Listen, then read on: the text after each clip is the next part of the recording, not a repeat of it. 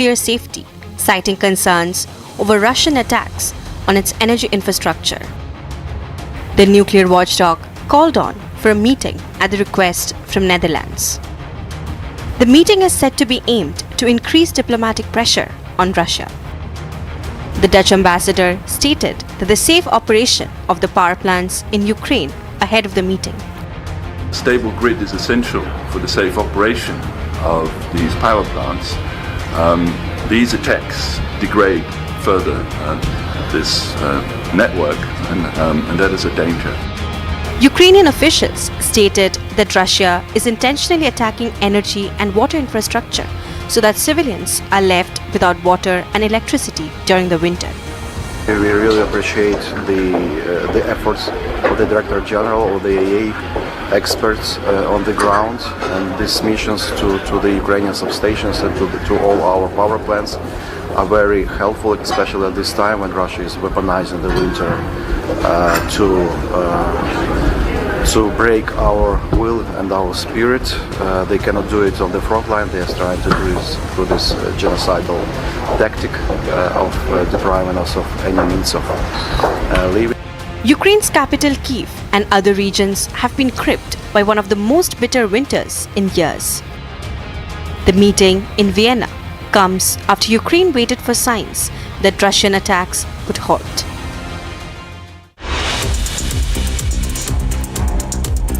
And getting in more risk coming in, viewers, the European Union has launched an affordable housing plan to address the housing crisis, focusing on increasing supply, attracting investment and tackling the impact of short-term rentals. EU Housing Commissioner Dan Jorgensen has said that the housing must remain affordable for essential workers, calling it a basic human right.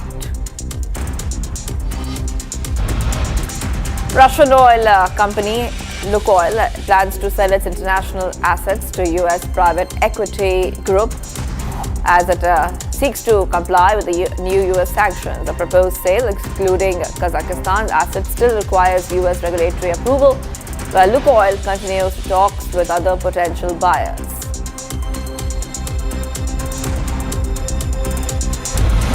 Students at a school in Georgia walked out in protest against recent ICE activities, joining nationwide demonstrations opposing the Trump administration's immigration crackdown. Protests follow outrage over fatal shooting in the ICU nurse Alex Pretty during an immigration enforcement operation, intensifying scrutiny of federal tactics. U.S. Navy destroyer docked at Israel's Red Sea port of Eilat, a move described by Israeli officials as routine but occurring amid heightened regional tensions over Iran's crackdown on protesters and uncertainty over possible U.S. action.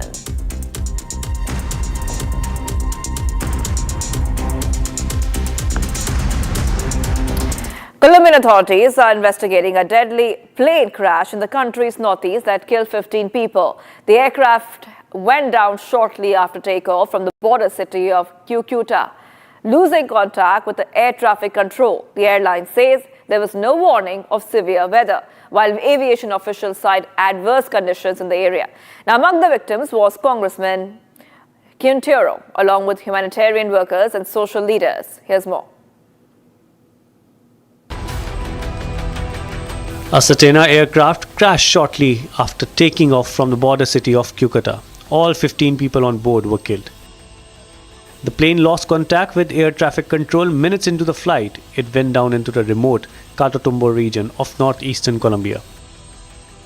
Authorities say weather conditions in the area were adverse. Inmediatamente nos enteramos de la alerta generada por la desaparición de la aeronave. Las tropas de la Brigada 30 activaron todas sus capacidades. Inmediatamente trabajamos de la mano con la Fuerza Aeroespacial Colombiana con el fin de lograr la ubicación de esta aeronave. Desde Ocaña, el Batallón Santander activó sus capacidades en el PMU que teníamos igualmente aquí instalado en la ciudad de Cúcuta, y se empezó la coordinación con la población del sector, organismos de socorro, juntas de acción comunal. Posterior a lograr ubicar la aeronave, empezamos con la inserción de las tropas tanto en tierra como por aire, con la participación de la aviación militar, la División de Asalto Aéreo, la Fuerza Aeroespacial, y en un trabajo conjunto logramos llegar hasta el área y acordonarla para que los organismos de socorro, los organismos técnicos que dependen de la aeronáutica civil pudieran ingresar hasta el punto y empezar con sus labores. Vamos a apoyar todas estas labores hasta que terminen, vamos a desplegarnos en el área y garantizar la salida de este personal con tranquilidad y que puedan realizar sus labores sin ninguna obstrucción. The airline says the crew was experienced and received no weather warnings. Victims include Congressman Diogenes Quintero and several humanitarian workers. Europe is rethinking its security priorities after strong remarks from the Netherlands Prime Minister-elect calling US President Trump's interest in Greenland a wake-up call. Dutch leader Rob Jetten says Europe must strengthen its own cooperation while still working closely with Washington. Jetten has also committed to major defense spending and continued support for Ukraine. Here's more on the story.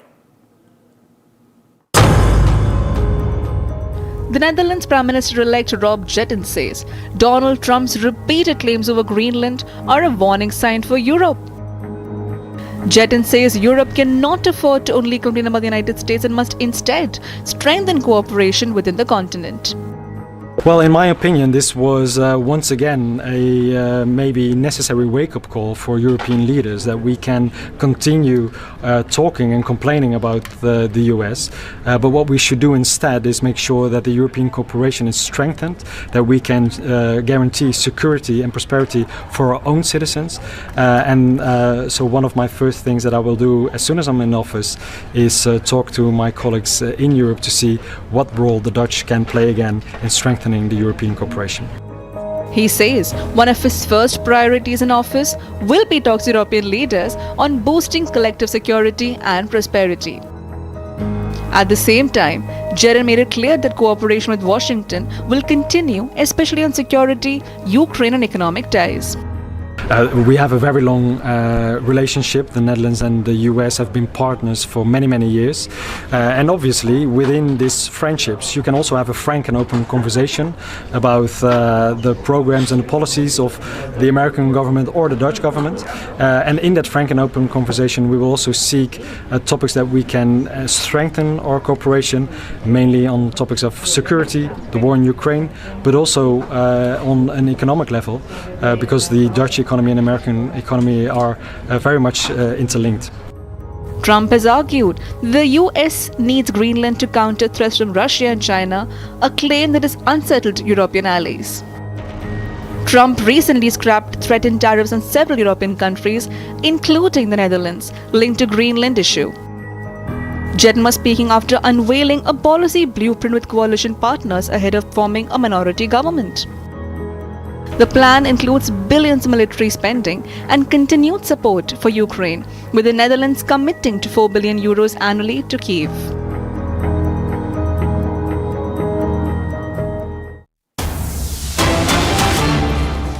Getting some breaking news coming in, viewers, from Jammu and Kashmir. Encounter between terrorists and security forces in Kishtwar again. Now encounter breaks out in the Dolgam area of Kishtwar, where terrorists escaped on 18th of Jan, 22nd Jan and 24th January. Indian Army and SOG Kishtwar trapped terrorists.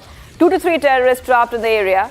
All terrorists part of Jaish-e-Mohammed. Big updates. Encounter breaks out between terrorists and our security forces, SOG. And I just want to go across to my colleague who's joining us.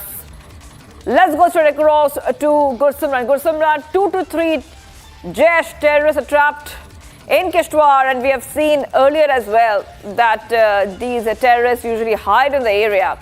How long till they are caught, Gursimran? See, what we are getting to know that it was at around 5:40 this morning that the security forces saw some suspected movement. It was in a dhok that was there, after which they opened the fire. And the Indian Army has come out with a statement that the contact has been re-established. It is for the first time in last 14 days that the contact has been established. Since this is a dense and a challenging terrain, the terrorists have always been able to take the advantage of the dense foliage and the mountain region that is there. It is completely snow-clad.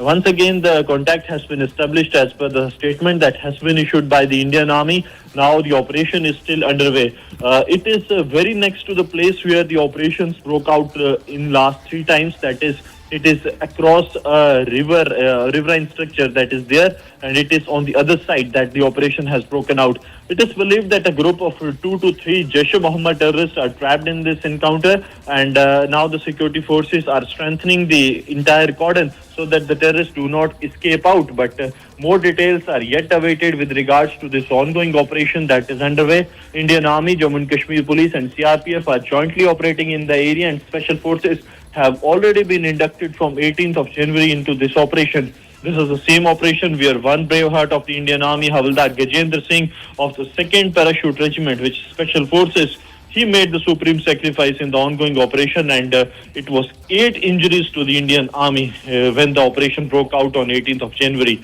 Now once again on the 14th day, that is on the 31st of January, encounter once again broke out in the upper reaches of the Singhpura area of Chatru in Kishtwar. Gursamra, before I let you go, I also want to help our viewers understand how these Jaish terrorists operate.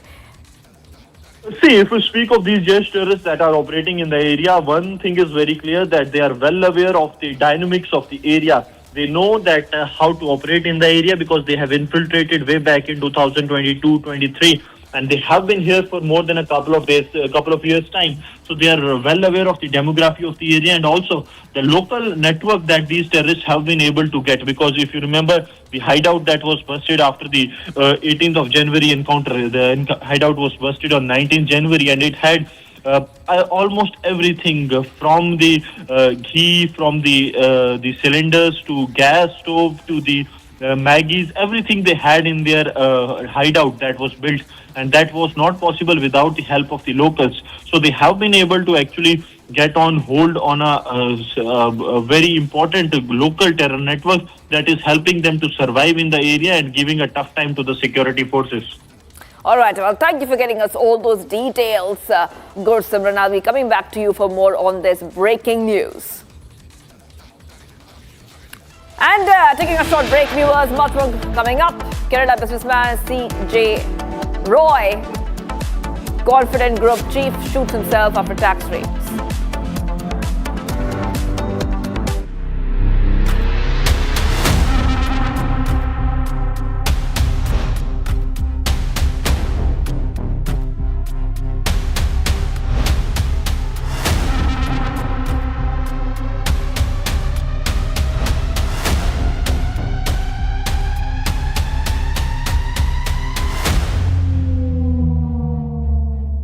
आधे bowl दही में 4 चम्मच MDH चटनी पुदीना मसाला डाला, stir करो, पुदीना चटनी तैयार। MDH चटनी पुदीना मसाला। In the global employability rankings by Times Higher Education UK, only the following 6 institutions from India are ranked amongst the top 230 in the world for having the most employable graduates: IIT Delhi, IISc Bangalore, IIT Bombay, IIM Ahmedabad, IIT Kharagpur and Amity University. थोड़े में ज्यादा स्वाद, यही तो है इसकी खास बात। वाओ मम्मा, क्या स्वाद है? अरे मेरे राजा, सबका राजा आर्थिक मसाला।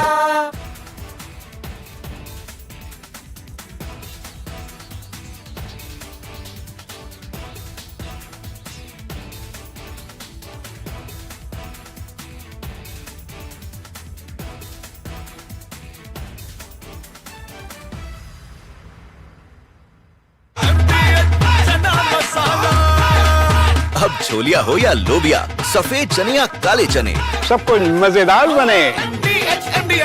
The United States, Israel and the MI6 of United Kingdom, they had launched a major regime change operation in Iran this year.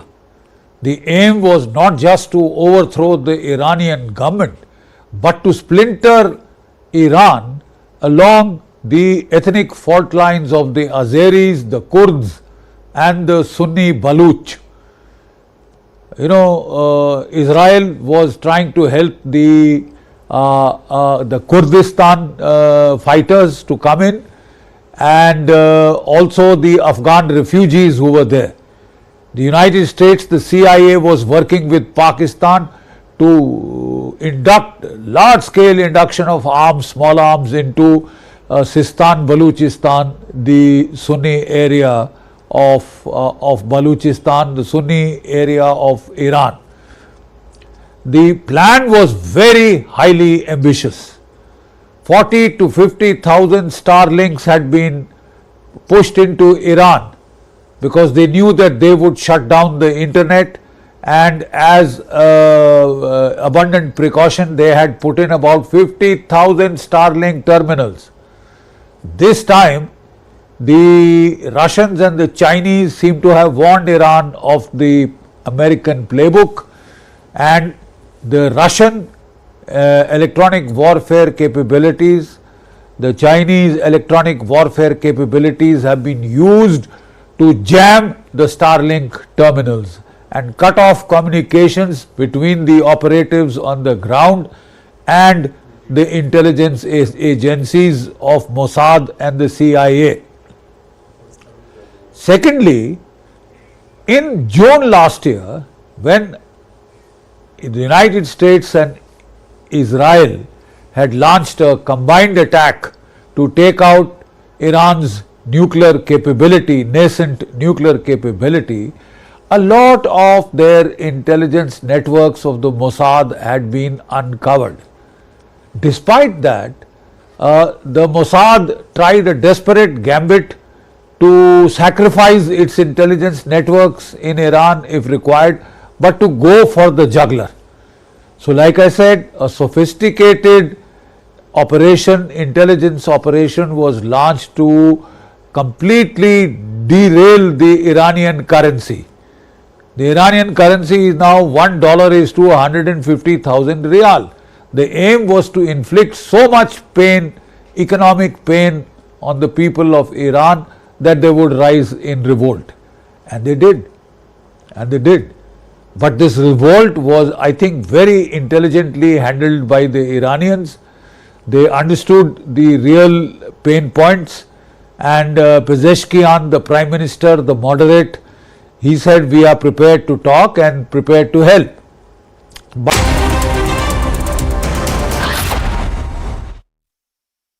MDH की हल्दी मिर्ची धनिया करे कमाल, ये रंग दे, ये खुशबू दे, ये तीखा, ये कम पड़े, क्या निराला MDH मसाला। इसको घर पे लगाओगे तो शादी का तो पता नहीं, पर घर पक्का नहीं टूटेगा। रुंगटा नहीं तो घर स्ट्रॉन्ग नहीं। रुंगटा स्टील TMT बार एकदम सॉलिड। पहाड़ों में हाइकिंग शिप भी बन सकती है। आर प्योर सूजी पास्ता उबालो, मिलाओ और खाओ, 8 मिनट में तैयार। क्या टेस्ट है, सबका राजा R pure masala. Simple terms. The Russians have clearly warned America thus far and no further. And if you think that we will do nothing when there is an existential regime to one of our very close allies, Iran, well then you are barking up the wrong tree. And they have supplied Kinzhal hypersonic missiles to Iran, with the help of which these Kinzhal hypersonic missiles, with its own hypersonic missiles, Iran can sink the Abraham Lincoln and many capital ships. And look at the media disaster that would be. Donald Trump doesn't want to put boots on the ground, he can't afford to. Not in Iran. Not in Iran, not even in Venezuela. So he wants a quick, easy telematic victory. Looks damn good on television. You know, quick in, quick out. But in Iran, if he attacks Iran, he is going to get into a battle of attrition for which the United States is simply not prepared. It lacks the industrial capacity. Let me explain.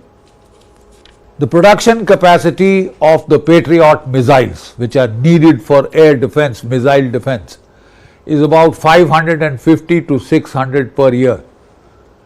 Russia can produce 800 Kinzhal missiles a year. To stop every Kinzhal missile, you will need 2 Patriot missiles. You don't have the capacity even for Ukraine. So can you do it for Ukraine? Can you do it for Iran? And what if China decides this is the best time to go for Taiwan then? Will you be able to protect Taiwan? Will you be able to protect American bases in the Pacific? I mean, this hasn't been thought through. Israel, to save itself from the missiles of Iran, which cost $50 billion in June last year of worth of damage.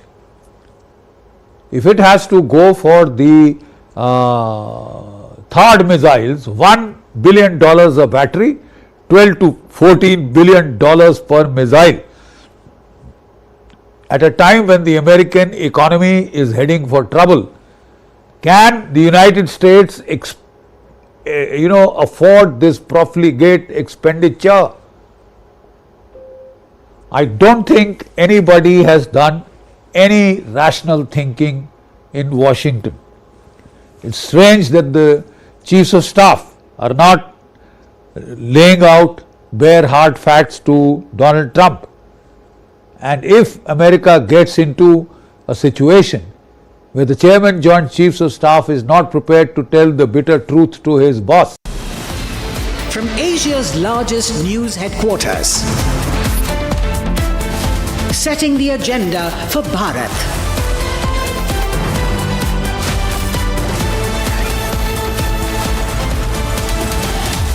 You're watching Republic.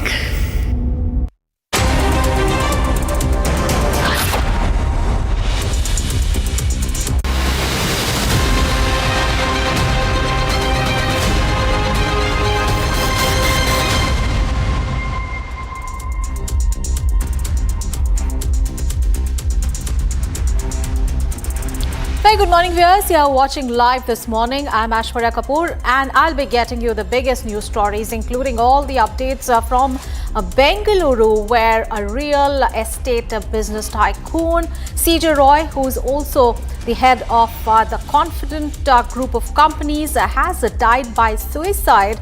He shot himself in the head while the income tax raids were underway on his properties. All the details on that and much more coming up ahead. Here are the headlines first.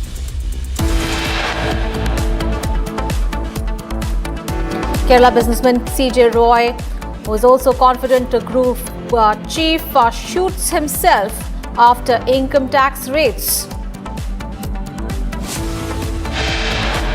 Sunetra Pawar, wife of Ajit Pawar, to take oath as Maharashtra Deputy Chief Minister today. Sandisara brothers case closed. Delhi PMLA court orders Enforcement Directorate to undo seizures, coercive measures. MLA's brother creates a scene on road in Madhya Pradesh, threatens policeman after his bike was stopped because he did not wear a helmet. And NIA to probe Beldanga violence as Calcutta High Court leaves a decision to centre.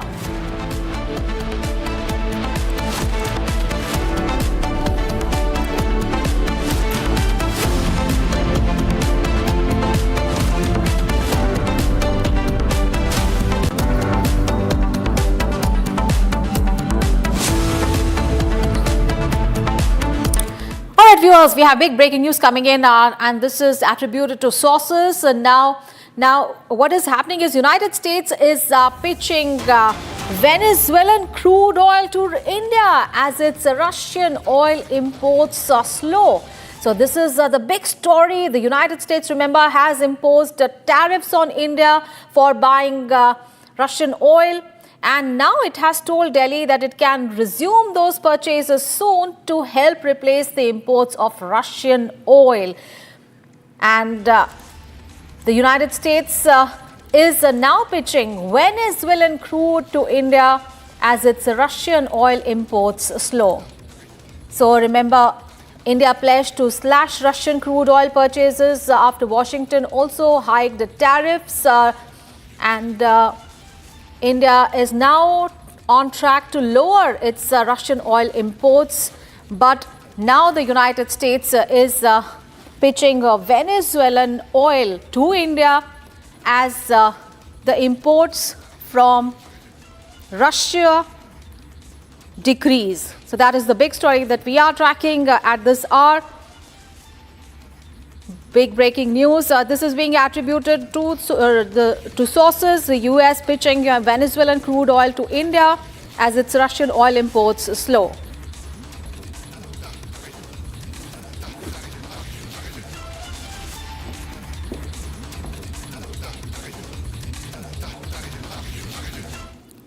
All right, viewers, let's move on in the bulletin. Confident Group chairman and prominent businessman C.J. Roy was found dead in his office in Langford town. Police say that the 57-year-old died by suicide.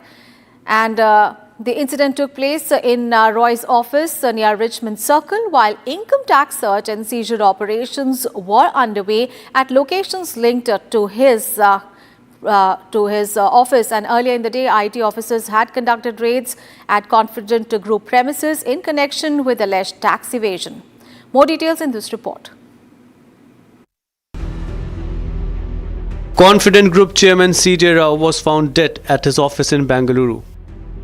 Police say the death is a case of suicide. The 57-year-old businessman was found dead inside his Langford town office. The incident unfolded at the company's office near Richmond Circle at a time when income tax search and seizure operations were underway on premises linked to Roy.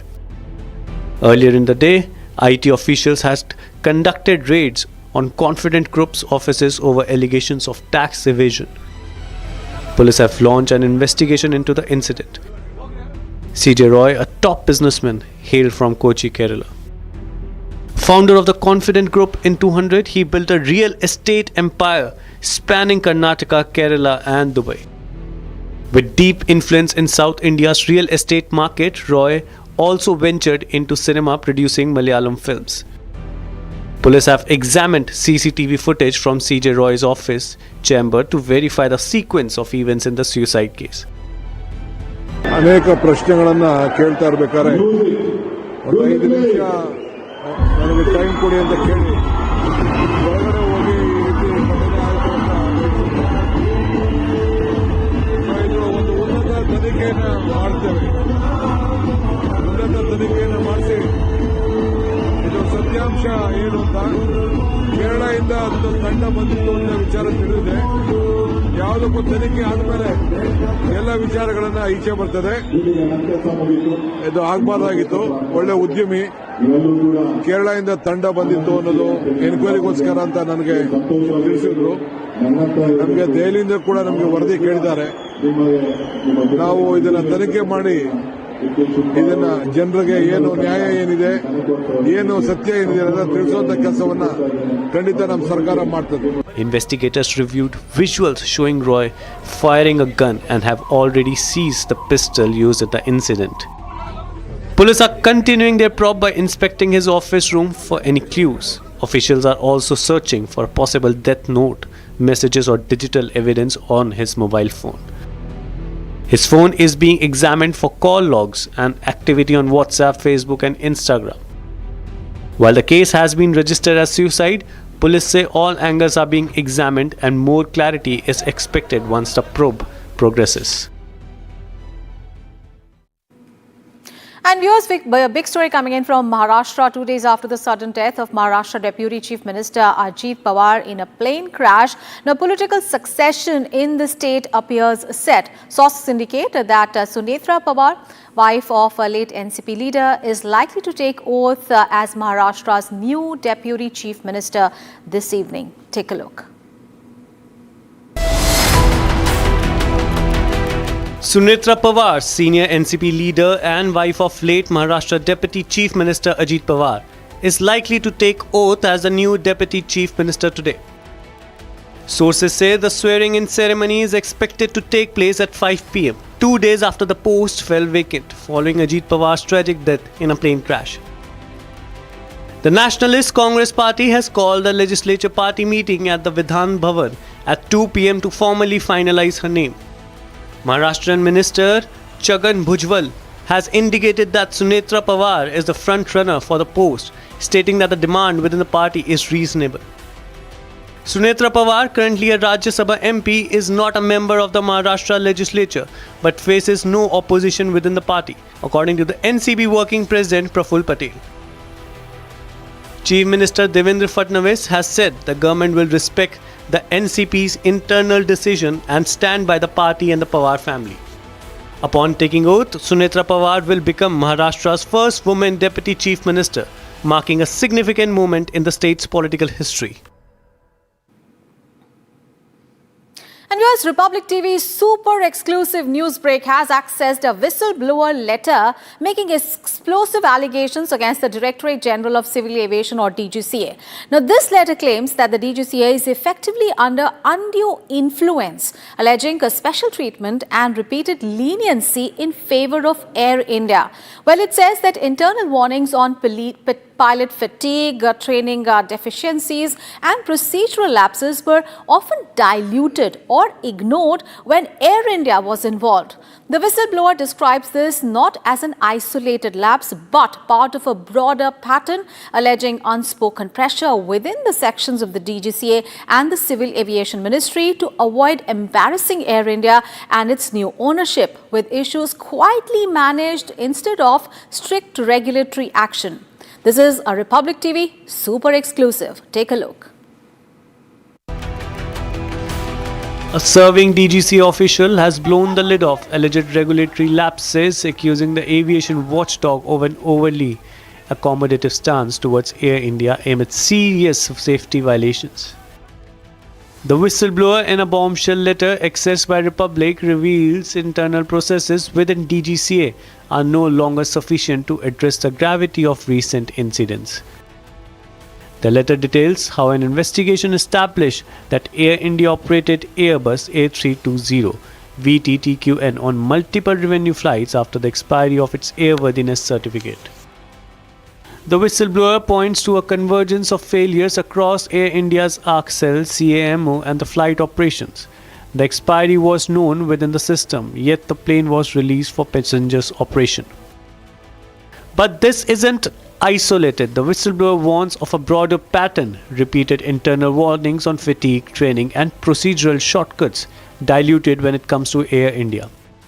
Let me now take you through some of the details that he basically makes a mention of, and it also talks about what has been a national talking point, that is with regards to the FDTL norms and the fact that there is a pressure basically emanating from various airlines. I'm going to directly go to point number 3 because that's quite pertinent, because he makes a mention about the fact how repeated, and I'm quoting from this letter that I have, repeated internal warnings and concerns on fatigue, training, compliance culture and procedural shortcuts have been softened or diluted. Enforcement actions that would likely have been stringent for other carriers are being treated far more leniently. There is a strong unspoken pressure within sections of the DGCA and the ministry to avoid embarrassment and its new ownership, and to manage matters quietly and to initiate hard enforcement.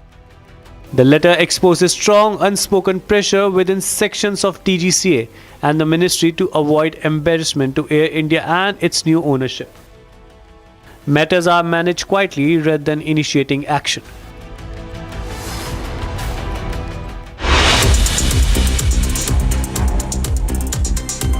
Let's take a look at some more news from across the nation. The Border Roads Organization's Team Beacon has deployed advanced technology to clear heavy snow at the Zojila Pass in Ganderbal's Jammu and Kashmir, ensuring safer passage and smoother movement in the strategically important mountain corridor. Embraer and Adani Defence and Aerospace have announced a strategic partnership to develop a regional transport aircraft ecosystem in India. The collaboration aims to bring Embraer's efficient, passenger-friendly aircraft to the Indian market, with both companies working to complement and strengthen the domestic aviation infrastructure. A Himalayan red fox was recently sighted at Zojila Pass in Jammu and Kashmir, underscoring the region's rich and diverse wildlife. The sighting highlights the ecological significance of the high-altitude Himalayan corridor and the variety of species that inhabit it. BJP MP Soumitra Khan staged a protest outside the Bankura Superintendent of Police's office in West Bengal, demanding a fair investigation into the murder of party worker Sujoy Rang and strict action against those responsible.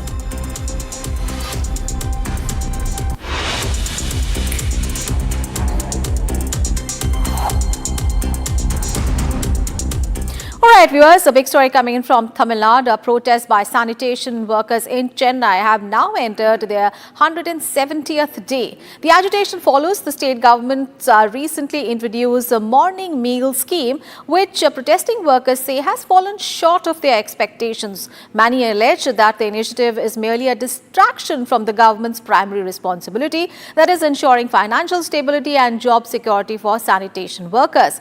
Protesters also argue that the issue is not the lack of funds, pointing to earlier instances, including the Chief Minister being spotted riding a super bike.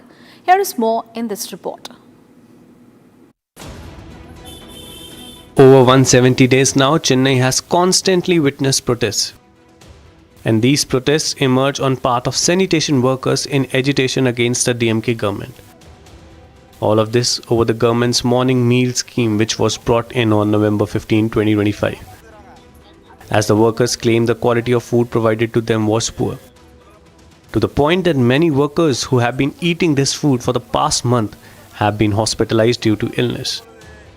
And the workers lament and demand an increase in wages, as the current daily wage of 540 rupees is insufficient to sustain their livelihoods given the current cost of living. The claims now accuse the government of having used the food as an excuse to deny to them their basic rights of proper wage increase and permanent employment. Visuals of these protests some show workers from the first and third zone of the Nelai Thatchanalur dumped the breakfast provided under the government's morning meal scheme before going to work. Whereas visuals from Thirunelveli show the sanitation workers going to work after boycotting their breakfast. The sub-quality food provisions and inadequate salaries stand in stark contrast to the flashes of extravagance displayed by the state government. This as Tamil Nadu Chief Minister M.K. Stalin was seen striking a cool pose on a sleek Suzuki Hayabusa superbike earlier this time, clearly contradicting the situation of a dearth of money as faced by multitudes of workers in the state.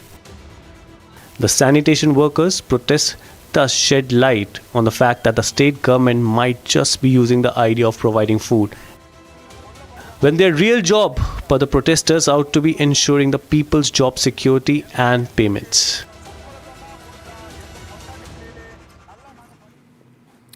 And here's a big story from Madhya Pradesh. A controversy has erupted in Ujjain after saints and leaders of the Vishwa Hindu Parishad that demanded a ban on non-Hindus from entering major temples, including the Mahakaleshwar Jyotirling.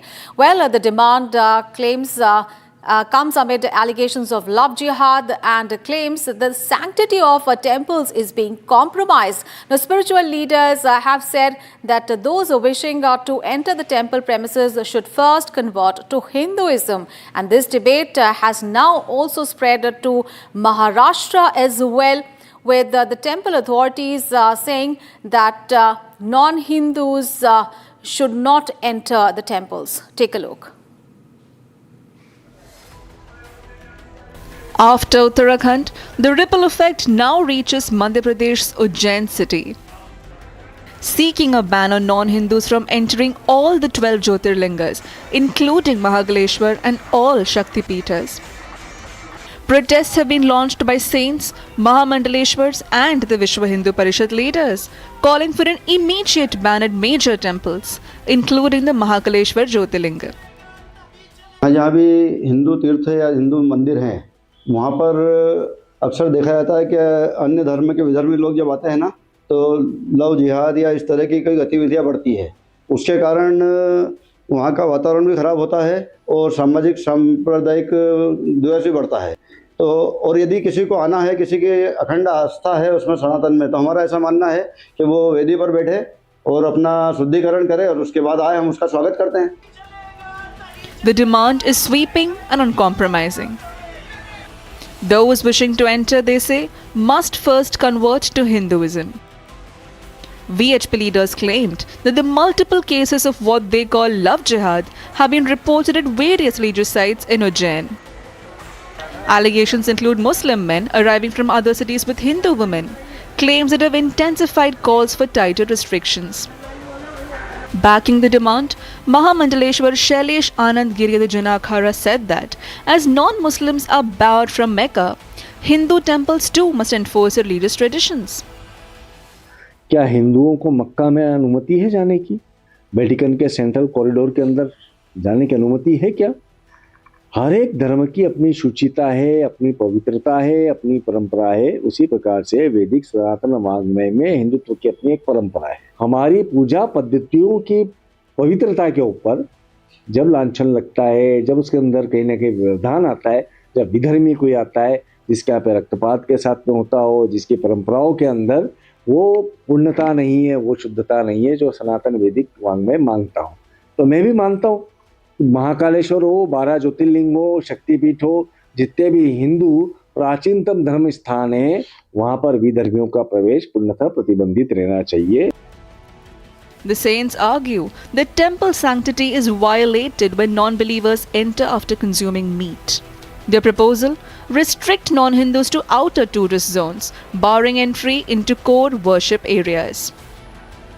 The demand is no longer limited to Ujjain.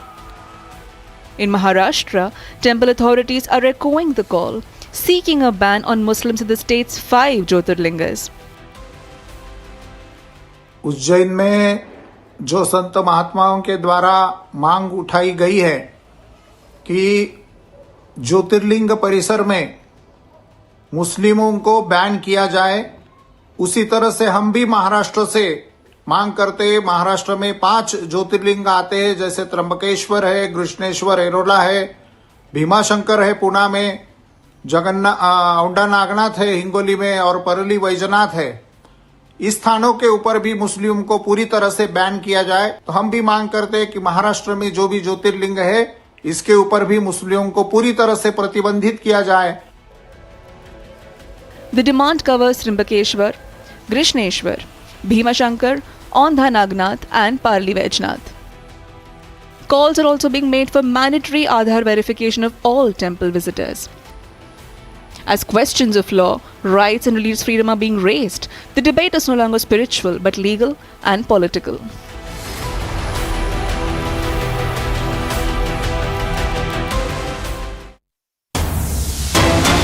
Viewers, big breaking news coming in from Pakistan, and this time the terror neighbor has admitted openly to begging for funds. Pakistan Prime Minister Shehbaz Sharif admits begging for funds alongside Field Marshal Asim Munir. Shehbaz Sharif said that he, alongside Asim Munir, silently went to several nations and pleaded for funds. So this is according to a viral clip that has gone viral, showing him addressing a gathering at some event where he said, and I quote him now, "How should I tell you that we reached out to our friendly countries and requested them to financially support Pakistan, and they did not disappoint us. But as you know, the one who goes out and borrows money does so with his head bowed." He also said that they all know the obligation that brings alongside begging for money.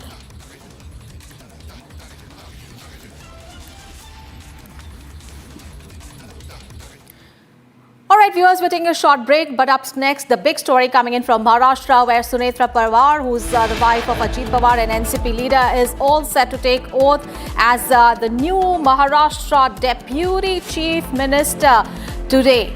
And this after the death of Ajit Pawar in a tragic accident. We'll get you all the updates from Maharashtra and much more after a short break.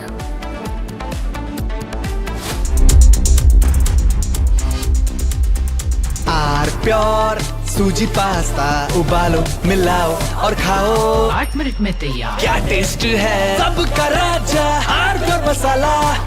In the global employability rankings by Times Higher Education UK, only the following 6 institutions from India are ranked amongst the top 230 in the world for having the most employable graduates. IIT Delhi, IISc Bangalore, IIT Bombay, IIM Ahmedabad, IIT Kharagpur and Amity University.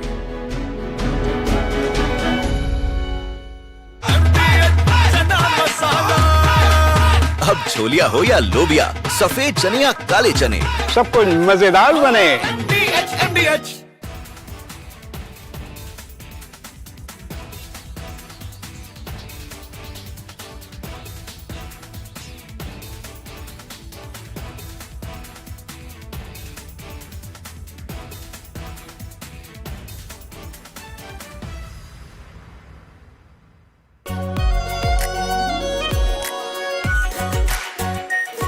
Pure Shahi Paneer masala, delicious, healthy, every day.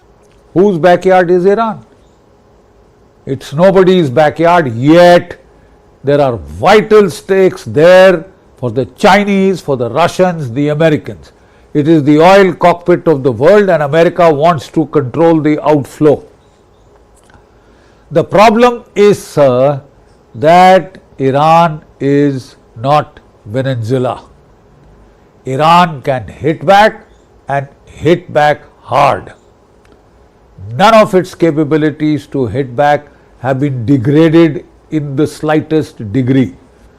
And Donald Trump had to eat crow and back off and start looking for off-ramps.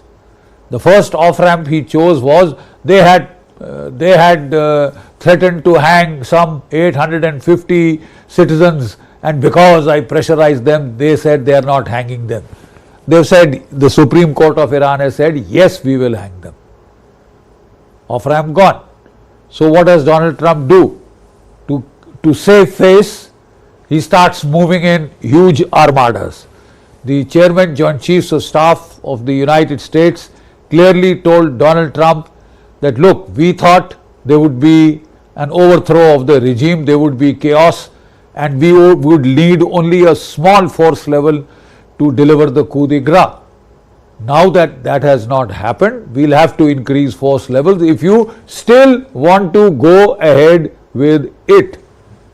Frankly, it would be highly immature and foolish if United States still decided to go in. There is no surprise any longer. In June last year, United States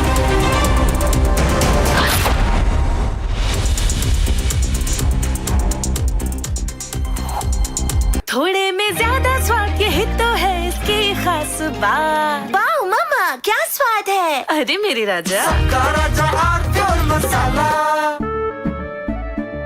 केसरिया से मन जोगी हुआ रे दिल झूमे देखो मतवारा हुआ रे केसरिया से मन जोगी हुआ। हर पल मनाओ केसरी त्योहार। विमल बोलो जुबान केसरी। दादी के हाथों का जादू और खुशबू से महकता घर, माँ की मुस्कुराहट और खाने की सुगंध। MDH गरम मसाला, क्योंकि हर रिश्ता है स्वाद से जुड़ा। The United States, Israel and the MI6 of United Kingdom, they had launched a major regime change operation in Iran this year. The aim was not just to overthrow the Iranian government, but to splinter Iran along the ethnic fault lines of the Azeris, the Kurds and the Sunni Baluch. You know, Israel was trying to help the Kurdistan fighters to come in, and also the Afghan refugees who were there. The United States, the CIA was working with Pakistan to induct large-scale induction of arms, small arms into Sistan, Baluchistan, the Sunni area of Baluchistan, the Sunni area of Iran. the plan was very highly ambitious. 40 to 50,000 Starlinks had been pushed into Iran because they knew that they would shut down the internet, and as abundant precaution they had put in about 50,000 Starlink terminals. This time the Russians and the Chinese seem to have warned Iran of the American playbook, and the Russian electronic warfare capabilities, the Chinese electronic warfare capabilities have been used to jam the Starlink terminals and cut off communications between the operatives on the ground and the intelligence agencies of Mossad and the CIA. Secondly, in June last year, when the United States and Israel had launched a combined attack to take out Iran's nuclear capability, nascent nuclear capability, a lot of their intelligence networks of the Mossad had been uncovered. Despite that, the Mossad tried a desperate gambit to sacrifice its intelligence networks in Iran if required, but to go for the jugular.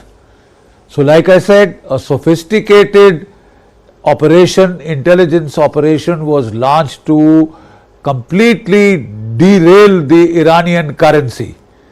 The Iranian currency is now $1 is to 150,000 riyal. The aim was to inflict so much pain, economic pain on the people of Iran that they would rise in revolt. And they did. And they did. But this revolt was, I think, very intelligently handled by the Iranians. They understood.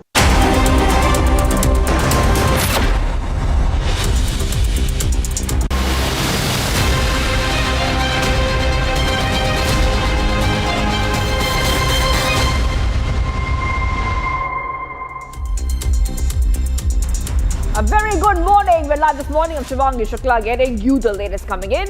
In the US, the Justice Department has once again released a lot of pages, new pages in the Epstein files. We'll get you all that you need to know, but the headlines first. Let's get started.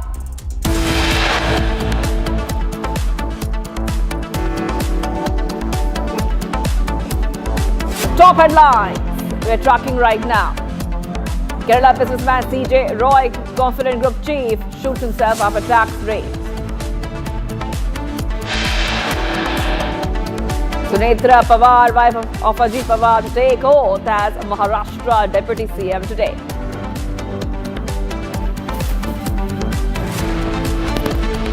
Sunday Sarah brothers case closed.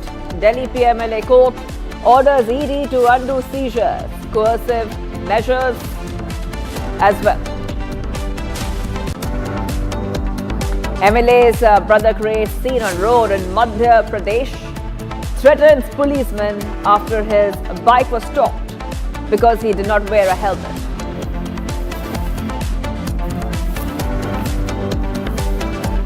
NI to probe the Beldenga violence as Calcutta High Court leaves decision to center.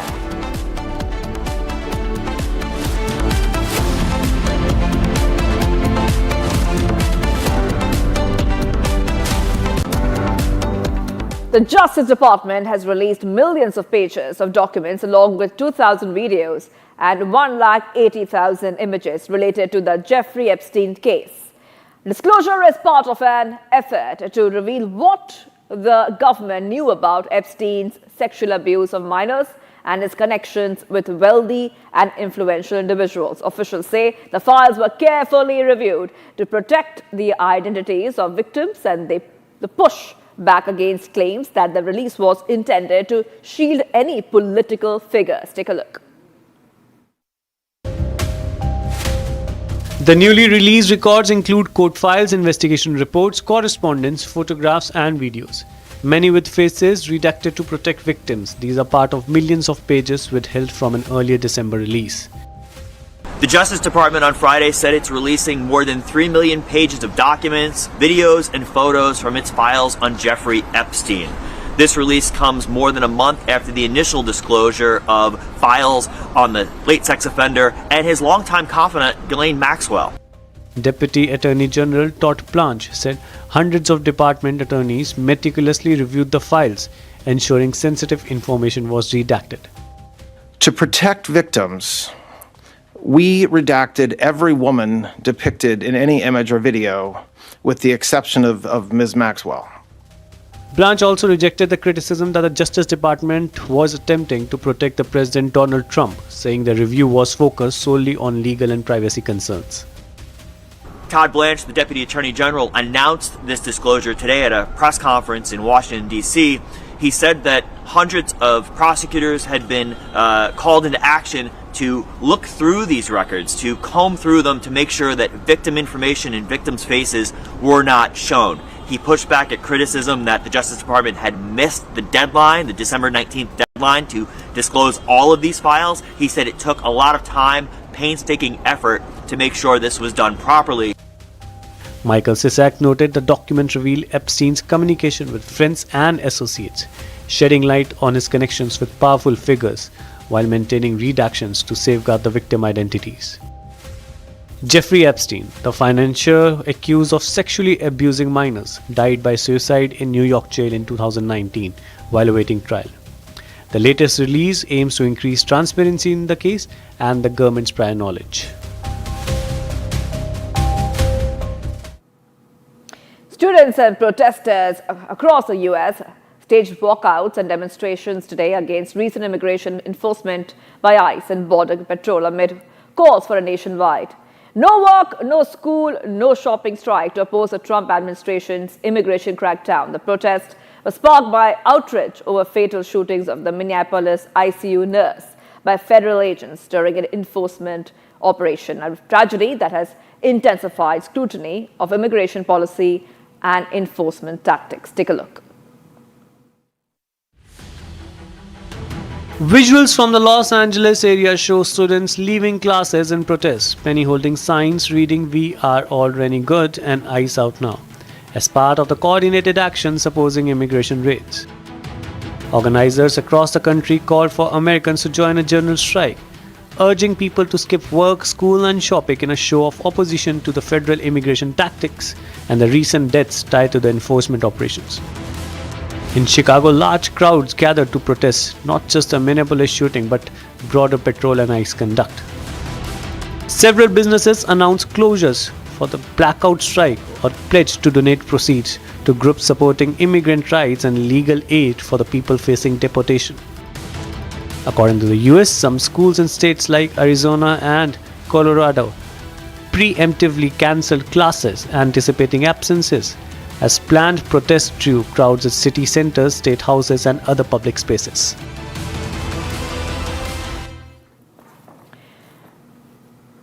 And viewers, let's move ahead right now to some of the other stories we are tracking next. All the global stories making the headlines.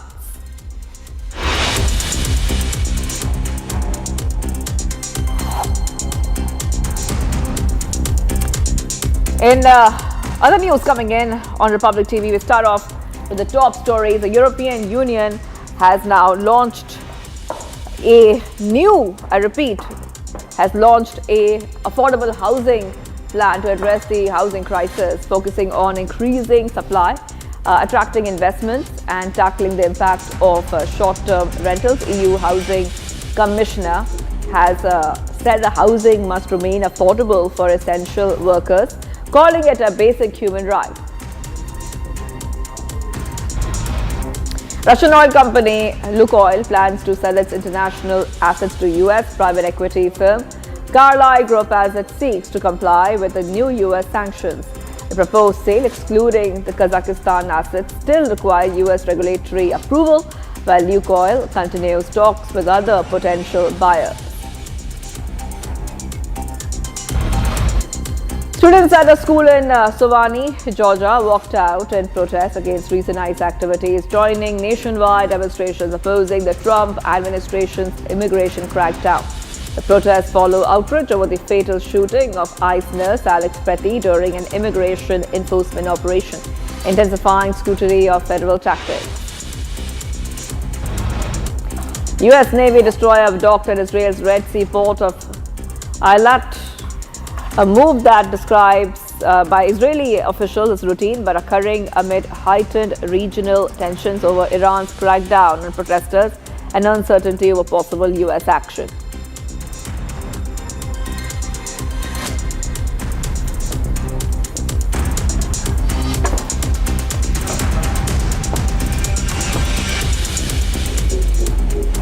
And US President Trump has escalated pressure on multiple fronts. From the Federal Reserve to election investigation and foreign policy, Trump hinted at an early announcement to replace Federal Reserve Chair Jerome Powell, defended a controversial FBI search linked to the 2020 elections, and doubled down on his hardline stance against Cuba, all within a single high-profile evening. Here's more on the story.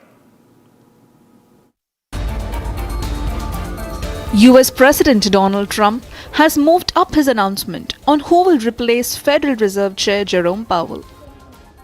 Trump has repeatedly criticized Powell for refusing to cut interest rates, while Powell has defended the Fed's independence.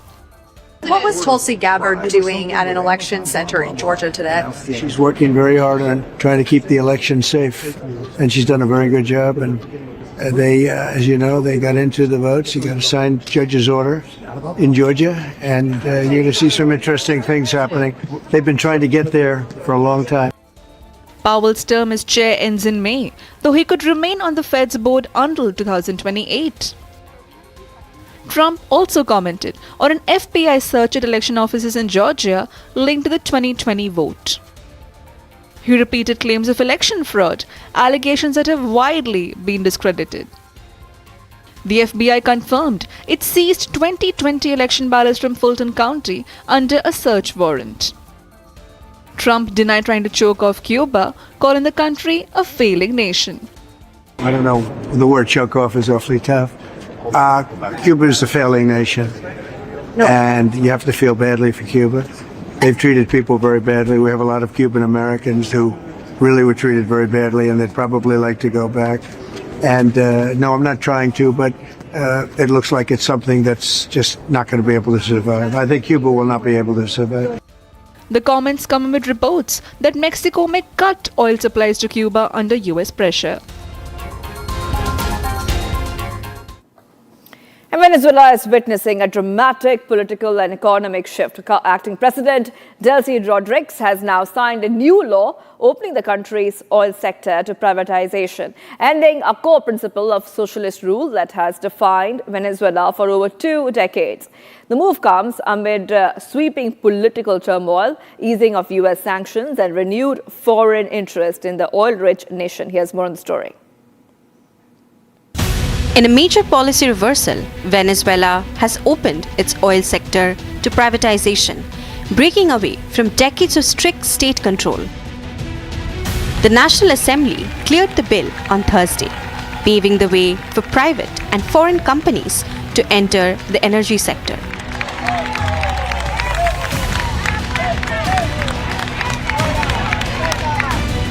Acting President Delcy Rodriguez signed the law into effect in the presence of state oil workers and government supporters.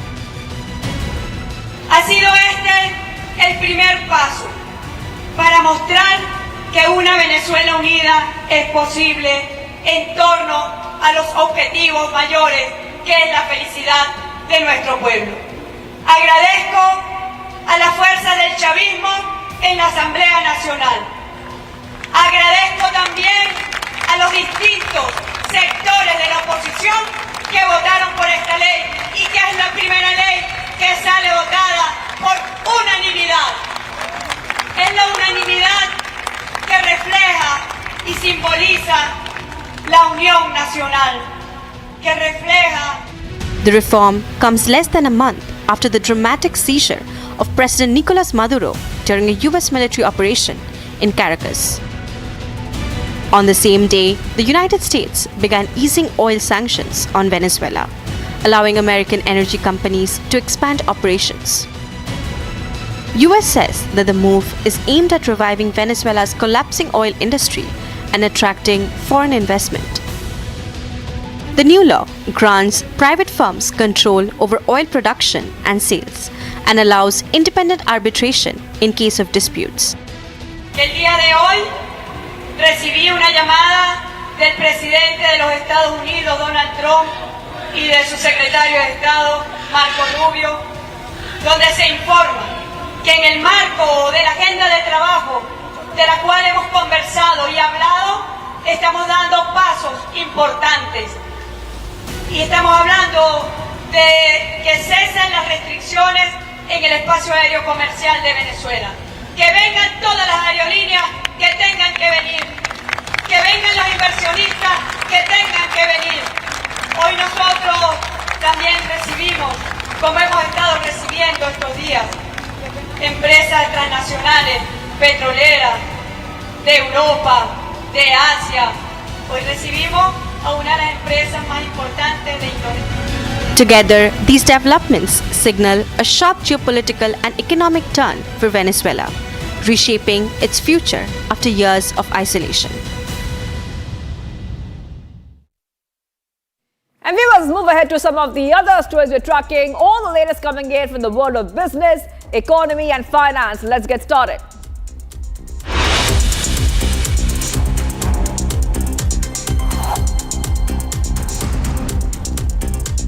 Getting you these updates coming in from the world of business, starting off with the countdown to the budget. The economic survey indicates that the upcoming budget will adopt a tiered approach to industrial policy, prioritizing rapid domestic scale-up in high-urgency sectors such as fertilizers, inputs, APIs, power electronics and telecom equipment, while targeting vulnerability reduction in strategic core areas like battery cells, magnets and solar wafers.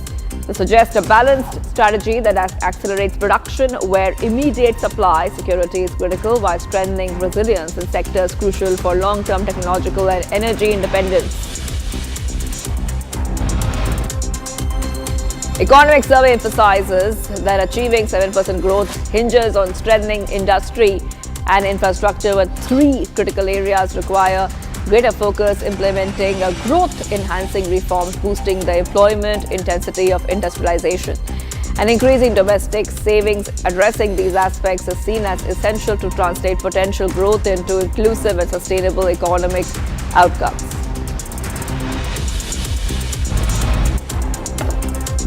National Stock Exchange has received a no objection certificate from SEBI, clearing a major regulatory step towards its long-awaited public listing.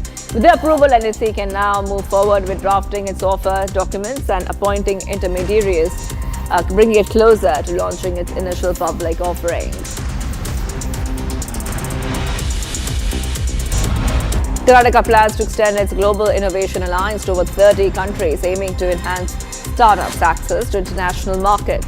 IT/BT Department's flagship initiative has already supported more than 2,000 startups and facilitated around 60 global partnerships, with the next phase focusing on deeper market engagement in Europe, East Asia and North America.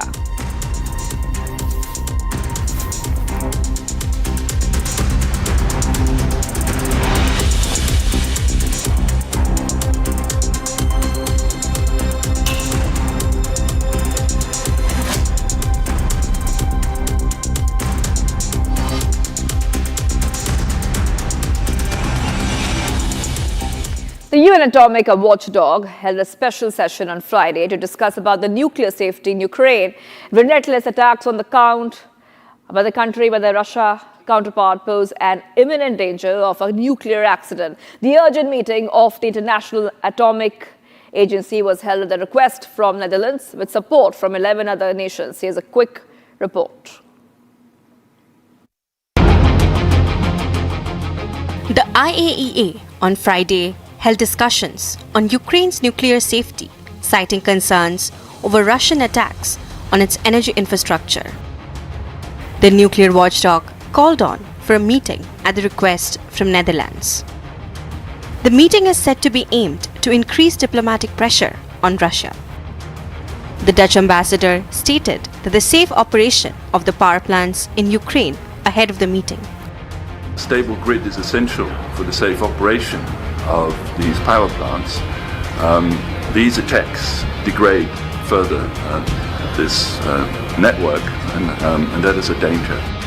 Ukrainian officials stated that Russia is intentionally attacking energy and water infrastructure so that civilians are left without water and electricity during the winter. We really appreciate the efforts of the Director General, of the AA experts on the ground, and these missions to the Ukrainian substations and to all our power plants are very helpful, especially at this time when Russia is weaponizing the winter to break our will and our spirit. They cannot do it on the front line. They are trying to do it through this genocidal tactic of depriving us of any means of living. Ukraine's capital Kyiv and other regions have been cribbed by one of the most bitter winters in years. The meeting in Vienna comes after Ukraine waited for signs that Russian attacks would halt. Ahead of the Winter Olympics, the United Nations, along with the Games organizers, has called for a 52-day pause in all conflicts worldwide. The proposed truce would span parts of February and March, coinciding with the Olympic and Paralympic Games. Here's a quick report. As the Winter Olympics begin in 1 week, the United Nations and the Games organizers have called for a war pause.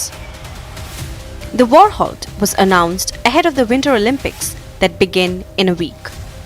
The decision is reported to be backed by UN General Assembly resolution. Supporters of the initiative, rooted in an ancient Greek tradition, say that it sets a moral baseline at a time when armed conflicts are on the rise. Αν καταφέρεις να διατηρήσεις μία κατάπαυση του πυρός έστω για λίγες μέρες, μετά σιγά σιγά δίνεις τον λόγο και δίνεις ρόλο στο διάλογο. Διότι τα δύο μέρη, όταν πολεμούν, δεν μπορούν να συνομιλούν, θα έχουν κρυφές συνομιλίες, αλλά αυτές μπορεί να είναι κυρίως για ανταλλαγή αιχμαλώτων ή για ανταλλαγή νεκρών. Εδώ μιλάμε όμως για κάτι ουσιαστικό. Για μία διαπραγμάτευση η οποία μπορεί να γίνει για να θέσει ένα τέρμα στον πόλεμο. Governments and organizations across the world overwhelmingly agree that sports can unite people and heal bitterness. In Sydney, 6 years later, North and South Korea marched together at the opening ceremony. The director of the International Olympic Truce Center stated that the Olympic truce wanted to send a message that one should strive to create a space for peace. Θέλουμε προφανώς ηθικά να στείλουμε ένα μήνυμα ότι θα πρέπει να γίνει σεβαστή η Ολυμπιακή εκεχηρία, η ιερή Ολυμπιακή εκεχηρία όπως τη λέμε. Πρακτικά αυτό μπορεί να μην είναι κατορθωτό, αλλά το μήνυμα πάει σε όλα τα μήκη και πλάτη του πλανήτη ότι είναι απαιτητό εκεί που έχεις τη δυνατότητα να δώσεις λίγο χώρο στην ειρήνη. However, Russia's military operation in Ukraine in 2022 infamously began during a truce period. Coming up, NIA to probe the Beldanga violence as Calcutta High Court leaves decision to center. Stay tuned.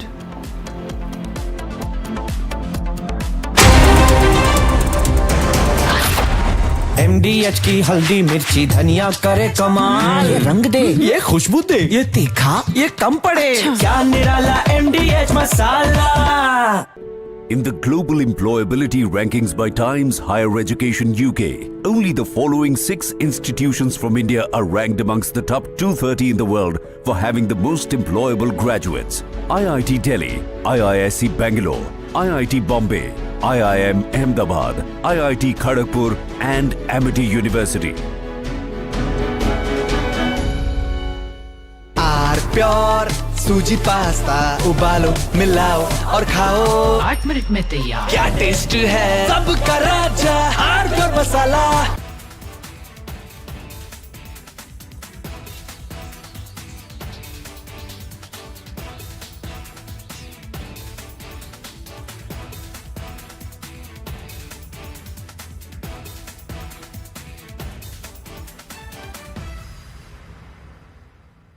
आधे bowl दही में 4 चम्मच MDH चटनी पुदीना मसाला डाला, stir करो, पुदीना चटनी तैयार। MDH चटनी पुदीना मसाला। Simple terms. The Russians have clearly warned America thus far and no further, and if you think that we will do nothing when there is an existential regime to one of our very close allies, Iran, well then you are barking up the wrong tree. And they have supplied Kinzhal hypersonic missiles to Iran, with the help of which these Kinzhal hypersonic missiles, with its own hypersonic missiles, Iran can sink the Abraham Lincoln and many capital ships.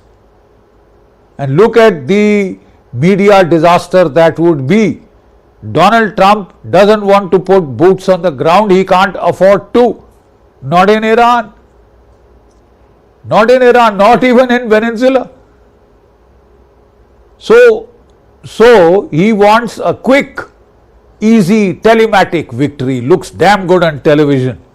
You know, quick in, quick out. But in Iran, if he attacks Iran, he is going to get into a battle of attrition for which the United States is simply not prepared. It lacks the industrial capacity. Let me explain.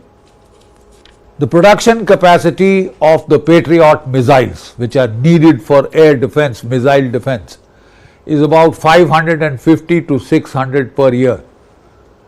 Russia can produce 800 Kinzhal missiles a year.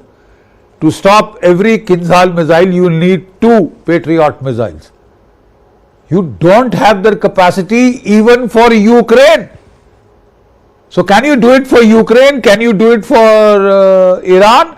And what if China decides this is the best time to go for Taiwan then? Will you be able to protect Taiwan? Will you be able to protect American bases in the Pacific? I mean, this hasn't been thought through. Israel, to save itself from the missiles of Iran, which cost $50 billion in June last year of worth of damage, if it has to go for the third missiles, $1 billion a battery, $12 to $14 billion per missile, at a time when the American economy is heading for trouble, can the United States afford this profligate expenditure? I don't think anybody has done any rational thinking in Washington. It's strange that the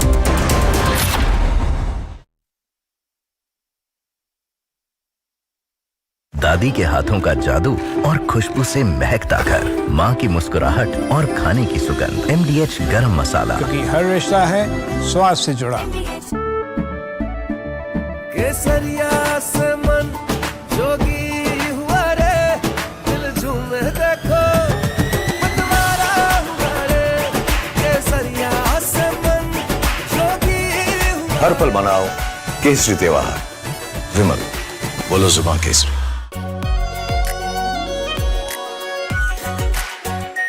are pure Shahi Paneer Masala, delicious, healthy everyday. MDH की हल्दी मिर्ची धनिया करे कमाल, ये रंग दे, ये खुशबू दे, ये तीखा, ये कम पड़े, क्या निराला MDH masala. Whose backyard is Iran? It's nobody's backyard, yet there are vital stakes there for the Chinese, for the Russians, the Americans. It is the oil cockpit of the world, and America wants to control the outflow.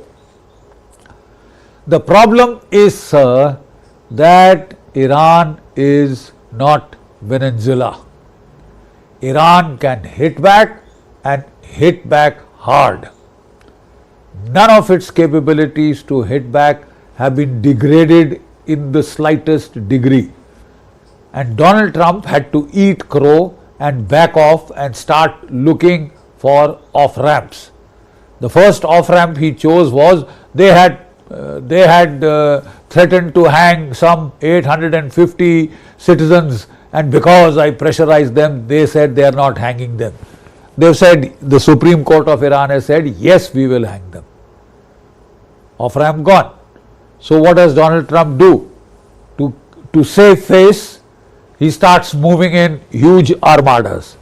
the Chairman Joint Chiefs of Staff of the United States clearly told Donald Trump that, look, we thought there would be an overthrow of the regime, there would be chaos, and we would need only a small force level to deliver the coup de grace.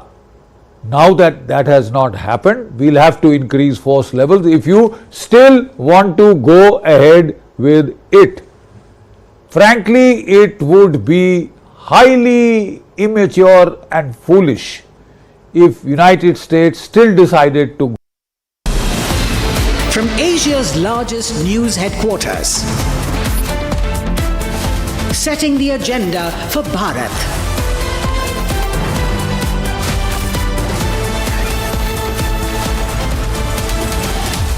You're watching Republic.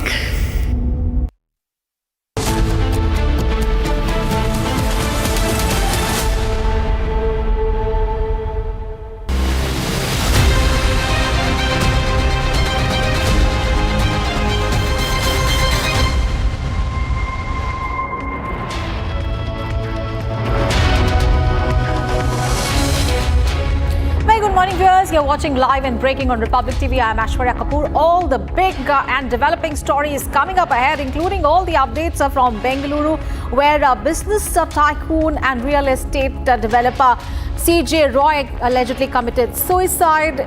This even as the tax raids were underway on his properties. We'll get you all the updates on that big story and much more.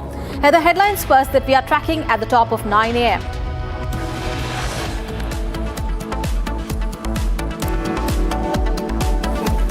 Kerala businessman CJ Roy, confident group chief, shoots himself after tax raids. Sunetra Pawar, wife of Ajit Pawar, to take oath as Maharashtra Deputy Chief Minister today. Sandesara brothers case closed. Delhi PMLA court orders ED to undo seizures, coercive measures. MLA's brother creates a scene on a road in Madhya Pradesh, threatens policemen after his bike was stopped because he did not wear a helmet.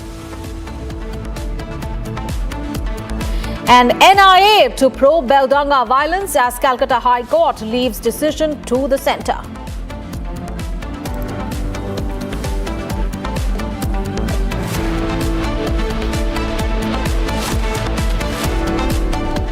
Viewers, a big update coming in the CJ Roy suicide case. Sources have now indicated that the case is likely to be handed over to the CID. So at present, the Ashok Nagar police are probing the suicide case of Dr. CJ Roy.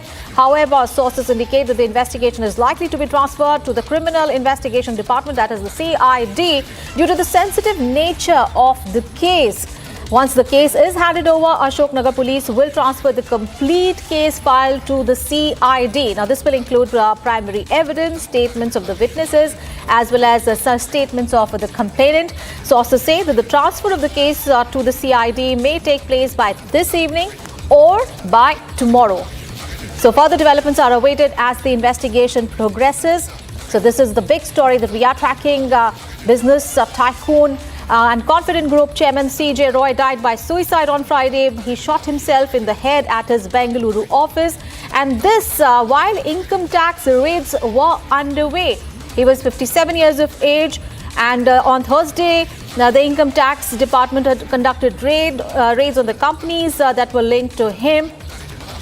All right, Abhishek, my colleague, is now joining us live from Bengaluru for more details. Abhishek, what are the details emerging in the case? Because we understand that the case is now being handed over to the CID. It is definitely a shocker to the real estate builders or the owners or the tycoons of real estate industry, because CJ Roy is one of the prominent leaders in the real estate industry. Killed himself the previous day by shooting in a close range on his left chest as when the IT officials were conducting a raid and a document verification at the same location. We are exactly right in front of the Confident Group's office, head office. The video journalist also showing the office of the Confident Pentagon where CJ Roy committed suicide the previous day at around in between 3 and 3:10 p.m. In fact, Confident Roy, who was a very successful businessman, was going under the radar of the income tax officials for the last couple of months. This was the third raid which was placed on him. However, the IT official sources claim that there was no particular raid yesterday. We were here to make sure some of the documents had to be collected and to make sure that he understands the protocols of the IT officials. It was at around 12 in the noon when the IT officials walked in. At around 2 in the noon, CJ Roy walked into the same office. At around 3 and 3:10, he committed suicide. The latest development is that his family, his wife, his 2 children, they have landed back in Bengaluru. They have visited the mortuary where CJ Roy's body was kept. They have taken a final darshan of his dead body. In the next couple of hours, there will be a post-mortem which will be done on CJ Roy's body, after which a special investigation team will also be constituted because DK Shivkumar, the Deputy Chief Minister of Karnataka, had mentioned the fact that some of the IT officials keep on harassing various other business tycoons in the name of IT raid. Since the suicide has happened in Bengaluru, a special team will be constituted to make sure who is behind this actual death. And with respect to the suicide, a separate FIR has been registered based on the information given by the MD of the Confident Group. He also mentioned that never in the past Roy was just out of his mind. He was always confident. This is a true shocker to the entire Confident Group because Roy was a person who always pestered and pressed upon the fact that one has to be confident to reach greater heights in the life. But a person of such caliber couldn't never kill himself is what the MD of the company, who was also given a complaint against the unnatural death, has mentioned. On the other hand, we've also seen various other political leaders mentioning about how Roy built his empire, nearly $1 billion. On the other hand, we've also been told that the family who has seen the final, the body of CJ Roy might give a complaint against the IT officials, based on which FIR might also have been registered in the next couple of hours. So this is the latest update from the spot. As of now, CJ Roy's dead body is placed in one of the government hospitals. The post-mortem is about to begin in the next couple of hours. We are also expecting some of the business tycoons to visit the hospital, and it is also believed that CJ Roy's mother stayed in Kormangla, and he never visited his family often because he was always traveling from Dubai to Bangalore. Whenever he used to stay in Bangalore, he used to stay in one of the finest star hotels in the central business district, and he very oftenly never visited his mother, who stays in Kormangla. And another point of view to this is various other leaders from the Congress government had previously mentioned that the officials usually harass when there is a raid happening, and this might be one of the reasons as to why he might have killed himself. And another point of view is was there a CCTV in CJ Roy's personal cabin? Because it is believed that he usually carried a licensed weapon with him along with the documents. When the IT officials were informed that CJ Roy will be going to his cabin for a while to bring some of the documents, and when they heard the gunshot, it is still not known if the same revolver which CJ Roy owned has been used to kill himself, or was there any other weapon which was unlicensed. So various other point of views have to be unearthed, various other information will have to be unearthed in the next couple of hours. So we've also seen Seemant Kumar Singh, the Bengaluru City Commissioner, who visited the spot, the DCP who visited the spot. The area has been secured as of now. No one is allowed to get inside the Confident Group office as of now. A place which used to be heaven to various other real estate or the builders has now turned into a mortuary because of the death of CJ Roy. But we will have to wait and see what the government has to respond with respect to CJ Roy's death, because CJ Roy, who is a business tycoon who had established his business not only in Bengaluru, not only in Dubai, but at least in 8 to 10 other countries. He was known for his lavish lifestyle. He was known for his social media, where he used to talk various other things to motivate people. He always pressed upon the fact and reiterated upon the fact that anything is possible only when a person stays confident, and that is why he also named his group as a confident group. Various other videos of him talking to the people, of him addressing the people, of how a confident person should stay in his life. The same person who has committed suicide now is unbelievable to various other people in various other sectors. N.A. Harris, Mohammad the Harris Nalpad, who are also from Kerala. N.A. Harris is a politician who is an chairman of Bengaluru Development Authority. His son Nalpad spoke to the media yesterday, and he also mentioned the fact that he is unable to digest and he has no words to speak about the suicide of CJ Roy. Another point of view which has to be unearthed is, since CJ Roy belongs to Kerala, was there an interference from that particular government as well? Was there any person who spoke to the IT officials from the central department or central government also? Was there any reason behind the IT raid? Was it a selective target, or was this a planned attack on CJ Roy to make sure that his empire almost nourishes? So these are various of the points which we'll have to unearth in the next couple of days. Absolutely. And onus is now going to be on the CID, which is going to take over the investigation from the police. Thank you so much, Abhishek, for all those updates of yours. So what is really happening is we'll give you an update on what really happened. So Confident Group chairman and prominent businessman CJ Roy was found dead at his office in Langford town, and police said that the 57-year-old committed suicide, reportedly due to a self-inflicted gunshot wound. And the incident occurred at Roy's office in Bengaluru at a time when the income tax search and seizure operations were underway at the premises linked to him. And earlier in the day, IT officials had conducted raids on Confident Group offices as well, following allegations of tax evasion.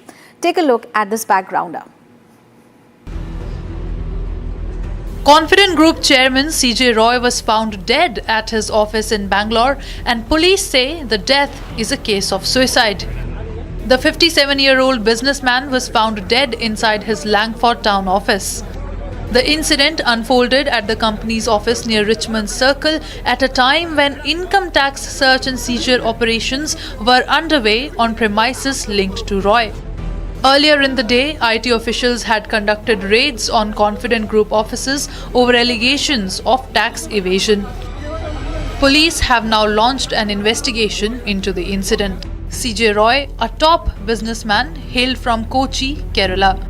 Founder of the Confident Group, he built a real estate empire spanning Karnataka, Kerala and Dubai.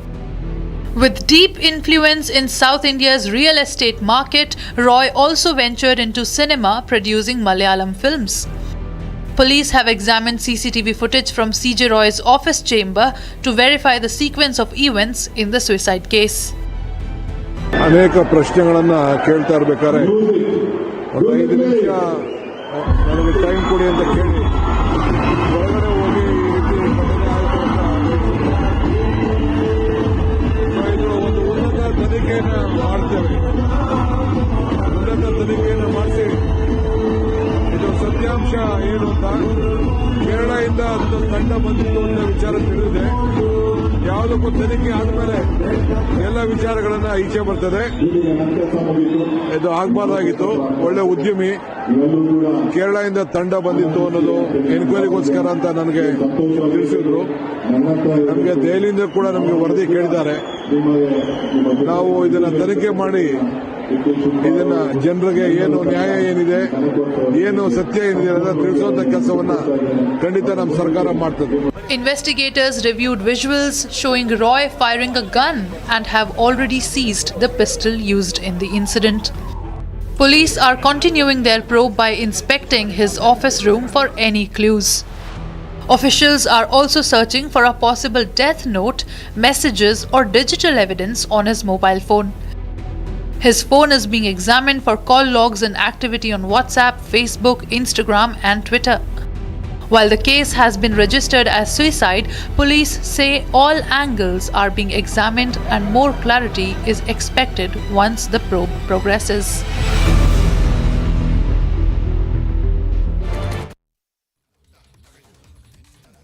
All right, viewers, we have a big story coming in from Lucknow in Uttar Pradesh, where a retired Air Force officer has been shot by unknown assailants. So the retired Air Force officer was running a restaurant in a shopping complex with his wife. The assailants entered the restaurant and shot him without any hesitation.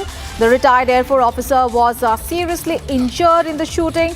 Police rushed him Avdesh Kumar Pathak to the hospital. The police arrived at the scene and they have launched an investigation. The incident occurred in the Sushant Golf Lok City Police Station area. So this is the big story coming in from Uttar Pradesh, where a retired Air Force officer has been shot by assailants. So the officer was running a restaurant in a shopping complex with his wife. Now who are these people and what is their motive is not clear at the moment. And what we do, however, know at this moment is that the assailants entered the restaurant, shot him without any hesitation. What was their motive and what the identities of these assailants are unclear at the moment. Let's listen in. देखिए, लगभग 10:30 बजे थाना Sushant gold city को सूचना मिलती है कि अंसल चौकी क्षेत्र में एक शॉपिंग कॉम्प्लेक्स है जहां पे अवधेश कुमार पाठक नामक व्यक्ति जो कि मूलतः संत कबीर नगर के रहने वाले हैं, इनको गनशॉट इंजरी हुई है। इसमें तत्काल ही पुलिस मौके पे पहुंची और इनको उपचार हेतु वेदांता अस्पताल लेकर गए जहां पे इनकी हालत स्थिर बताई जा रही है। इसमें हम अभियोग पंजीकृत कर हमने टीमें गठित कर दी हैं, जल्दी घटना का अनावरण किया जाएगा। All right, we are live and breaking. We are taking a short break, but news and updates are going to continue, viewers, so don't go anywhere. We'll be right back.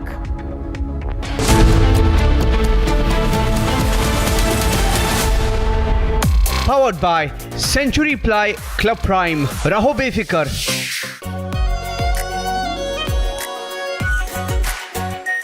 Our pure Shahi Paneer Masala. Delicious, healthy, every day.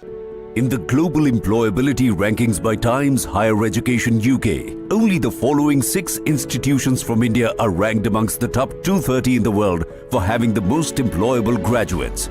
IIT Delhi, IISc Bangalore, IIT Bombay, IIM Ahmedabad, IIT Kharagpur and Amity University.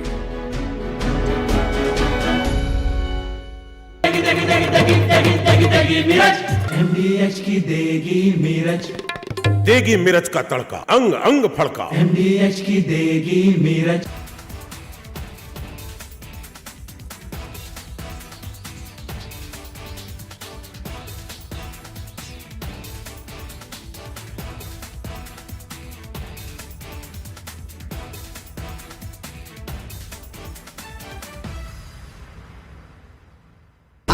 Pure सूजी pasta उबालो मिलाओ और खाओ 8 minute में तैयार। क्या taste है सबका राजा R pure masala. The United States, Israel and the MI6 of United Kingdom, they had launched a major regime change operation in Iran this year. The aim was not just to overthrow the Iranian government, but to splinter Iran along the ethnic fault lines of the Azeris, the Kurds and the Sunni Baluch. You know, Israel was trying to help the Kurdistan fighters to come in and also the Afghan refugees who were there. The United States, the CIA was working with Pakistan to induct large-scale induction of arms, small arms into Sistan, Baluchistan, the Sunni area of Baluchistan, the Sunni area of Iran. The plan was very highly ambitious. 40 to 50,000 Starlinks had been pushed into Iran because they knew that they would shut down the internet and as abundant precaution they had put in about 50,000 Starlink terminals. This time the Russians and the Chinese seem to have warned Iran of the American playbook, and the Russian electronic warfare capabilities, the Chinese electronic warfare capabilities have been used to jam the Starlink terminals and cut off communication. Powered by Century Ply Club Prime. Raho befikar. अब छोलिया हो या लोबिया, सफेद चने या काले चने, सब कुछ मजेदार बने। केसरिया से मन जोगी हुआ रे, दिल झूमे देखो मतवारा हुआ रे। केसरिया से मन जोगी हुआ। हर पल मनाओ केसरी त्योहार। विमल, बोलो जुबान केसरी। थोड़े में ज्यादा स्वाद, यही तो है इसकी खास बात। वाओ मामा, क्या स्वाद है। अरे मेरे राजा, आधे बाउल दही में 4 चम्मच MDH चटनी पुदीना मसाला डाला, स्टर करो, पुदीना चटनी तैयार। MDH चटनी पुदीना मसाला। Simple terms. The Russians have clearly warned America thus far and no further. And if you think that we will do nothing when there is an existential regime to one of our very close allies, Iran, well then you are barking up the wrong tree. And they have supplied Kinzhal hypersonic missiles to Iran, with the help of which these Kinzhal hypersonic missiles, with its own hypersonic missiles, Iran can sink the Abraham Lincoln and many capital ships. And look at the media disaster that would be. Donald Trump doesn't want to put boots on the ground, he can't afford to. Not in Iran. Not in Iran, not even in Venezuela. So he wants a quick, easy telematic victory. Looks damn good on television. You know, quick in, quick out. But in Iran, if he attacks Iran, he is going to get into a battle of attrition for which the United States is simply not prepared. It lacks the industrial capacity. Let me explain. The production capacity of the Patriot missiles, which are needed for air defense, missile defense, is about 550 to 600 per year. Russia can produce 800 Kinzhal missiles a year. To stop every Kinzhal missile, you will need 2 Patriot missiles.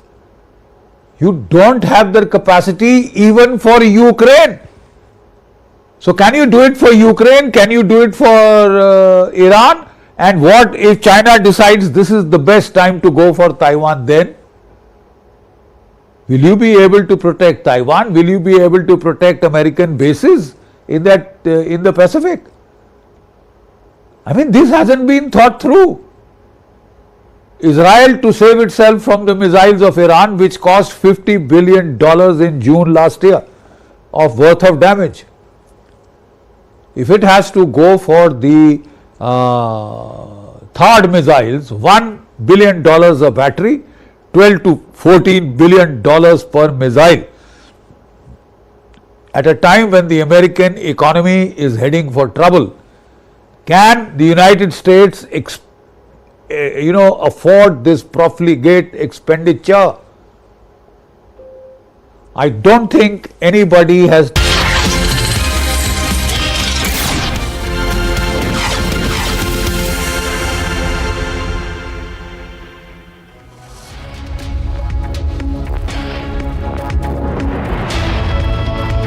Navigating the shift from fragmented analytics to integrated intelligence systems.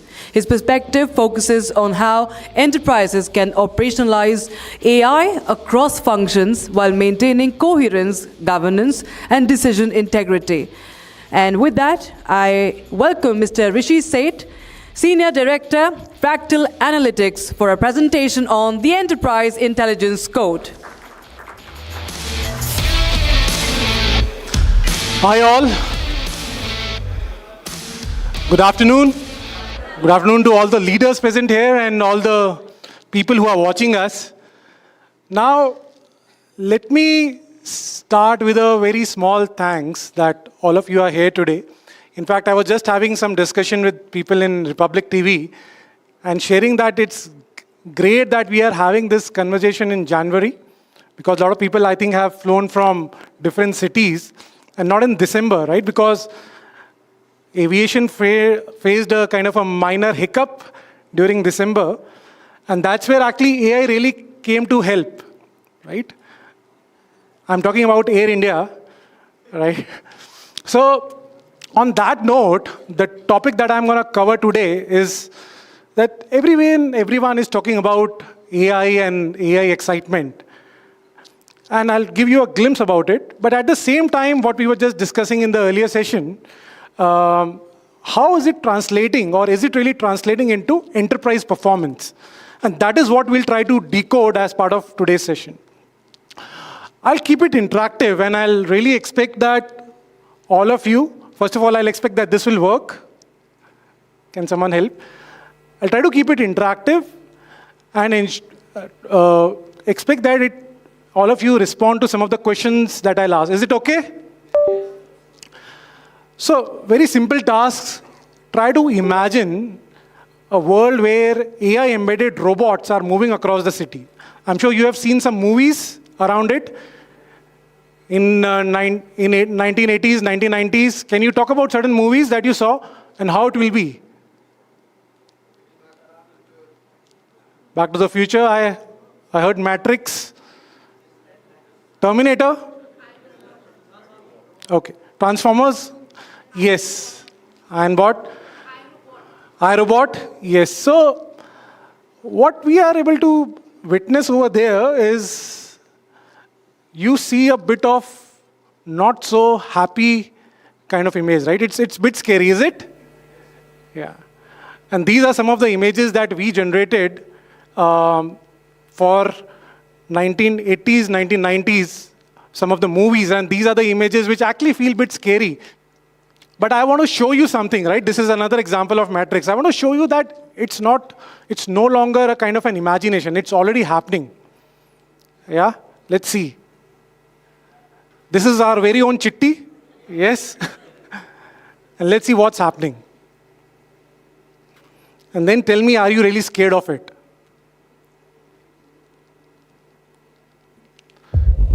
Yeah.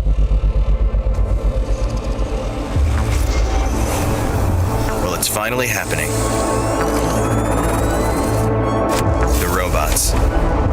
They're coming. Hi, Avery. Maybe that's a good thing. She said what? She said what? What? I was ready like a full 20 minutes before you. What are you talking about? We are now connected to our plans.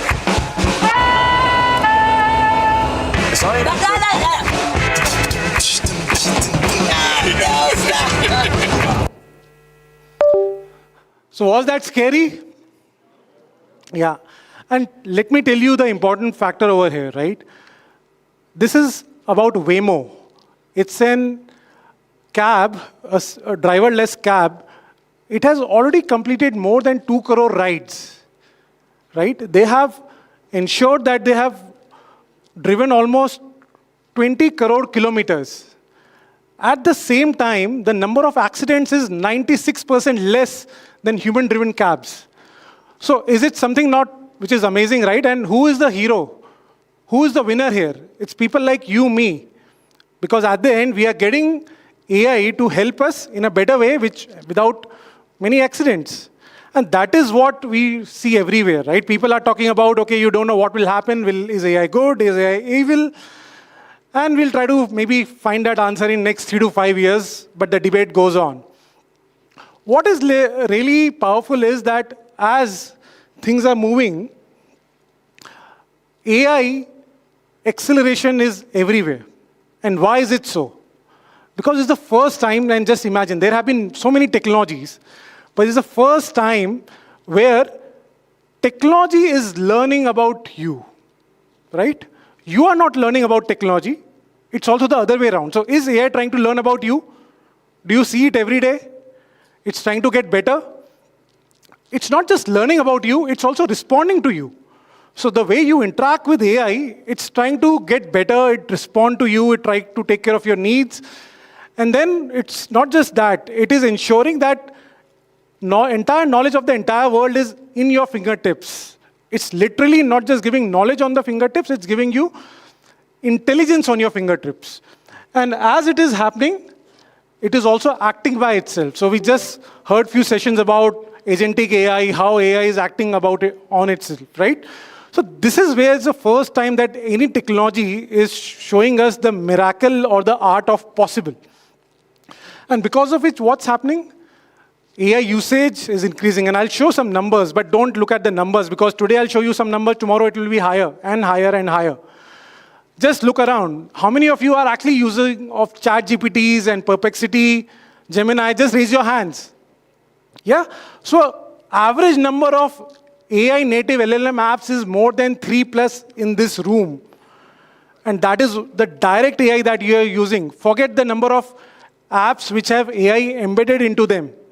So all of you are actually focusing and using, and the AI usage is increasing. But there is one very interesting number which I'll talk about. While the usage is increasing, there is very fantastic thing which is happening. The cost of AI, the marginal cost of AI is actually coming down. So AI usage is increasing, the cost is coming down. And can you tell me an example of technologies, what happens when the costs come down? Here's an example. What happened to your PCO and STDs and ISDs? Extinct, right? But more important than that, do you ever think now, before making a call, how much will it cost you? No. But just go back to my generation. 20 years ago, we used to disconnect the phone at 59 seconds so that it will not do any additional charge to me. So this is how, and today we don't even think about making a new call. This is what will happen to AI. As it becomes cheaper, everyone will start using it. And we can't even imagine the kind of usage AI will bring into it. To give one example of a general purpose technology, that is electricity. Do you know the first usage of electricity? What was that? Any guesses, any wild guesses? It was actually giving electric shocks. It was given to patients when they used to need some treatment. So that was the first usage of electricity. And the first bulb came 100 years after that. And now we see wherever electricity is, it's everywhere. You don't even think before again switching on a button. That is a kind of a power of a general purpose technology like electricity. And that is what we will see potentially will happen with AI. But at the same time, there is a lot of AI excitement. Everything that we are talking is about B2C, right? All of this is consumer usage. We have to ensure that it translates into enterprise performance. And that is what we will talk about. That there is a lot of excitement. We know that AI is of extreme use to all of us in our day-to-day lives. But how can corporates, how can enterprise, how can organizations actually make use of it? Because still the headlines are that 95% of the AI POCs are failing, right? We know the reasons. Everyone is trying to walk through it. But for me, this is still a decent enough success. Imagine you are in an innovation, you are in an R&D space, and you are getting a 5% success. That's a good start, is it not? Again, go back to the example of electricity. When you were just talking about the first use cases is about electric shocks, but it took so much time that it's being used everywhere. And same is going to happen with AI also. It will take time. Obviously, it will not take 100 years. This time it's going to be much faster. Yeah, but again, recently we have seen a lot of discussions about, okay, is it one more bubble?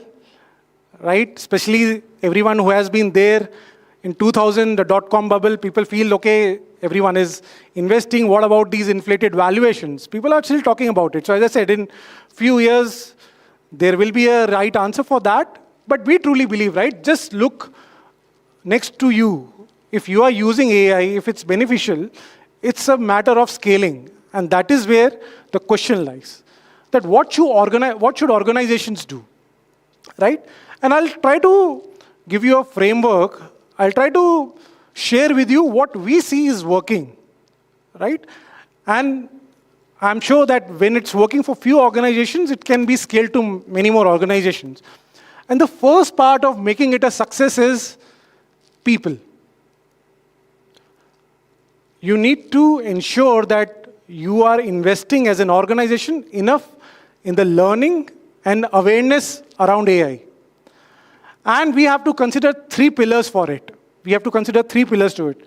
Because a lot of organizations, a lot of people are thinking, okay, ensure that your coders, your data scientists, they are learning about AI. That's definitely important.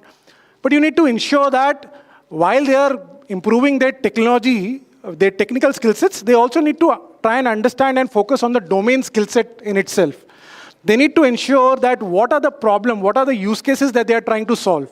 And with that mindset, if you go, and you need to ensure that you are making your organization learn in that direction, that is a very important pillar. Second is the leadership. You need to ensure that the leadership is also not just talking about leveraging AI, but how. How to leverage AI. More importantly, where to leverage AI. Because it should not become a hammer that every nail you see, you just try to use your hammer on that nail. You need to really identify which are the use cases, where I will get the right return on investments. And there needs to be a focused attention given to the leadership training. And third pillar, which we sometimes forget, that you have taken care of the leadership, you have taken care of the technical people, but the non-technical people, because at the end, they are the one who will use AI in their day-to-day lives. I'm talking about your support functions, your sales teams, your marketing teams, your HR teams. How will they leverage AI into their day-to-day life?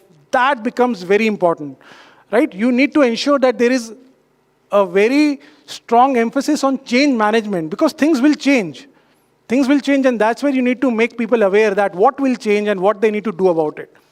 This is something that we are doing at Fractal, but not just at Fractal. We are working with many organizations to ensure that their entire organizational workforce at a leadership level, at a middle management level, at a technical level, are being trained and groomed to be AI ready. Because this is such a fast changing space, right? You are learning something today, things will change in 3 months, 6 months down the line. So how can you make it a continuous process? And that's step number 1, because though it's a technology, but you need to ensure that people are being prepared for this technology. Second, once you have taken care of the learning part, you need to focus on the business decisions. And again, it's not about leveraging AI everywhere and making it fully autonomous. At the end, and as an organization, what we do, we make certain decisions and we execute them. Is it right? Is it fair to say? Now, if you look at the spectrum of decisions, this is just a pyramid, right? There are certain decisions on the top of the pyramid which are one-off, but which will have a significant impact. And if you look at the bottom of pyramid, there are certain decisions which you make pretty often. It's like recurring. It's your bread and butter. And it will have a small impact. So what we see, what we are experiencing is that at the bottom layer, AI can take the lead and humans can have an oversight. So assume simple things like to which segment of customer, how much discount to give, right? What should be your promotion? How much premium? So you have AI taking a lead. At the same time, you keep human in loop who can really review it. At the middle layer is where human and AI agents, the agentic AI collaboration really happens, right? Where, let's say, a sales person and a sales assist, which is agentic AI, they can really work with each other to identify, okay, if I'm going to meet a new client, what kind of offerings, what kind of products real-time I can offer. So that makes the salesperson much more efficient. And then you see the decisions at the top, where AI is just giving you some good data points and insights. but the decision is fully made by the humans, right? Which new market to open, which new geography to expand into, what mergers and acquisitions should I make? Because those are impactful decisions where human experience is the prime, AI can just give you insights. So that's how you need to really view your organization. And I'll talk about few examples now, that how at Fractal we are trying to do it as an organization and how we are taking it to some of our clients. Now the first one is, I think everyone will relate and resonate as a student, as a business. The simple hiring process. Because what we feel is that AI needs to ensure that all the support processes are reimagined. Traditionally, how is hiring done? You have a CV and you have a JD. You try to match it. But we know that the CV now is written by ChatGPT. The JD is written by ChatGPT. So basically, ChatGPT is trying to map it ChatGPT. Is it fair? Yeah? Now, that is usage of AI, but is it the right usage of AI? We think it's not. So that's why the entire thought is how we can really reimagine this entire process, because it's not about mapping the JD with the CV. It is about matching the requirement with the skill available in the, right? Is that a fair thing? That is what we are trying to solve. So that's how we try to reimagine it within Fractal, right? As an organization, we hire almost 1,000 associates every year. And earlier we used to almost start with a shortlisting of 1.5 lakh, and then interview almost 10,000 and then select 1,000. But same challenge. If you have a good CV, your probability of selection is higher. Now we have redefined. We actually don't map the CVs. What we do is we try to make it AI first, agentic AI, leverage-led evaluation, where you have requirements and we will evaluate as many people as possible, leveraging agentic AI. And I'll show you an example of that.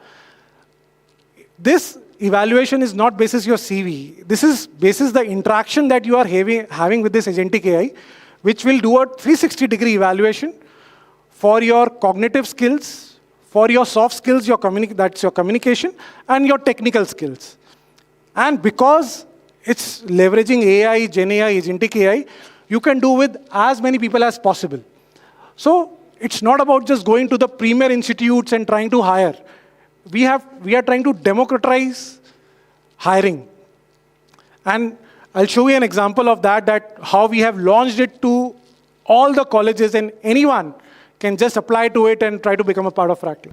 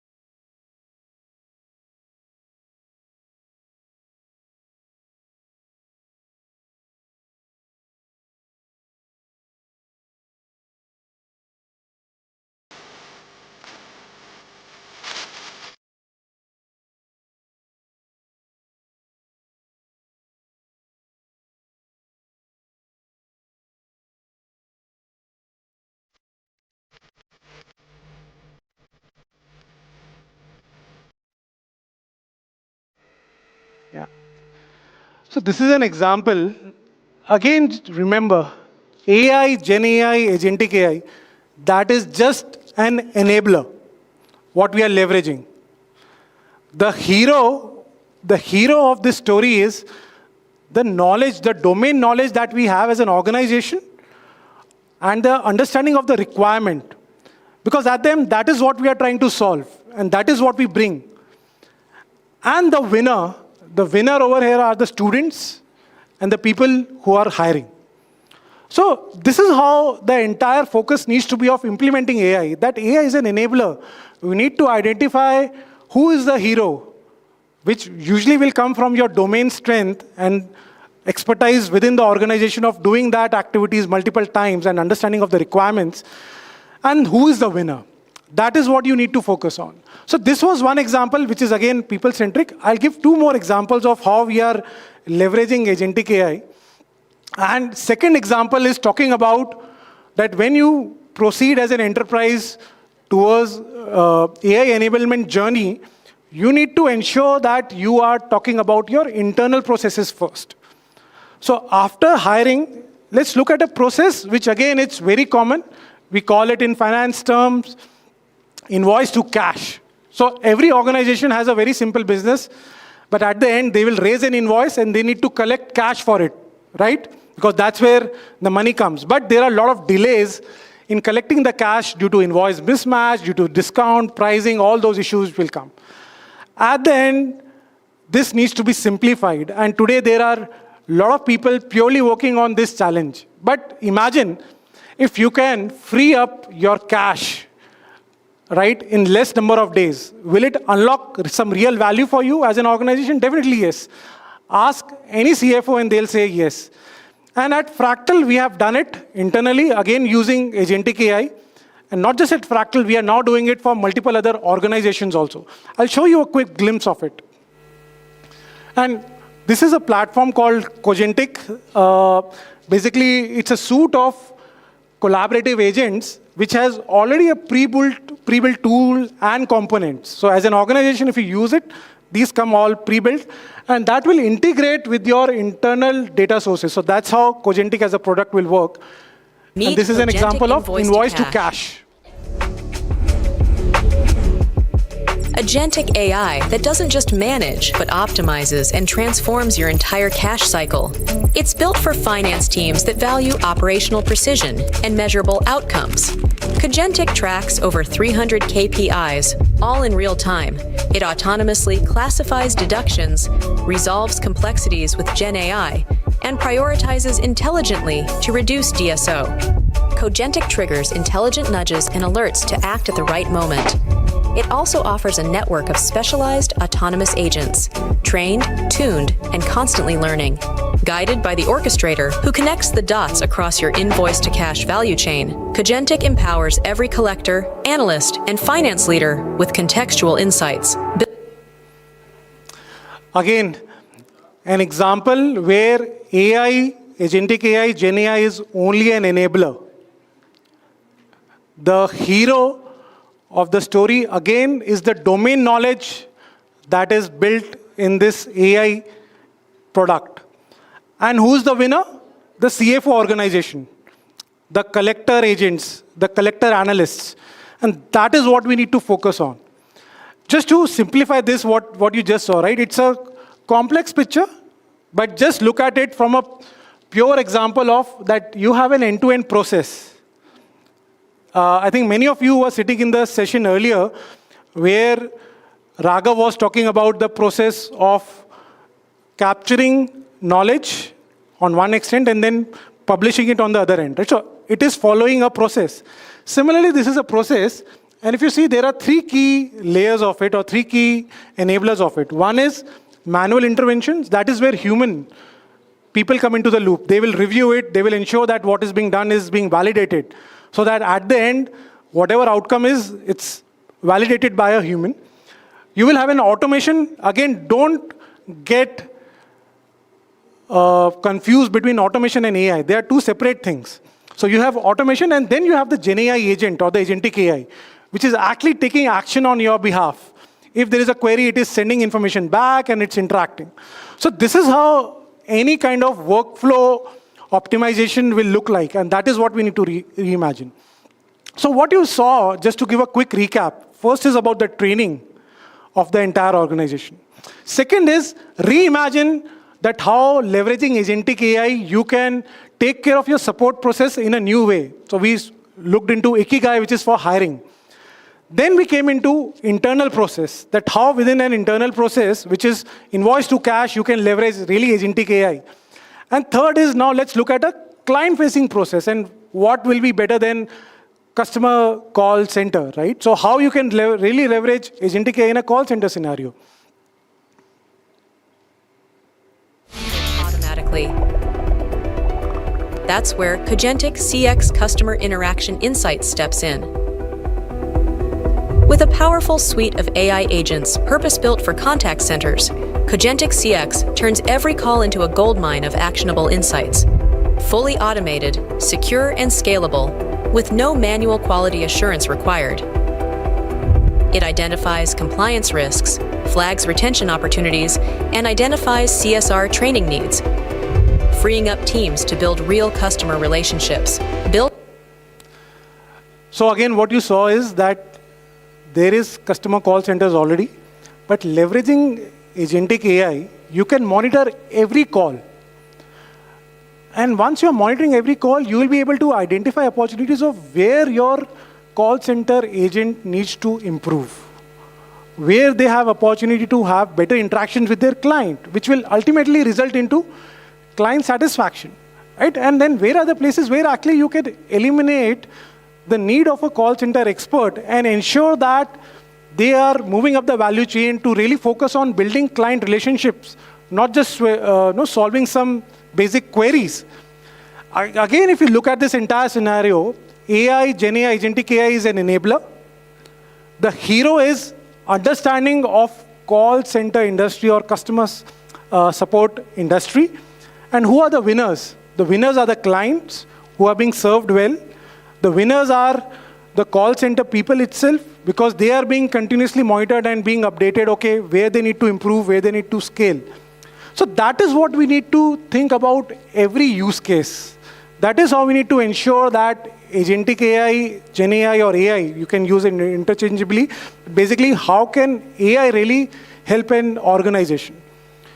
And after saying so, if you look at, you identify a use case, you plan for adoption. But one of the key things over there is that while you're focusing on an AI-first narrative or AI-first workflow, you need to take care of the responsible AI part. And that is where a lot of organizations are, I would say, trying to put an effort. As Fractal, we believe that our aim is to help our clients globally leverage AI in an ethical manner and be responsible to human, society, and the planet. So this is not a statement. We will actually give you a broad framework of how we are trying to do it. And it is divided into 3 parts. First of all, you need to identify the principles on which you need to work from a responsible AI perspective. Those principles, I think everyone talks about: security, transparency, right, fairness, privacy. But okay, what will we do with those principles? We need to ensure those principles are actually seeding into certain behaviors that we want to encourage. So that's what we keep in the center, the behaviors that we want to encourage in any organization. And take a couple of examples over there, right? First one is really interesting: contestability. We call it newspaper test. We can actually call it even now media test. Everything that we are doing, imagine next day morning it will be published in the newspaper, as an individual, as an organization. Or imagine that tonight, during the prime time, that will be shown. As an individual, as an organization, will you be okay with it? Will you be happy about it? Or are you doing something that will be okay, I know I don't want this to become public? So that's a very kind of a internal test that we try to drive, which will ultimately drive a behavior which is more responsible. Similarly, what you see, the last one, right, that attribution, and this is very relevant in the area of Gen AI, and that's where everywhere you see new written, all those points have been added after Gen AI.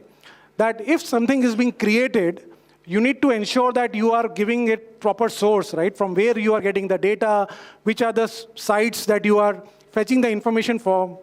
So that becomes very important. So you have the principles which ensure that you drive certain behaviors, and after that you give, in order to execute the behaviors, you give certain enablers.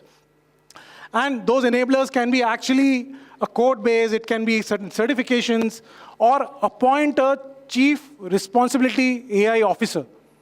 Because you need to ensure that the accountability is with someone. At the end, if everyone is accountable, it means no one is accountable, right? So you need to ensure where the buck stops. So after that, just to summarize, we started with learning. We focused on how you need to reimagine your internal processes. Then we moved towards how to ensure that your internal processes are leveraging agentic AI in a particular manner. And then ultimately, it's not just about internal processes, but also the client-specific processes. And in order to sum it all, ensure that you have embedded responsible AI everywhere. And we have a framework for that. So this, if you are able to follow in a particular manner, in a framework, and a lot of things will move in parallel, I'm sure as an organization, you will be much more ready, not just for AI, but also for success in AI. And a word in terms of human-AI collaboration. Again, I'll try to make it interactive and ask a question over here. So there was a recent experiment which was done, okay? It was for diagnosing illness, and there were 3 sets of, I would say, people. First one were only physicians, only doctors. Second one was only LLM. And third one was a mix of doctors who said, okay, you can use LLM. So these are the 3 sets. And certain number of reports were given to them. And they said, okay, now you try to give me an accurate diagnosis of these reports. Okay, there are 3 sets. Any guesses who won? One is only doctors, second is only LLM, third is doctors plus LLM.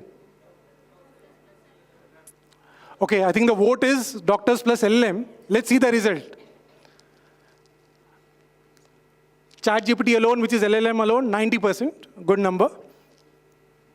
Doctors, 74. Let's see what was doctors plus LLM. 76.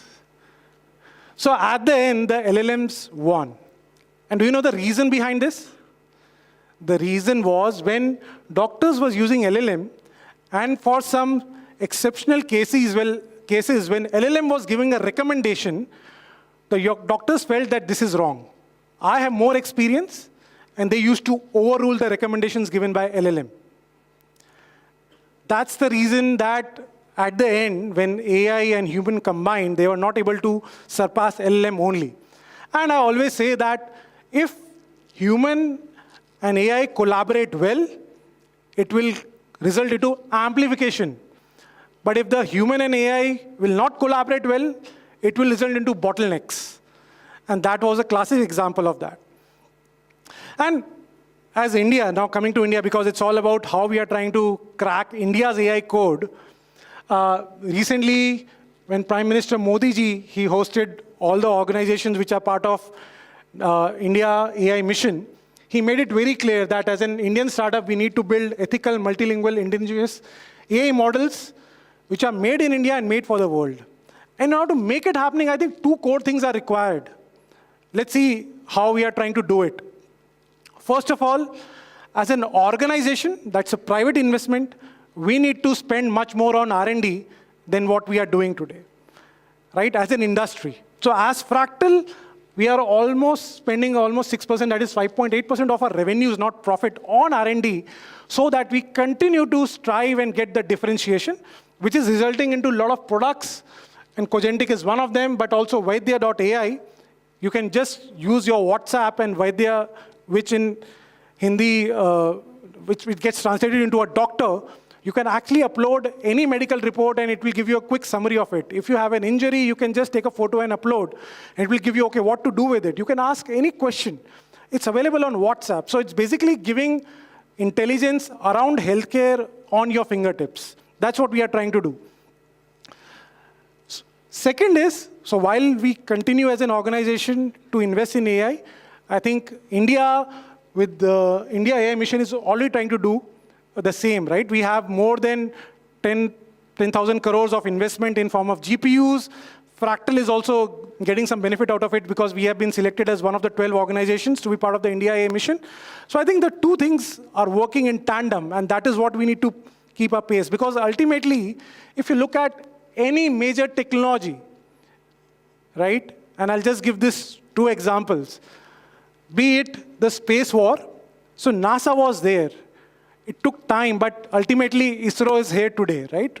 We are proud of what ISRO is able to do and deliver at a much cheaper cost. So we were able to leapfrog in space technology. Same thing happened again in nuclear.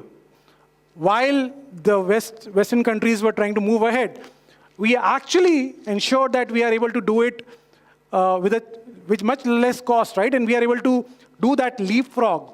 And I think with the kind of investments, brains that are working in India, same thing is potentially going to happen in AI front also, right? So while West has got some AI head start, but I think we will leapfrog pretty soon. Thank you. That was it from my side.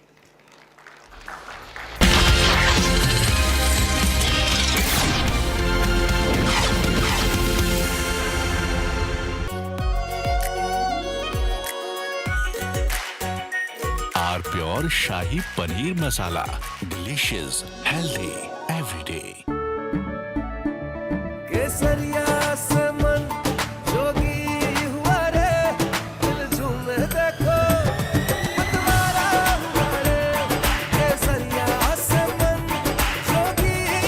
हर पल मनाओ केसरी त्योहार।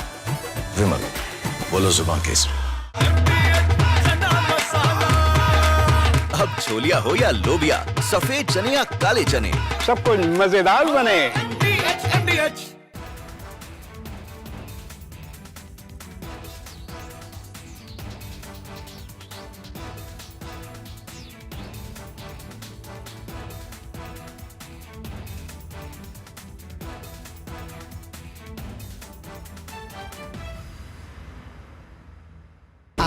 Pure सूजी pasta उबालो मिलाओ और खाओ 8 minute में तैयार। क्या टेस्ट है सबका राजा R pure masala. Whose backyard is Iran? It's nobody's backyard yet. There are vital stakes there for the Chinese, for the Russians, the Americans. It is the oil cockpit of the world and America wants to control the outflow. The problem is, sir, that Iran is not Venezuela. Iran can hit back and hit back hard. None of its capabilities to hit back have been degraded in. From Asia's largest news headquarters, setting the agenda for Bharat.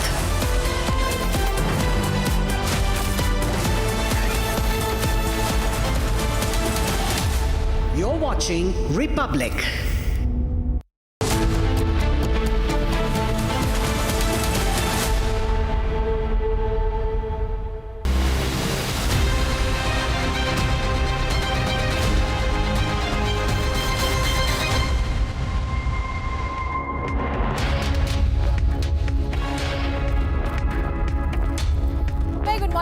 Thank you so much for staying with Republic TV. You're watching live and breaking. I'm Ashwarya and I'll be getting you the biggest news stories, including all the updates from Maharashtra, where reports say that the wife of Ajit Pawar, Sunetra Pawar, is going to take over as the Maharashtra Deputy Chief Minister today in the evening. She's also likely to be elected the chief of the NCP party. Will get you all the updates on that and much more.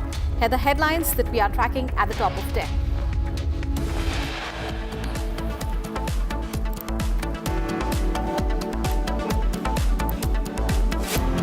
Kerala businessman CJ Roy, confident group chief, shoots himself after tax rates.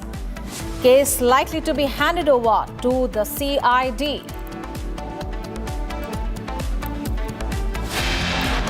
Sunetra Pawar, wife of Ajit Pawar, to take oath as Maharashtra Deputy Chief Minister today. Sharad Pawar says no information about Sunetra Pawar taking oath as Maharashtra's Deputy Chief Minister today.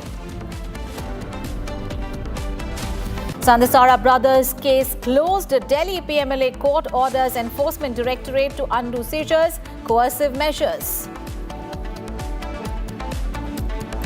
And NIA to probe Belganga violence as Calcutta High Court leaves a decision to the centre.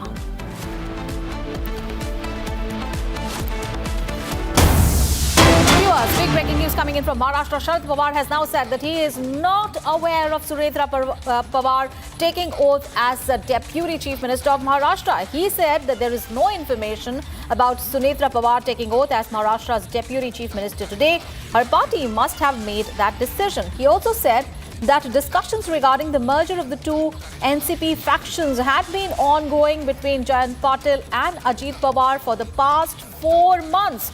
The discussions were progressing positively. He said a public announcement was even expected on the 12th. This is what Sharad Pawar is saying. Remember, these developments coming in after Ajit Pawar, who was the second most powerful figure in the Devendra Fadnavis Mahayuti government.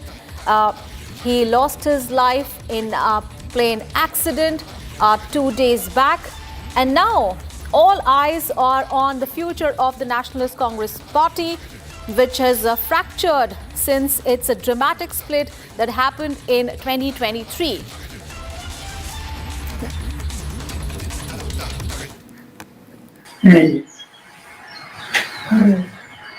किया होगा तो उनसे party ने तय किया होगा और जो अखबार में आया है इसे लगता है कि पार्टी ने कुछ तय किया है क्योंकि कुछ लोगों का नाम आया है जैसे Sunetra Patil must have decided. What I saw in the newspaper today is that some names like Praful Patel and Sunil Tatkare have taken the initiative to make some decision.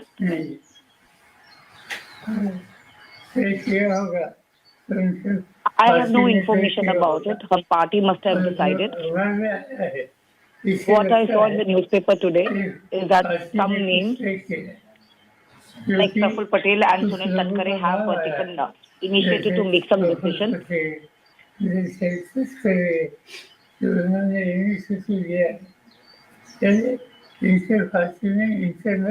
I had no discussion on this. I am not even aware. All right, my colleague Alisha is now joining us on the phone line for more on that story. Alisha, this is something that is, very interesting now, because now it is being said that the two factions of the NCP were talking to each other. There were talks of reuniting, and there were also formal announcement that was expected in the second week of February. But, these developments are coming in after the death of Ajit Pawar. So it will be interesting to see how these, developments are going to pan out. What are you getting to know? Well, we know that there was talks ongoing since January only, and there were indications that was also been given by Ajit Pawar itself. Firstly, when the Ajit Pawar he did an alliance with Sharad Pawar party as far as Pune and Pimpri Chinchwad Municipal Corporation is concerned. But here, NCP SP Chief Sharad Pawar, who has given a statement clearly stating that he had no information about reports that are suggesting that Sunetra Pawar is set to be sworn in as the Maharashtra Deputy Chief Minister. He clearly asserting that any such decision must have taken by her party leadership, but he was not consulted. Where there was statement that was coming in since past 2 days, where the NCP leader and the ministers have been continuously meeting the Chief Minister as well, Devendra Fadnavis yesterday. And it was a request that was made to Devendra Fadnavis that Sunetra Pawar, who is the wife of Ajit Pawar, should be made as a Deputy Chief Minister. And we also knew that Sunetra Pawar has agreed to swear in as a Deputy Chief Minister. And today, where the oath ceremony is to take place, is what we know, because it's an important meeting that has also been called by NCP at 2 p.m. where the legislative party leader will be elected, and it will be Sunetra Pawar. But here the statement from Sharad Pawar clearly stating that he has no information about it. It must be the party that has been decided. What he saw in the newspaper, that some names like Praful Patel and Sunil Tatkare have taken the initiative to make some decision, and he has no idea about it. He has no idea. He is not aware of what is happening. But yes, he clearly mentioned there are no issues in the family. And as far as the merging of the two factions is concerned, the talks were ongoing between Ajit Pawar and Jayant Patil since very long, and there could have been the formal announcement. Of course, they could be made by the senior leadership in the month of February. But as the incident of Ajit Pawar happened, so the discussion could not. But Alisha, the big question is also going to be, even if the NCP merger really happens, who is going to lead the merged NCP? Will it be Sharad Pawar, Ajit Pawar's wife, Sunetra Pawar, Supriya Sule? Number of contenders. Praful Patel must be the front runners. Well, of course, this is something what we know that it is the demand of every NCP leaders and the minister that Sunetra Pawar should be the deputy chief minister. But of course, the Praful Patel, who has been a very senior leader of the NCP, he is going to be as the national president, national party president is what we know. But still, there is official confirmation. We are still waiting, but this is from the top sources, which is going to happen. Of course, as far as the leadership is concerned, if there will be a merger, of course, it is NCP-SP, which is Sharad Pawar's party, who is going to merge with the NDA. And this is something we have broken on 10th of January, where there will be a merger. The talks were happening. And yes, there are also visuals, which I'll ask my team to, get the visuals of the meeting that took place between Sharad Pawar and Ajit Pawar on 17th January, and this is what they were discussing about the merger, and that is what even been confirmed by Sharad Pawar in the press conference that happened today in Baramati, where he has said that yes, there was some discussion about the merger, and the same announcement could have been made in the month of February, that is around 17th to 18th February. But after this incident where Ajit Pawar where his plane crashed and Ajit Pawar is no more. But now it is something the party has been constantly saying that it is the sentiment of the people, especially the Baramati people and also the people of Maharashtra, where they want both the faction, which is NCP, Ajit Pawar faction and Sharad Pawar faction, to merge together and be in Maharashtra as a single party and not as a faction. Right. Alisha, stay with us. We'll just come back to you. So these are major developments that are happening in Maharashtra, and reports that say that Sunetra Pawar is set to take oath as the first woman deputy chief minister of Maharashtra. And this, remember, happening after her husband, late Ajit Pawar, died in a tragic crash. All right, viewers, we have breaking news coming in. Pawars met on 17th of January to discuss the NCP merger. This is the big development that has happened. Now, the reports are saying that the Pawars met on 17th of January to discuss the merger. So, let's go back to Alisha. Alisha, so now there is a date. We have a particular date, 17th of Jan, and it is being said that Ajit Pawar and Sharad Pawar met on 17th of January, discussed the merger.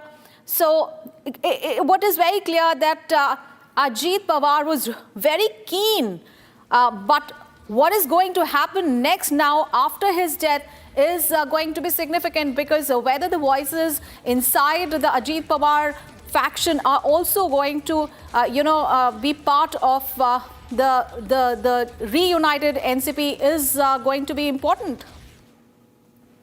Well, of course, the visuals that we see, it's a party where Sharad Pawar and Ajit Pawar had a meeting. There was a meeting that took place. As far as the location is concerned, what we know that it is somewhere in Pune, where Ajit Pawar and Sharad Pawar met on 17th of January to discuss the merger. That was the time where it is not the 17th only, but also before that, because it's been 3 months where Sharad Pawar's party and the senior leader Jayant Patil, who has been in talks with Ajit Pawar as well as Praful Patel and Sunil Tatkare, where they were discussing about the merger, because it is something, the sentiment of the people, where the people have clearly mentioned that they don't want to see the faction but a party, a strong NCP party which is being contesting together, all together under the leadership of Sharad Pawar and Ajit Pawar, and they should do contest the election as the single NCP and not with the faction. So that's where Ajit Pawar was also trying to get both the party together. And also we saw that there were many indications that was made by Ajit Pawar, even in the statement saying that there will be, the party is going to come together. This is the formal announcement will be made after the municipal corporation elections and also the Zilla Panchayat elections. But after the incident, now there are sentiments and the statement, the official statement coming in from Ajit Pawar party itself, where Chhagan Bhujbal, who is the senior NCP leader and the Maharashtra minister, clearly mentioned that Ajit Pawar always wanted a merger between both the factions. And this is where Ajit Pawar was also trying to, and now there will be a merger. Not even that, but also from the FP, which is Sharad Pawar party leader, have also confirmed that there will be a merger soon, and the official announcement are going to be made in the month of February. So we are going to wait for that. But today is very important where we see that the NCP legislative party has been called in at 2 p.m. where they are going to announce the leader of the legislative party. That will be Sunetra Pawar, of course, because now there is a sentiment where Sunetra Pawar should take oath as the Deputy Chief Minister. She should take place of Ajit Pawar. And not only that, but there are also NCP who has taken claim on the portfolios that were held by Ajit Pawar. And Alisha, the biggest challenge, of course, in case that merger happens eventually is going to be, the power alignment. Because, of course, Ajit Pawar's faction is a part of the ruling Mahayuti. Sharad Pawar's NCP-SP is in opposition. So, convincing the MLAs in government to give up power or persuading the opposition factions to join the BJP alliance, that is going to be the key. Well, precisely because this is an important decision to be taken by the NCP, SP and especially Sharad Pawar, because as of now, Sharad Pawar has said that there is no discussion that has happened as far as the Sunetra Pawar to be sworn in as the Deputy Chief Minister. He has said that he has no information, but it is the senior leader like Praful Patel and Sunil Tatkare who has been discussing and taking the initiative whether Sunetra Pawar should be the Deputy Chief Minister or not, and this is the discussion with the other leaders and ministers. But yes, as far as the merger is concerned, Sharad Pawar was very well known about it. He was in the party meeting, and especially with the Ajit Pawar, where Ajit Pawar first initiated that it should be a merger. But we'll have to see how actually Mahayuti, because it is not only about the NCP, as you rightly mentioned, it is also about the BJP and the Shiv Sena led by Eknath Shinde. So first, it will be, today now there will be a meeting about the leader of the legislative party, but of course, Praful Patel and Sunil Tatkare, who's holding a very important position as of now as far as NCP is concerned, there will be a discussion with Devendra Fadnavis and Eknath Shinde as far as the merger of both the faction of the NCP is concerned. All right. Thank you so much, Alisha, for bringing us that perspective there. So whether two NCPs reunite or remain separate, but one thing is clear, that Ajit Pawar's sudden death has really altered Maharashtra's political equations, and we have to wait and watch how things unfold in the coming days. Thank you so much, Alisha. All right, viewers, let's move on to the bulletin now. A big update coming in the CJ Roy suicide case. Now, sources have indicated that the case is likely to be handed over to the CID. So at present, the Ashok Nagar police are probing the suicide case of Dr. CJ Roy. However, sources indicate that investigation is likely to be transferred to the Criminal Investigation Department, that is the CID, due to the sensitive nature of the case. Now, once the case is handed over, Ashok Nagar police will transfer the complete file to the CID. Now, this will include primary evidence, statements of witnesses, and the statements of the complainant. And sources say that the transfer of the case to the CID may take place by this evening or by tomorrow. So further developments are awaited as the investigation into the suicide case is continuing. So this is the big story that we are tracking from Bengaluru, where the sudden death, the suicide case of a big business typhoon, CJ Roy, has left everyone shocked, and he allegedly committed suicide even while income tax raids were ongoing on the Confident Group's properties. And now investigations into the suicide is continuing. And it is likely that the case will be handed over to the CID. So Confident Group Chairman CJ Roy was found dead at his office in Langford town after a gunshot injury. Now, the 57-year-old real estate tycoon allegedly shot himself using his pistol. And during this, a team of income tax officials were working with their Bengaluru counterparts. They've been conducting searches at the Confident Group office in Bengaluru for the past 3 days. And it was a continuation of a large raid being carried out that was carried out last month as well.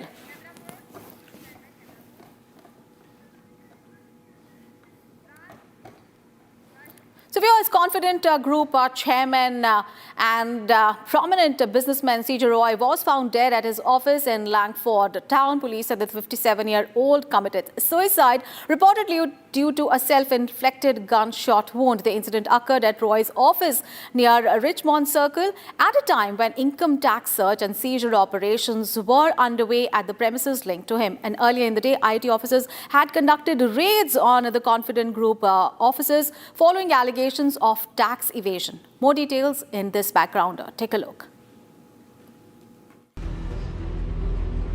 Confident Group Chairman CJ Roy was found dead at his office in Bangalore, and police say the death is a case of suicide. The 57-year-old businessman was found dead inside his Langford town office. The incident unfolded at the company's office near Richmond Circle at a time when income tax search and seizure operations were underway on premises linked to Roy. Earlier in the day, IT officials had conducted raids on Confident Group offices over allegations of tax evasion. Police have now launched an investigation into the incident. CJ Roy, a top businessman, hailed from Kochi, Kerala. Founder of the Confident Group, he built a real estate empire spanning Karnataka, Kerala and Dubai. With deep influence in South India's real estate market, Roy also ventured into cinema, producing Malayalam films. Police have examined CCTV footage from CJ Roy's office chamber to verify the sequence of events in the suicide case. ಅನೇಕ ಪ್ರಶ್ನೆಗಳನ್ನು ಕೇಳ್ತಾ ಇರಬೇಕಾದ್ರೆ ಒಂದು 5 ನಿಮಿಷ ನನಗೆ time ಕೊಡಿ ಅಂತ ಕೇಳಿ ಹೊರಗಡೆ ಹೋಗಿ ಈ ರೀತಿ ಘಟನೆ ಆಯಿತು ಅಂತ ಇದು ಒಂದು ಉನ್ನತ ತನಿಖೆಯನ್ನು ಮಾಡ್ತೇವೆ. ಉನ್ನತ ತನಿಖೆಯನ್ನು ಮಾಡಿಸಿ ಇದು ಸತ್ಯಾಂಶ ಏನು ಅಂತ ಕೇರಳದಿಂದ ಒಂದು ತಂಡ ಬಂದಿತ್ತು ಅಂತ ವಿಚಾರ ತಿಳಿದಿದೆ. ಯಾವುದಕ್ಕೂ ತನಿಖೆ ಆದ್ಮೇಲೆ ಎಲ್ಲ ವಿಚಾರಗಳನ್ನ ಈಚೆ ಬರ್ತದೆ. ಇದು ಆಗಬಾರ್ದಾಗಿತ್ತು. ಒಳ್ಳೆ ಉದ್ಯಮಿ, ಕೇರಳದಿಂದ ತಂಡ ಬಂದಿತ್ತು ಅನ್ನೋದು ಎನ್ಕ್ವೈರಿಗೋಸ್ಕರ ಅಂತ ನನಗೆ ತಿಳಿಸಿದ್ರು. ನಮಗೆ ದೆಹಲಿಯಿಂದ ಕೂಡ ನಮಗೆ ವರದಿ ಕೇಳಿದ್ದಾರೆ. ನಾವು ಇದನ್ನ ತನಿಖೆ ಮಾಡಿ ಇದನ್ನ ಜನರಿಗೆ ಏನು ನ್ಯಾಯ ಏನಿದೆ, ಏನು ಸತ್ಯ ಏನಿದೆ ಅಂತ ತಿಳಿಸುವಂತ ಕೆಲಸವನ್ನ ಖಂಡಿತ ನಮ್ಮ ಸರ್ಕಾರ ಮಾಡ್ತದೆ. Investigators reviewed visuals showing Roy firing a gun and have already seized the pistol used in the incident. Police are continuing their probe by inspecting his office room for any clues. Officials are also searching for a possible death note, messages or digital evidence on his mobile phone. His phone is being examined for call logs and activity on WhatsApp, Facebook, Instagram and Twitter. While the case has been registered as suicide, police say all angles are being examined and more clarity is expected once the probe progresses.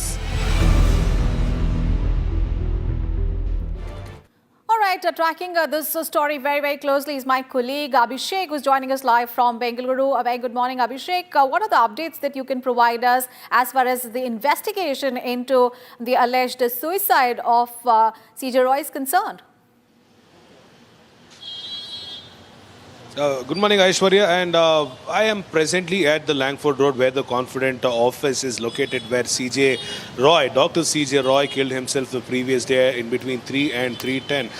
This is the outside of the office where we can clearly show that he was an entrepreneur, not only limited to real estate, but also he had the entertainment event and mega movies and events. He had various other companies registered in various other names under his radar. And this particular door has been locked as of now after the Ashoknagar police have collected enough number of samples and proofs which were present when he killed himself the previous day. Not to forget Dr. CJ Roy, who was from Kerala, who was an employee of a Fortune 500 company, who later started new venture in his own hands, and he also believed that the fact that one shouldn't dream small and one should always dream big, and he also pressed on a fact that the dreams will come true one day. And also this has come as a shocker not only to the fraternity of real estate but various other movie stars as well as people from various other communities and events have already expressed their disbelief over CJ Roy committing suicide. It is believed that the team from Kerala, who were the IT officials, raided CJ Roy's office at around 12 in the noon yesterday, and after which Dr. CJ Roy stepped into the same office which has enough number of CCTVs at the reception area during the lift entry and the exit area.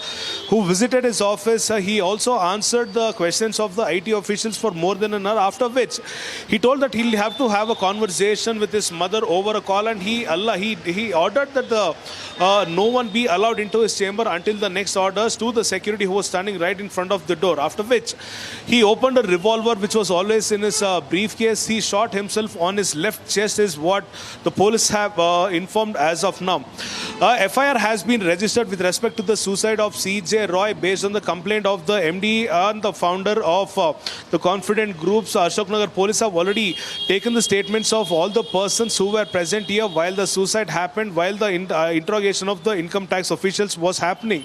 Okay. On the other hand, this has come as a shocker to the IT officials as well, because they never believed that this might have happened. His body is currently in the Bowring Hospital. The postmortem is almost done.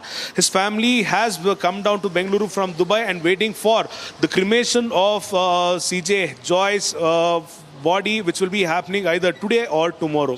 Abhishek, you mentioned about the fact that the post-mortem has been concluded. Any details, any information that you might have from your sources within the hospital as to what exactly is the post-mortem report saying?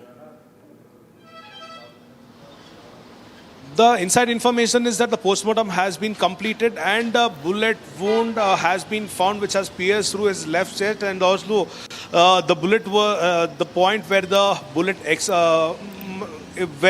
reached behind the ribs.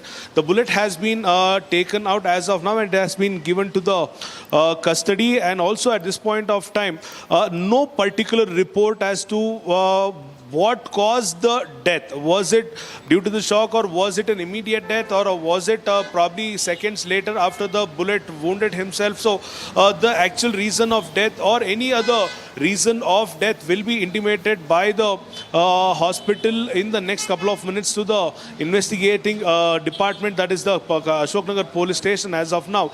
But we are awaiting the inside information from the hospital, after which we will be giving our viewers the exact information of what might have been in the post-mortem, Aishwarya. All right. Thank you so much, Abhishek, for getting us all those updates on that big story from Bengaluru. We'll keep coming back to you in the subsequent bulletins for more on that. And viewers, we are taking a short break, but up next, the big story from Maharashtra. Sunetra Pawar, wife of Ajit Pawar, to take oath as Maharashtra Deputy Chief Minister this evening. All the updates on that and much more coming up, viewers, after a short commercial break. Don't go anywhere.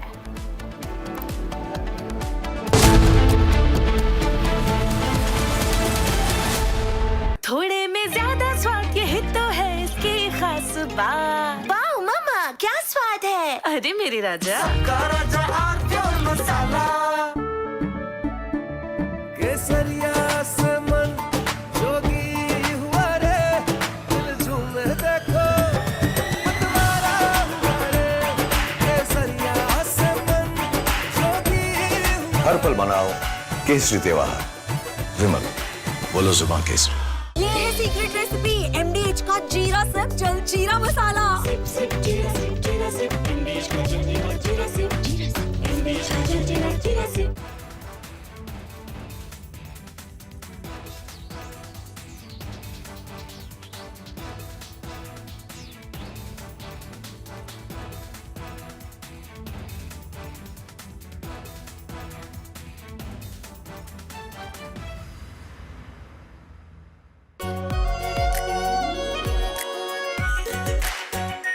Our pure Shahi Paneer Masala. Delicious, healthy, every day. The United States, Israel and the MI6 of United Kingdom, they had launched a major regime change operation in Iran this year. The aim was not just to overthrow the Iranian government, but to splinter Iran along the ethnic fault lines of the Azeris, the Kurds and the Sunni Baluch.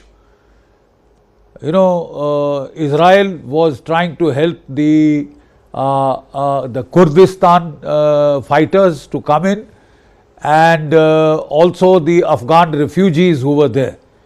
The United States, the CIA was working with Pakistan to induct large-scale induction of arms, small arms into Sistan, Baluchistan, the Sunni area of Baluchistan, the Sunni area of Iran. The plan was very highly ambitious.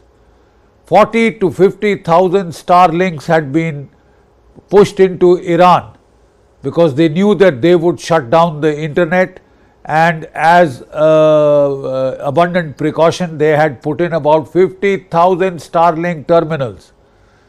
This time the Russians and the Chinese seem to have warned Iran of the American playbook, and the Russian electronic warfare capabilities, the Chinese electronic warfare capabilities have been used to jam the Starlink terminals and cut off communications between the operatives on the ground and the intelligence agencies of Mossad and the CIA. Secondly, in June last year, when the United States and Israel had launched a combined attack to take out Iran's nuclear capability, nascent nuclear capability, a lot of their intelligence networks of the Mossad had been uncovered. Despite that, the Mossad tried a desperate gambit to sacrifice its intelligence networks in Iran if required, but to go for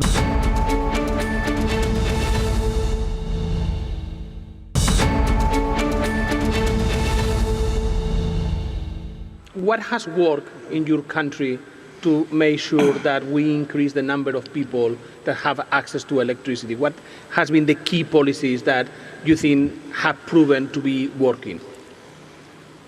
Well, the first policy that we have done is to have a cost-reflective tariff, so that our utility can expand. But that cost-reflective tariff is also meant to attract the private sector. And the private sector has come in heavily to invest in generation. Where we think we still need some more investment is in transmission and distribution. The infrastructure is needed there. We also have a rural electrification fund where we know that distributed energy, off-grid distribution and the power is through that rural electrification fund. So everybody who uses commercial electricity in Zimbabwe is charged 6% so that we can use that money to focus on the rural areas. Because the rural areas, while the country is electrified 62%, but the rural areas are still at 27%. And we need to increase the connections there. Of course, we also are using our clean energy strategy to assist in the rural areas and in the urban areas to supplement the electricity. We have said, let's look at electricity as an enabler, particularly for the young. And all our schools, we want by this year all the schools to be electrified, all the clinics to be electrified, so that we don't leave anyone in no place behind. It's crucial that all the children, especially in this digital world, are given an opportunity to have electricity so that they can go into the digital world. So these are the strategies that we are using, but the policies that we have now put in our compact energy compact has 5 pillars. All of those are aimed at increasing access, at increasing security, and also affordability. We made, as the world, big progress in increasing the access to electricity over the last few decades, but it feels, looking at some of the numbers, that we are struggling to kind of reach that last 700 million people, and that in percentage terms, we have been flatlining around 10% of the world's population without electricity for the last few years, and that number doesn't seem to come down. It's just as simple as the last bit of the effort is the most difficult one, or do you think that something has changed that is just going to make more difficult to resolve completely the problem? Well, I think you're right. I think we have had the low-hanging fruits picked up, and now we are having the difficult part to reach the more difficult areas. I think it needs more efforts from everybody, whether it's countries, whether it's multilateral institutions, and whether it's investors. We need more partnership between public and private partnership in order to achieve the objectives. Today and this morning in the inaugural session, we talked about the energy trilemma. We talked about, energy security, energy affordability and access, and also sustainability. And one important element in order to achieve access and to achieve affordability is to have data. And data is very important for decision. It enables investors to know that there are opportunities, and in the absence of data, that hinders progress and hinders investors to reach the areas that need the energy most. I think we talked about the International Energy Forum as the custodian of the Joint Organization Data Initiative, and we collect data at the moment on oil and gas, and we have been doing this for oil more than 20 years and about 11 years for gas, but we are also expanding it to other areas of sustainability metrics and maybe even critical minerals. But we do have difficulties and we face challenges to collect data. Although we work with international partners like the UN statistical divisions, Eurostat, IEA, OPEC, and APEC in the Asia Pacific and others, and we're trying to explore to get more partners in order to improve the quality of data and the completeness and the accuracy of data, because we use country official data for reporting on oil and gas at the moment. And the difficulties we have, OECD countries, we get much better data and more accurate data, but we do have difficulties with developing world. So I think it needs more attention to provide the data so analysts and investors can have access to the data so they can establish the opportunities to increase the access to energy. Mr. Haider, a lot of the problem with cooking fuels is going to need support from the West, and your country has been doing a lot of very good work in that area as a major donor. From your perspective, what is working, what has been a bit of a disappointment, and where do you see what do you see we need to do next in terms of, from a donor country, in terms that we help that 2.1 to 2.4 billion people that still lack access to modern cooking fuels? Thank you very much. Indeed, a very good question. And if I would summarize it in one line, it would be work with local populations, work with local communities. We've been a donor or clean cooking solutions for the last decade, together with the World Bank, with other partners. And sometimes we've given gas cooking sets to local communities for free. And then we came back a year later and we found out that they were not used simply because the gas was unable to reach the location, or it was simply too expensive because people didn't have $50 a year to spend on these advanced cooking fuels. So the minister from Zimbabwe gave a great example where in local communities, when there's manure, when there's a cow dung, you can use something that is already locally available to upgrade it into a clean cooking fuel and work with the communities, and then it works two ways. So what we have learned is not focus on a single source, always do a multi-fuel, multi-source approach, work with the local communities, see what they need, understand the dynamics of the local markets, understand what people can afford, and with that, a solution in India might be completely different from a solution in Africa. In the long run, by getting some of the data better, of course, and sharing those experiences, we can make the next step. And it is still, that's also what the data tells us, one of the cheapest way to bring prosperity to different regions. It's not required hundreds of billions. No, it's far smaller amounts to have access to clean cooking around the globe. And the good thing about it is the IEF was already referring to the partners with which they cooperate.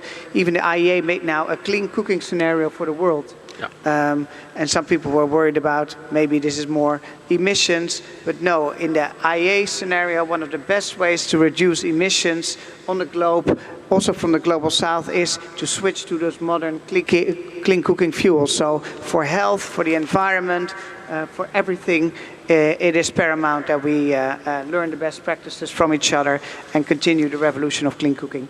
So I have a fantastic panel with me. I don't need to introduce any of them. You can see who they are. And of course, I'm going to start with Chairman Singh. And we've got William from BP and we've got Haitham from ADNOC as well. Welcome to all of you. Chairman Singh, I am going to start with you. Firstly, because we are in India. And ONGC is doing some absolutely fantastic things in terms of upstream and exploration. Just tell us a little bit about what are the really exciting projects that ONGC is working on? How do you see the future of oil and gas and the need for keeping investment going? Thank you, Dr. Sen. And good question and a very linear answer, not complex answer. Because for us, our import dependence figure of oil. For us, whether if it is oil is on Himalayas or on the Everest, if it comes to us through some means, we would welcome it. And basically from energy security point of view, because we can't afford to have the current state continue for long. So exploration, as you see, world over also, NOCs are exploring more. IOCs have enough reserve to develop. So their priority could be development, but NOCs all over the world is kicking very strong on exploration side. So far India is concerned, because in the context of energy security and the fact that we have large sedimentary basin, and out of 3.3 we have roughly 1.7 odd is offshore, and out of 1.7 million square kilometer, roughly 1.32 is around deep water, and out of 1.32, 1 million square kilometer was no-go. So what we explored in deep water is, you can say, which was no-go area. ONGC has spent and made large efforts to explore deep water. One big campaign came in 2003 to 7 that was known as Sagar Samriddhi. And today you heard Prime Minister saying about Samudra Manthan. ONGC has drilled so far 150 deep water wells. It's not a small number. And 41 developmental wells. So ONGC has drilled roughly 200 wells in deep water. Out of these 90, out of 150, I'm talking about exploratory wells. Roughly 90 were drilled in KG. KG is, for every one of us, including Williams Company, is now Category 1 basin. What matters most for us today is to explore deep water as much as we can, because onshore, I'm not too sure that, I'm sure that we have explored.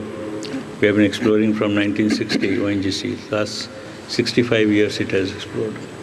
What was completely out of bounds, what I mentioned to you. So, our first primary responsibility towards nation, because being a government company, is to explore deep water and then come to conclusion that this way or that way. And that exploration responsibility is on us, and hopefully the resources of country will come together to pull it through. If ONGC can do it, well and good. If it can't, I'm sure the other forces of nature, including government, will come to our rescue. They will not allow us to die.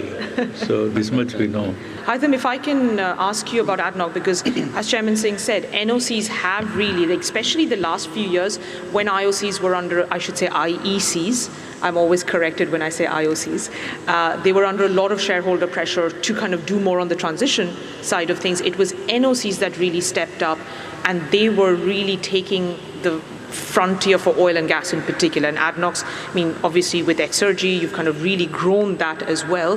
How do you see, do you agree with what I was saying and what William said as well in terms of how the energy mix is playing out, and how is ADNOC positioning itself, especially given all the volatility that you see as well? Maybe first and foremost, I want to as well commend ONGC on the fantastic achievement. I echo William here. I think I come from an ADIPEC environment as technical chair, and I think I see a lot of potential here with the sheer volume, sheer mass, and good quality presentations arranged. So all the best, and I think the future is yours.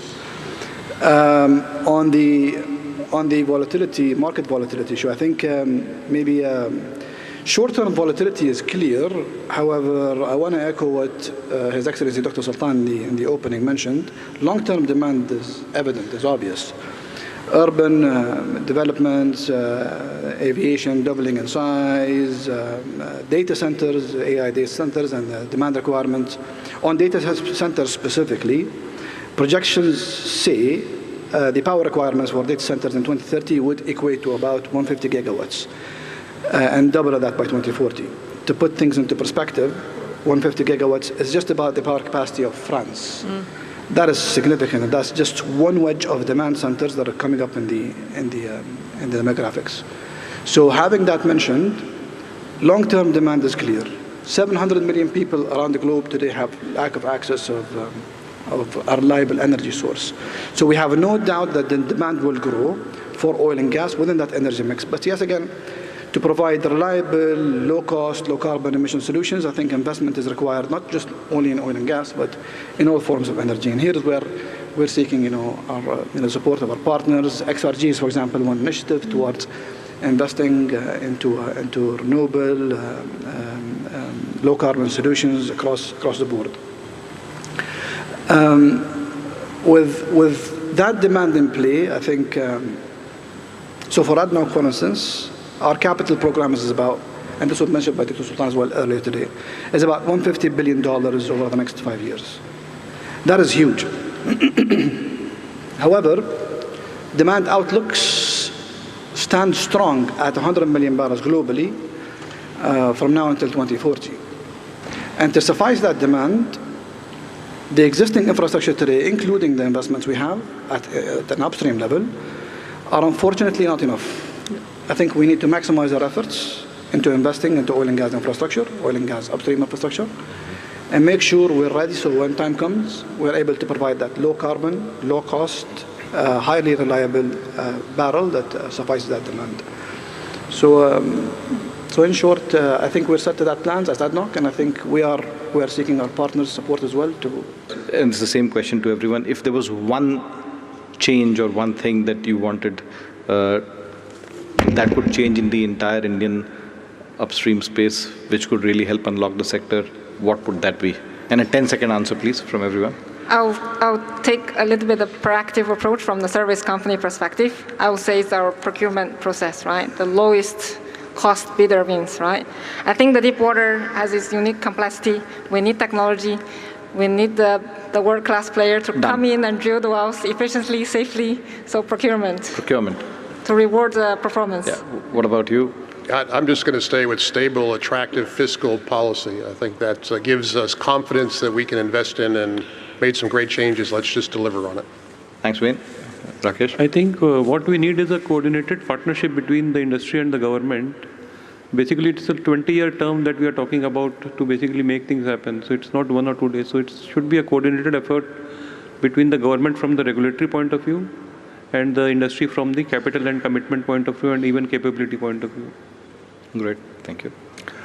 Well, like the government sponsored the National Seismic Program by covering as much area of the country as possible with seismic, so that's the basic start for exploration.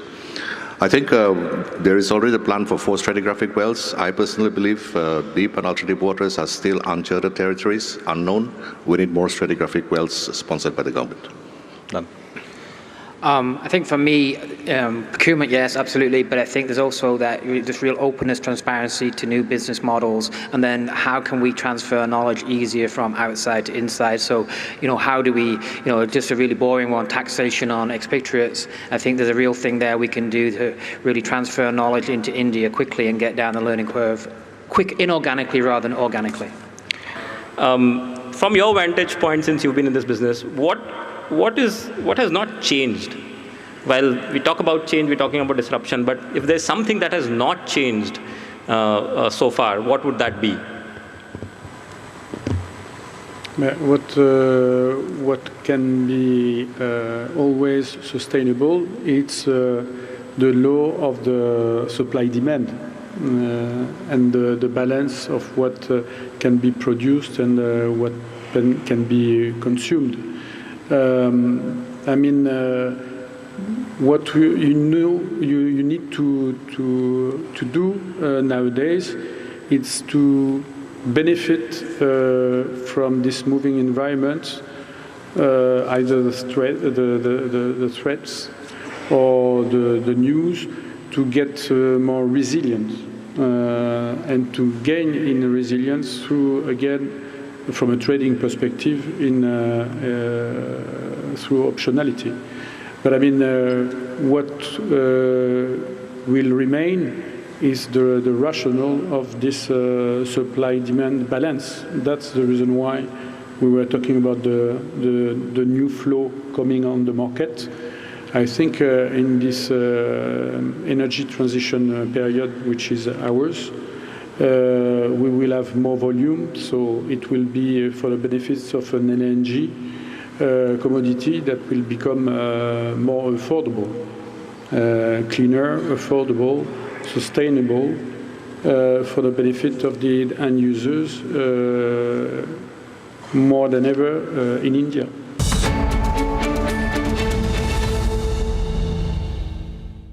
थोड़े में ज्यादा स्वाद ये तो है इसकी खास बात। वाओ मामा क्या स्वाद है? अरे मेरे राजा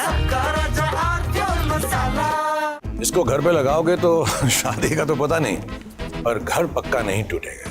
रुंगटा नहीं तो घर स्ट्रॉन्ग नहीं। रुंगटा स्टील TMT बार एकदम सॉलिड। पहाड़ों में एक हाइकिंग शिप भी बन सकती है। आधे चावल दही में 4 चम्मच MDH चटनी पुदीना मसाला डाला, स्टर करो, पुदीना चटनी तैयार। MDH चटनी पुदीना मसाला। आर प्योर सूजी पास्ता, उबालो, मिलाओ और खाओ, 8 मिनट में तैयार। क्या टेस्ट है, सबका राजा R pure masala. Simple terms. The Russians have clearly warned America thus far and no further. And if you think that we will do nothing when there is an existential regime to one of our very close allies, Iran, well then you are barking up the wrong tree. And they have supplied Kinzhal hypersonic missiles to Iran, with the help of which these Kinzhal hypersonic missiles, with its own hypersonic missiles, Iran can sink the Abraham Lincoln and many capital ships. And look at the media disaster that would be. Donald Trump doesn't want to put boots on the ground, he can't afford to. Not in Iran. Not in Iran, not even in Venezuela. So he wants a quick, easy telematic victory. Looks damn good on television. You know, quick in, quick out. But in Iran, if he attacks Iran, he is going to get into a battle of attrition for which the United States is simply not prepared. It lacks the industrial capacity. Let me explain. The production capacity of the Patriot missiles, which are needed for air defense, missile defense, is about 550 to 600 per year. Russia can produce 800 Kinzhal missiles a year. To stop every Kinzhal missile, you will need 2 Patriot missiles. You don't have the capacity even for Ukraine. So can you do it for Ukraine? Can you do it for Iran? And what if China decides this is the best time to go for Taiwan then? Will you be able to protect Taiwan? Will you be able to protect American bases in the Pacific? I mean, this hasn't been thought through. Israel, to save itself from the missiles of Iran, which cost $50 billion in June last year of worth of damage, if it has to go for the third missiles, $1 billion a battery, $12 to $14 billion per missile, at a time when the American economy is heading for trouble, can the United States afford this profligate expenditure? I don't think anybody has done any rational thinking.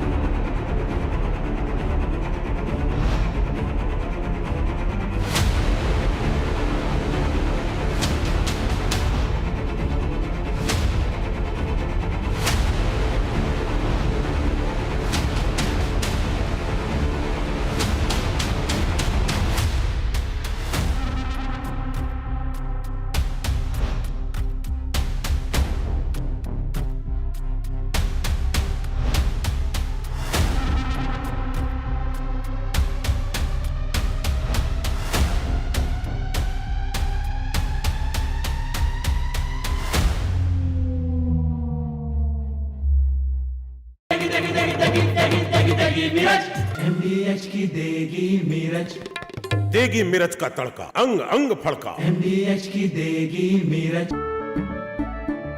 केसरिया से मन जोगी हुआ रे, दिल झूमे देखो मतवारा हुआ रे। केसरिया से मन जोगी हुआ। हर पल मनाओ केसरी त्योहार, विमल बोलो जुबान Kesari.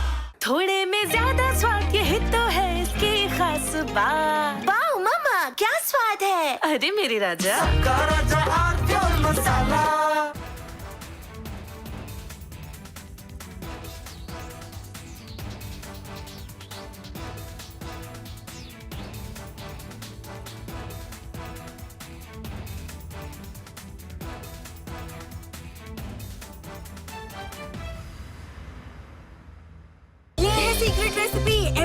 hot jeera sip, chal jeera masala. Sip, sip, jeera sip, jeera sip. India's ka jaldi hot jeera sip, jeera sip. India's ka jaldi hot jeera sip.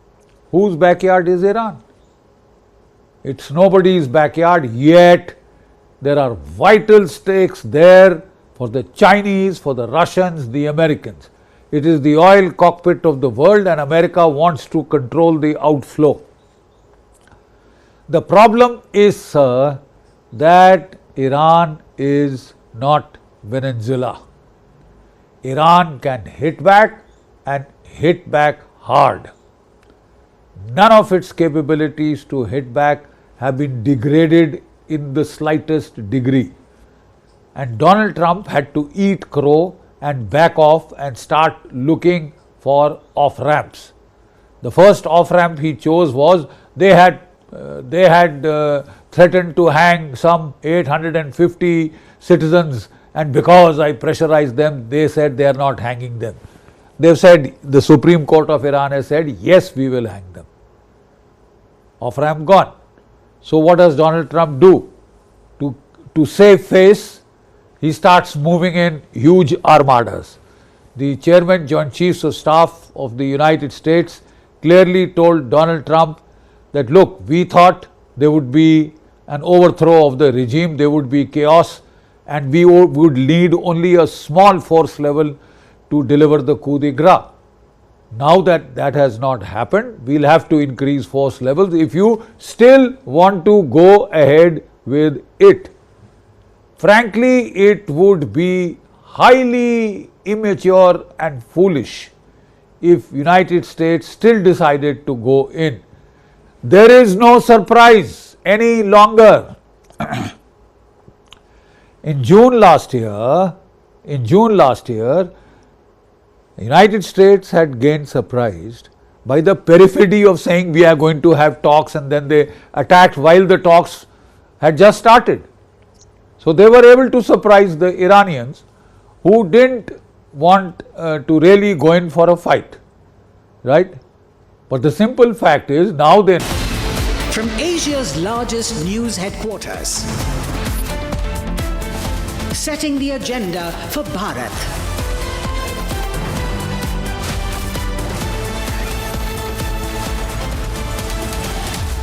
You're watching Republic.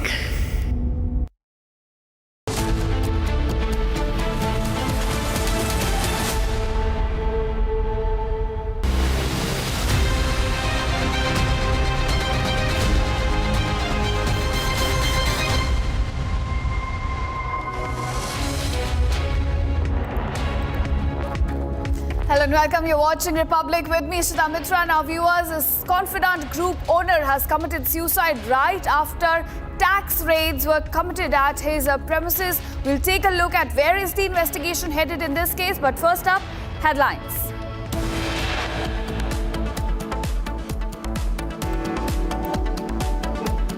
CJ Roy, confidant group chief, shoots himself after tax raids. Case likely to be handed over to CID.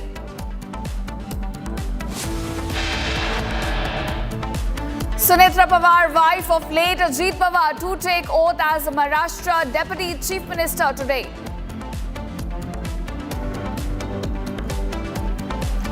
Sharad Pawar says no information about Sunetra Pawar taking oath as Maharashtra Deputy CM today.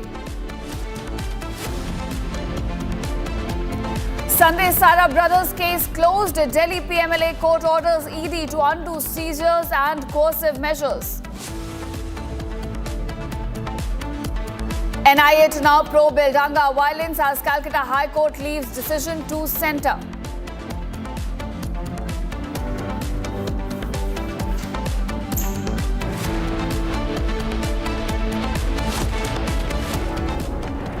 Welcome viewers. Our top focus at this hour. Thousands of people from across Manipur have gathered in Imphal for highly anticipated mass rally organized by the Coordinating Committee on Manipur Integrity under the powerful theme Manipur Kanba Kongcha. Now this translates to a determined call to save and safeguard Manipur. The event, poised to kick off shortly, has seen extensive preparations by top security officials to ensure robust measures amid large turnout. Today's rally, viewers, has drawn widespread participation from local clubs, the resolute Mera Pebis, students, various student bodies and dedicated local volunteers, all uniting in a show of solidarity to address the ongoing challenges facing the state and to advocate for its territorial integrity, peace and protection. Now, this massive mobilization reflects the deep collective resolve of the indigenous communities to stand together in these testing and critical times. We're getting you visuals from Manipur, where a large number of people, in fact, have gathered for this rally to save and safeguard the state. As you can see, extensive security preparations are also in place. Massive forces deployed to ensure that no untoward incidents take place. Law and order is maintained in the area. We're looking at several people gathering for this rally from across different walks of life, a rally that calls to save the territorial integrity of Manipur. We're getting you visuals from Imphal on your screen, exclusive visuals on your screen, wherein you can see large number of people have gathered for this rally, which talks about saving the state. You have students, local volunteers, women groups, all of them gathering for this massive rally in Imphal, a rally which calls for a collective resolve to save the state. You can see the kind of banners and posters that a lot of people have brought with them for this massive rally in Imphal right now. Republic is getting you exclusive visuals from Imphal.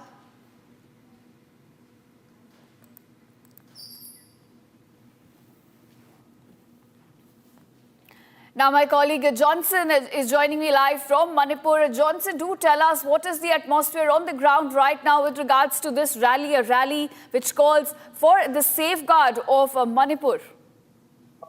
Yes, today the mass rally which is being organized by Kokomi with the support of all the village, of all the local class volunteers, and students and student organization, and even the local Mera Pibis also.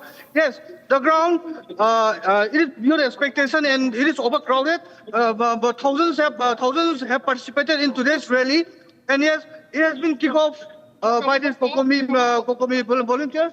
And I will show you the background also. Still, there are many participants are still gathering inside the ground itself, and it is not completely moved out. There are many more, and I will show you one of the manager. It is written as Manipur Miyamgi Politiski Hak. Manipur Miyamgi Politiski Hak. It means that the political rights of the public of Manipur must not be, assassinated or must not be taken away at any angle. And here, IDP Singh Mayumda Hanjil. It means the IDP must be made to resettle in the respective house at any angle, and on late evening of Thursday, the Chief Secretary have also issued a fresh statement of showing a roadmap to resettlement. And in that roadmap, it is clearly mentioned that 10,000 families, numbering of 40,000 IDPs will be made to resettle. The government is aiming to resettle 40,000 IDPs by the March of this month, of this year. So here, I will let one of the IDPs, one of the IDP member, IDP victim, to speak to Republic exclusively. आपका नाम क्या है? मेरा नाम खुशनाम अमरजीत, मैं चुचानपुर का रहने वाला हूँ। अभी कहाँ रहता है? अभी मांगोलगांवी रिलीफ कैंप पे रहता है, निचौकों बिष्णुपुर डिस्ट्रिक्ट के अंदर पे। तो आज के रैली के बारे में आप क्या बताना, आपके मन में क्या है, आप थोड़ा बताइए। अभी जो हम आईडीपी हजारों देख रहे हैं, आईडीपी हजारों हम लोग पार्टिसिपेट कर रहे हैं इधर में, और जो सरकारी लोग ने 2 बार एश्योरेंस दिया था, दिसंबर में दिया था, तो 2025 के दिसंबर में आईडीपी लोग सब अपना मूल स्थान पे जाने के लिए एश्योरेंस दिया था। अभी और 2026 के अंदर में भी मार्च के अंदर तक 40,000 आईडीपी लोग अपना मूल स्थान पे जाने के लिए सरकारी लोग ने ऑर्डर दिया था। अभी इतना एश्योरेंस कब कैसे चलेगा पता नहीं हम लोग। अभी जो आईडीपी लोग रह रहा है, आईडीपी लोग रह रहा है जो जेल पे रहता है, जेल पे, ओपन जेल पे, जो अंदर के जेल पे जो जेल रहता है ना, जो एसआईएम रहता है, इससे भी बहुत डेंजर है, खुला जेल है। अगर सरकारी लोग थोड़ा देकर हम खा रहा है, अपना घर पे रहने से तो हम बहुत अच्छा होगा। वो चीफ सेक्रेटरी का वो क्या है, वो रिसेंट स्टेटमेंट उसमें विश्वास है क्या नहीं? अब तो क्या बोलेगा, पहले भी एश्योरेंस दिया था, अभी तक रिसेटलमेंट को अभी जो पेरी का थोड़ा हुआ था, अभी जो 31 मार्च तक जो रिसेटलमेंट करने के लिए प्रोसेस किया था, वो लोग हम लोग तो विश्वास नहीं है, पर करेगा तो विश्वास करेगा। वो लोग जब हम लोग आईडीपी अपना मूल स्थान पे भेजेगा तो विश्वास करेगा, नहीं तो नहीं विश्वास करेगा हम लोग। Okay. Yes, this is the current situation now. The IDPs, even though the Chief Secretary have given his commitment, even his statement, clear statement that the IDPs will be made to resettle in their respective house by the March of this month. Yes, as the assurance has been repeatedly, and the Governor and the Chief Secretary could not fulfill, could not keep their promise. Yes, the IDP will only believe once they are resettled and once they are made to enter their house. This is the current situation here, and actually it is overcrowded and it is beyond expectation that thousands of IDPs, thousands of volunteers and local clubs, women folks, and also not only from the Meitei community but also from other different communities, they are now participating in this today's mass rally to safeguard Manipur's integrity. This is it, Sita. Right, Johnson. You know, you were speaking to somebody who's participating in a rally, and it seems like that a major chunk of these people who have come for this rally are internally displaced people. So if you could just go ahead and explain to us, what is the scale of displacement in the state right now? How many people are living in the camps and they're asking for rehabilitation? Okay, yes, it's exactly. I could not figure out the exact number of figures, but exactly as per the statement given by the Chief Secretary, it is confirmed that still 40,000 IDPs are still in relief camp. Actually, the number of IDPs that have been staying in relief camp is more than 60,000. Some of them, which their houses are in a bit safer area. Some of them have already started to resettle. But in the current statement given by the Chief Secretary, it is clear that 40,000 of IDPs is still in relief camps, and in this 2 days rally itself, more than the 10,000 of IDPs will be participating. This is to be. It is a very huge participation of all the IDPs. Still, you can see very clearly that on the road itself, it is crowded. It is crowded that the participants up to this rally are still overcrowded and they are not able to move, as it is in very, very huge numbers. You can see it. You can see it exactly, and also still in the ground. Right, Johnson. That's a large number. You know, I want to understand with this rally, what are the 5 or, you know, some basic collective demands coming up from the people of Manipur at this point? At this point, actually, the basic demands is the government of Manipur or the government of India must stop playing its politics, and also the government of India must try its best to save Manipur's unity by hook or crook at any angle. The government of India must not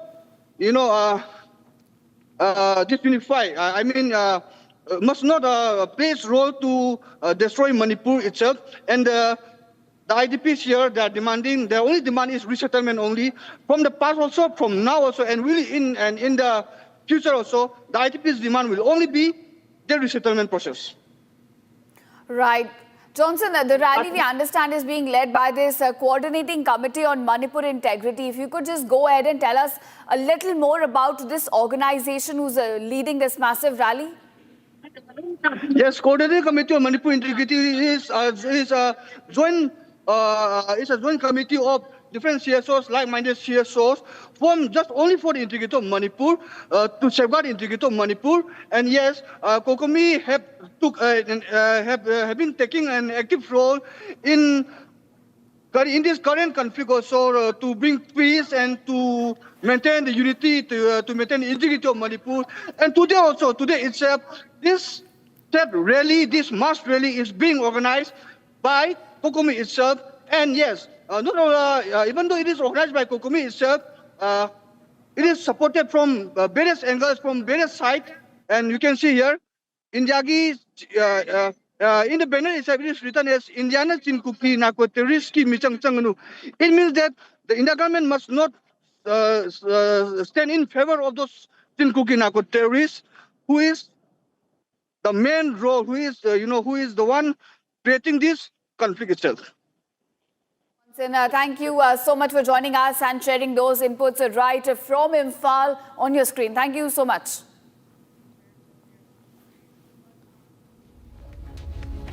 And now, viewers, as the threat of sniping looms large on the Indo-Pak border, the Border Security Force is now carrying out patrolling at the border. With major drone spottings, BSF has now intensified vigil at the India-Pakistan border. Watch this report. On the international border, the threat is also of the direct sniping by the adversary on the troops of the Border Security Force.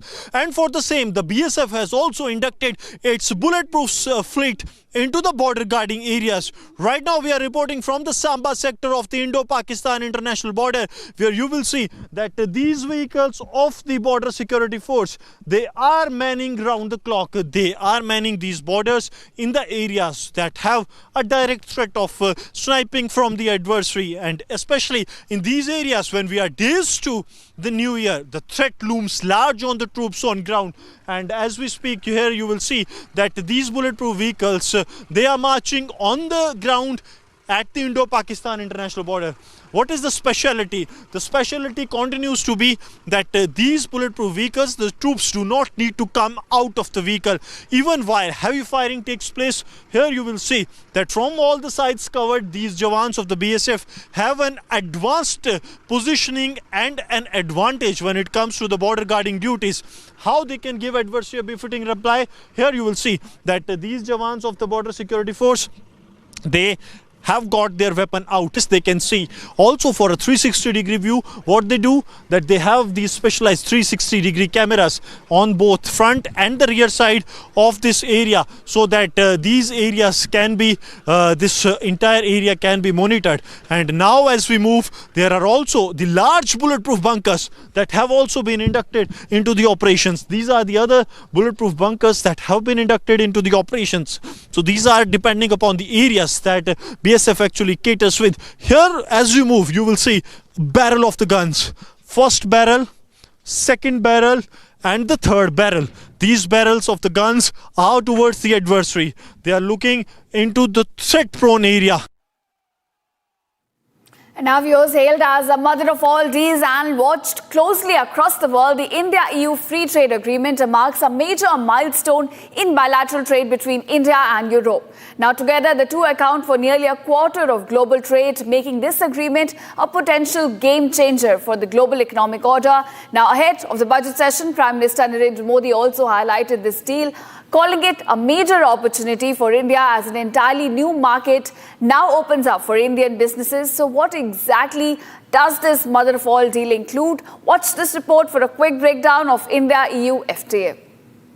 India and the European Union signed a historic free trade agreement, which many, including EU chief Ursula von der Leyen, have described as the mother of all deals. But what is the deal about? How will it benefit the Indian industry? Will it come into effect immediately? What are some of the hurdles, misconceptions about the deal? Union Minister Piyush Goyal took to X and shared a comprehensive document on the FAQs of the India-EU trade deal. Here's a quick look.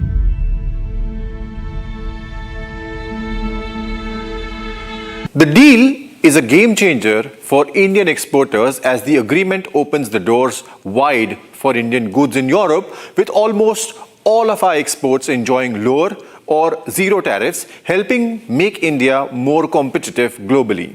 Now, EU has promised to remove duties completely on a huge portion of Indian goods right away. Specifically, on about 70% of the product categories or tariff lines, they're eliminating tariffs immediately, and these cover nearly 91% of the value of what India currently exports to the EU. That's massive, because almost 91% of our export value gets zero duty from day one. Now, do Indian farmers benefit from the India-EU FTA? Indian farmers are expected to benefit significantly from the preferential market access to the European Union for key agricultural exports like tea, coffee, spices, grapes, cucumbers, dried onion, fresh fruits, vegetables, and sheep, lamb, meat, which is expected to boost competitiveness, export volumes, realized income, and rural livelihoods. While sensitive sectors like dairy, poultry, beef, cereals, rice, wheat, edible oils, certain fruits, vegetables, nuts, and tobacco are fully protected with no concessions given. Will the entry of European products in India hurt domestic industry? Well, the India-EU FTA's bilateral safeguard mechanism is actually a built-in protection tool that lets India or the EU step in case the tariff cuts under the deal cause a sudden surge in imports that seriously harm or threaten to harm a domestic industry. In such cases, India can temporarily raise duties back to its standard MFN, that is most favored nation levels, on the affected goods following a proper investigation and a procedure. Now, this measure starts for up to 2 years and can extend another 2 years after review, but that's maximum 4 years total, and it is available during the deal's 22-year transition period to give industries time to adjust while ensuring fair trade benefits without overwhelming local producers. What are the technical barriers to trade? TBTs. In simple words, TBTs are the differential standards for products in different regions.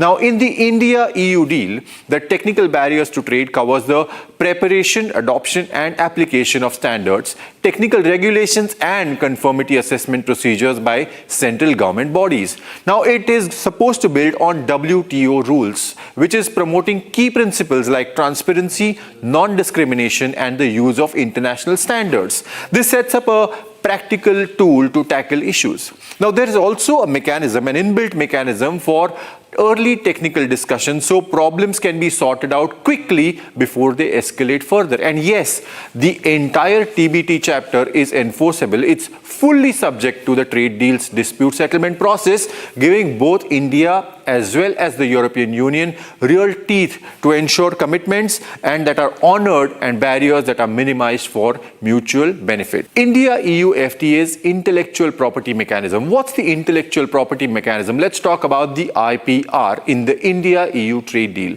Now, this directly creates a clear, unified framework to protect and enforce IP rights, with the main goals to encourage more investment in innovation, support creative and knowledge-based industries, crack down harder on piracy and counterfeiting, and make it easier to share information, knowledge, and technology between the two sides. The provisions fully reaffirm and build on the WTO's TRIPS agreement. That's the global standard, and they counter important areas like copyright, trademarks, geographical indicators, think like Darjeeling tea or basmati rice, industrial designs, trade secrets, undisclosed information, plant variety protection, plus stronger border measures and enforcement mechanisms to stop fake goods at the border. Now, they are protected for Indian manufacturers as they venture into European Union under the FTA framework. Will the FTA be implemented immediately? That's a major question, because the India-EU trade deal will enter into force on the first day of the second month after both sides exchange written notifications confirming that they have completed their internal legal procedures, or on any other day that they mutually agree.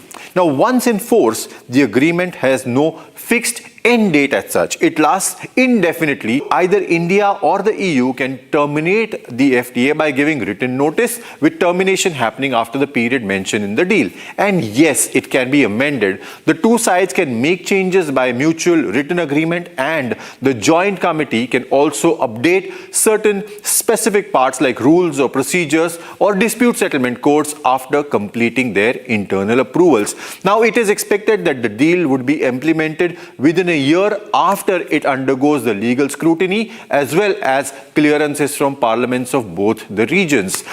Meanwhile, Union Minister Piyush Goyal has given insights on the deal on the FAQs, and a quick document has in fact been posted on the government's official website, the Press Information Bureau. And now viewers, it's time for a special segment called Bharat in One. Let's get started.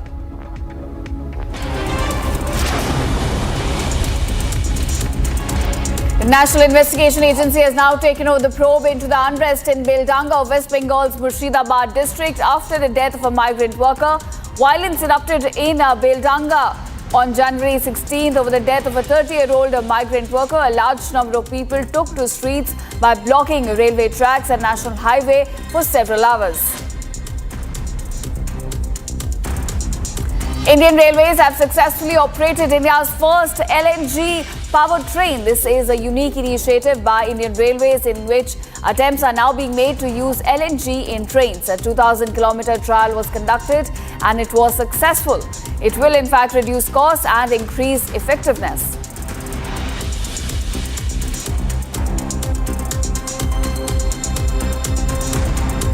NCP representatives in the Maharashtra Legislative Assembly and Legislative Council will gather at Vidhan Bhavan today at 2 p.m. for a meeting. Ajit Pawar's wife and Rajya Sabha MP Sunetra Pawar also reached their Mumbai residence late last night. This comes as reports say Sunetra Pawar is now set to take oath as Maharashtra Deputy CM. This comes days after Ajit Pawar died in a tragic plane crash in Baramati.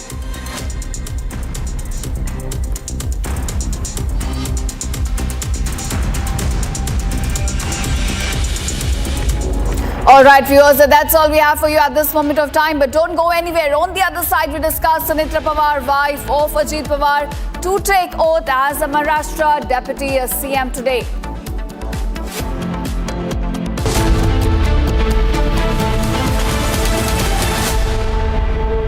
थोड़े में ज्यादा स्वाद यही तो है इसकी खास बात। वाओ मामा, क्या स्वाद है? अरे मेरे राजा,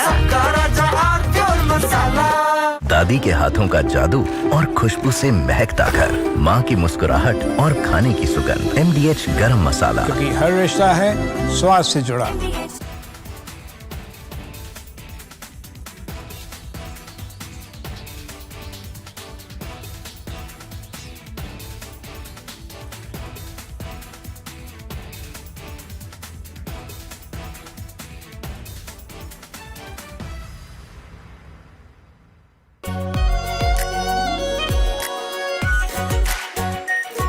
Pure Shahi Paneer Masala. Delicious, healthy, every day. The United States, Israel and the MI6 of United Kingdom, they had launched a major regime change operation in Iran this year.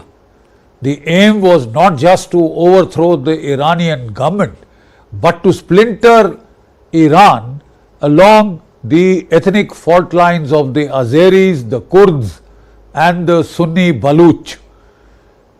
Israel was trying to help the Kurdistan fighters to come in, and also the Afghan refugees who were there. The United States, the CIA was working with Pakistan to induct large-scale induction of arms, small arms into Sistan, Baluchistan, the Sunni area of Baluchistan, the Sunni area of Iran. The plan was very highly ambitious. 40 to 50,000 Starlinks had been pushed into Iran because they knew that they would shut down the internet, and as abundant precaution they had put in about 50,000 Starlink terminals. This time the Russians and the Chinese seem to have warned Iran of the American playbook, and the Russian electronic warfare capabilities, the Chinese electronic warfare capabilities have been used to jam the Starlink terminals and cut off communications between the operatives on the ground and the intelligence agencies of Mossad and the CIA. Secondly, in June last year, when the United States and Israel had launched a combined attack to take out Iran's nuclear capability, nascent nuclear capability, a lot of their intelligence networks of the Mossad had been uncovered. Despite that, the Mossad tried a desperate gambit to sacrifice its intelligence networks in Iran if required, but to go for the jugular. So like I said, a sophisticated operation, intelligence operation was launched to completely derail the Iranian currency. The Iranian currency is now $1 is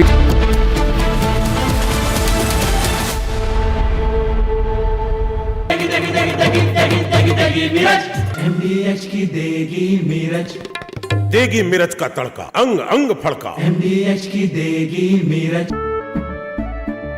केसरिया से मन जोगी हुआ रे, दिल झूमे देखो मतवारा हुआ रे, केसरिया से मन जोगी हुआ। हर पल मनाओ केसरी त्योहार, विमल बोलो जुबान Kesari.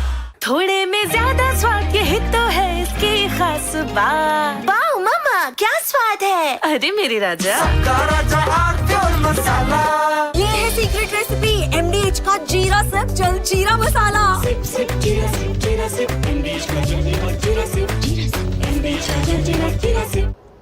simple terms. The Russians have clearly warned America thus far and no further.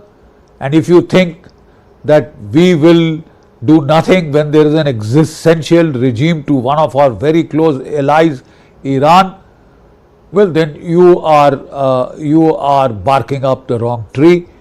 And they have supplied Kinzhal hypersonic missiles to Iran, with the help of which these Kinzhal hypersonic missiles, with its own hypersonic missiles, Iran can sink the Abraham Lincoln and many capital ships. And look at the media disaster that would be. Donald Trump doesn't want to put boots on the ground, he can't afford to. Not in Iran. Not in Iran, not even in Venezuela.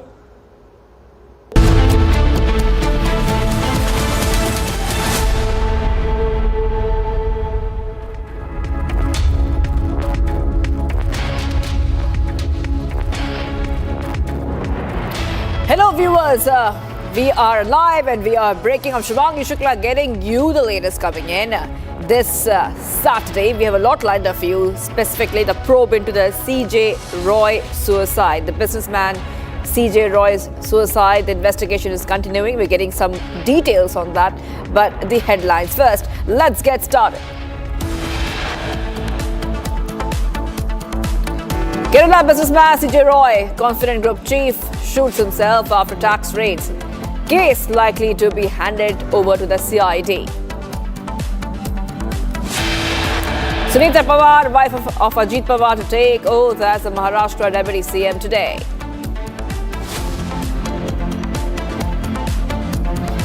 Sharad Pawar says no information about Sunetra Pawar taking oath as Maharashtra's Deputy CM today. Sandhisara brothers case closed. Delhi PMLA court orders ED to undo seizures, coercive measures.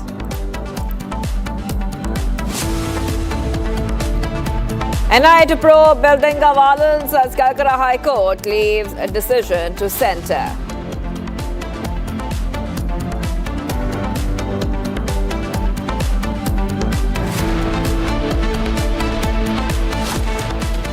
We're getting some breaking news coming in, viewers. Babu Joseph, the elder brother of late Bengaluru-based real estate tycoon CJ Roy, has now shared an account of his brother's suicide amid ongoing income tax raids.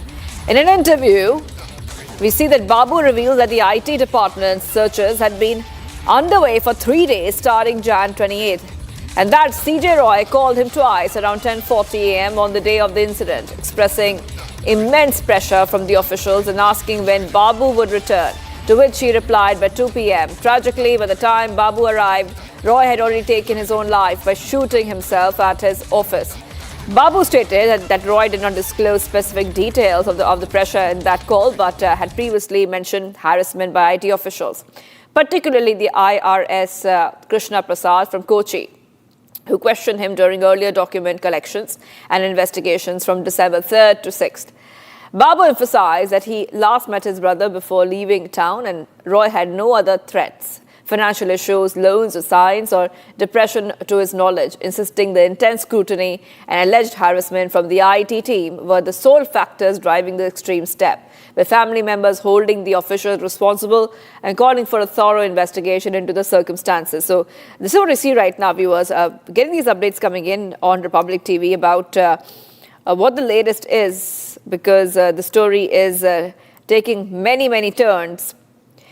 Now we see that CJ Roy's brother, has spoken about the truth. He says the truth will be coming out. I just want to go ahead and play out some statements.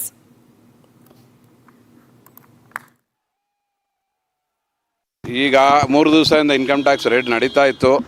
ಅವರು investigation ಮಾಡ್ತಾ ಇದ್ರು. 28ನೇ ತಾರೀಕು ಬಂದಿದ್ದಾರೆ. 28, 29, ನೆನ್ನೆ 30. ನೆನ್ನೆ ಬೆಳಗ್ಗೆ 10:40ಕ್ಕೆ ನನಗೆ phone ಮಾಡಿದ್ರು ಪುಕೆಟಿಗೆ. ನನಗೆ ಪ್ರೆಷರ್ ಇದೆ ಇನ್ಕಮ್ ಟ್ಯಾಕ್ಸಿಂದ, ನೀನು ಯಾವಾಗ ವಾಪಸ್ ಬರ್ತೀಯಾ ಅಂದರು. ನಾನು ಇವತ್ತು ಸಂಜೆ 7 ಗಂಟೆಗೆ ಬರ್ತೀನಿ ಅಂತ ಹೇಳಿದೆ. ಬಟ್ ಅಷ್ಟರಲ್ಲಿ ಅವರಿಲ್ಲ, ಹೋಗಿದ್ದಾರೆ. ಏನು ಪ್ರೆಷರ್ ಅಂತ ಏನು ಹೇಳಲಿಲ್ಲ. ಬಾ ಮಾತಾಡೋಣ ಅಂತ ಹೇಳಿದರು. ಅದು ಏನು ಅಂತ ನನಗೂ ಗೊತ್ತಿಲ್ಲ.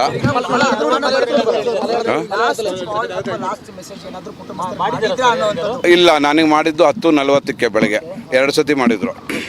ಅಷ್ಟು ಬಿಟ್ಟರೆ ಬೇರೆ ಏನು ಮಾತಾಡಿಲ್ಲ. ಐ ಟಿ ಆಫೀಸರ್ಸ್ ಹರಾಸ್ಮೆಂಟ್ ನಡೀತಾ ಇದೆ ಅಂತ ನನಗೆ 3 ದಿವಸದಿಂದ ಹೇಳ್ತಾರೆ. 1 ತಿಂಗಳಿಂದ ಹೇಳ್ತಾ ಇದ್ದಾರೆ. 1 ತಿಂಗಳಿಂದ ಹೇಳ್ತಾ ಇದ್ದಾರೆ. ಹೌದು. ಯಾಕಂದ್ರೆ ಅದು ಡಿಸೆಂಬರ್ 3ನೇ ತಾರೀಕಿಂದ 6ನೇ ತಾರೀಕುವರೆಗೆ ಇದ್ರು. ಅವರು ಡಾಕ್ಯುಮೆಂಟ್ಸ್ ಕಲೆಕ್ಟ್ ಮಾಡಿದ್ದಾರೆ. ಮೊನ್ನೆ ಇನ್ವೆಸ್ಟಿಗೇಷನ್ಗೆ ಅಂತ ಕರೆಸ್ಕೊಂಡಿದ್ದಾರೆ. ಆಗ ಏನು ಟೆನ್ಷನ್ ಆಗಿದೆ ಅಂತ ನಂಗೆ ಗೊತ್ತಿಲ್ಲ.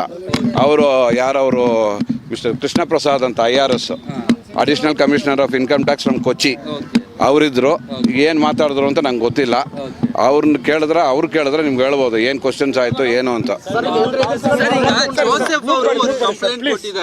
ಜೋಸೆಫ್ ಅವರು ಎಲ್ಲೂ ಅಲಿಗೇಷನ್ ಮಾಡಿಲ್ಲ, ಯಾರ ಮೇಲೂ ಅಲಿಗೇಷನ್ ಮಾಡಿಲ್ಲ. ಅಲ್ಲ ರೀ, ಈಗ ನಾನು ಇನ್ನೇನು ಹೇಳಲಿ? ನನಗೆ ಬೇರೆ ಯಾವ್ದು ವಿಷಯ ಹೇಳಲಿಲ್ಲ. ನಾನು ಅವ್ರ ಮೇಲೇನೆ ಹೇಳ್ಬೇಕಲ್ಲ. ಅಲ್ಲ, ಅದೀಗ ನಾನು ಫ್ಯಾಮಿಲಿ ಮೀಟ್ ಮಾಡ್ಬಿಟ್ಟು ಹೇಳ್ತೀನಿ. ಒಂದು ಸೆಕೆಂಡ್. ನನ್ನ ಹತ್ರ ಮೀಟ್ ಮಾಡಿದ್ದು ನಾನು ಹೋಗೋ ಮುಂಚೆ ಮೀಟ್ ಮಾಡಿದ್ದಾರೆ. ಯಾವ್ರ ಬಗ್ಗೆ? ಇಲ್ಲ, ಬೇರೆ ಯಾವ ಥ್ರೆಟ್ಟು ಇಲ್ಲ. ಅವ್ರಿಗೆ ಸಾಲ ಇಲ್ಲ, ಥ್ರೆಟ್ ಇಲ್ಲ, ಅವ್ರಿಗೆ ಎನಿಮೀಸ್ ಇರಲಿಲ್ಲ. ಏನಿಲ್ಲ, ಲಾಸ್ ಏನಿಲ್ಲ ಅವ್ರದ್ದು. ನನಗೆ ಗೊತ್ತಿದ್ದಂಗೆ ಡಿಪ್ರೆಷನ್ನಲ್ಲಿ ಏನಿರಲಿಲ್ಲ. ಗೊತ್ತಿಲ್ಲ, ಅದು ಹೋಗಿ ಕೇಳಬೇಕು, ನೋಡಬೇಕು. ನಾನೇ ಏರ್ಪೋರ್ಟಿಂದ ಬರ್ತಾ ಇದ್ದೇನೆ. ಅಲ್ಲ, ನಾನು ಕೇಳಿ ಹೇಳ್ತೀನಿ. ಅದೊಂದೇ ಇಶ್ಯೂ ಇದ್ದಿದ್ದು. ಅದು ಏನು ಅಂತ ವಿಚಾರಿಸ್ಬಿಟ್ಟು ನಾನು ಹೇಳ್ತೀನಿ. All right, let's go across to my colleague. I'm being joined by Abhishek. Abhishek, I'm coming across to you because as we keep tracking the story, we just played that statement of the brother of CJ Roy, CJ Babu, and he said that he had no loans. He had no other issue other than income tax. This is what the brother has said. He has also lightly spoken about some kind of pressure. If you could help our viewers understand what the latest is as the investigation continues.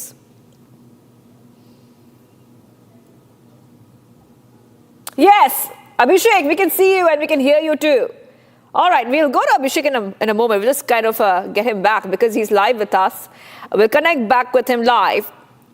CJ Babu said that CJ Babu is a brother, and he said that he has no information on the income tax issue and that Roy had no loans in his name. So we just played out that statement of CJ Babu, who's a brother of the Confident Group chairman CJ Roy.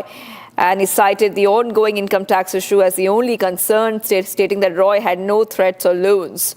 However, in that statement that we have played out, he does speak about pressure which CJ Roy was going through. We'll try to go back to our colleague in a short while from now, Abhishek.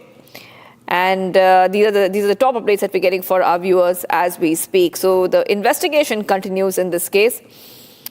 We saw earlier in the day the wife and son of CJ Roy reached the post-mortem center. And we're also seeing more updates coming in as forensic teams, including the scene of crime officer and forensic science lab teams, are investigating the case.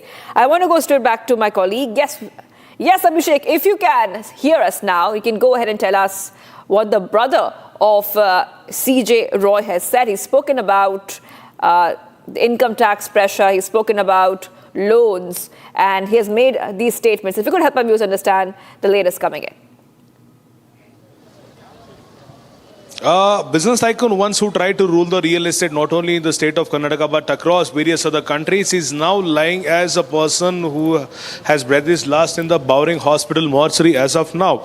Another update is that the brother of CJ Roy, Babu Roy, very clearly mentioned the fact that Babu Joseph mentioned the fact that this suicide might have been a reason of the torture by the IT officials, because it is mentioned by Babu Roy that CJ Roy called his brother a couple of hours ago, just as soon as the IT officials walked into the Confident Group's office, which is located in Bengaluru's Langford Road.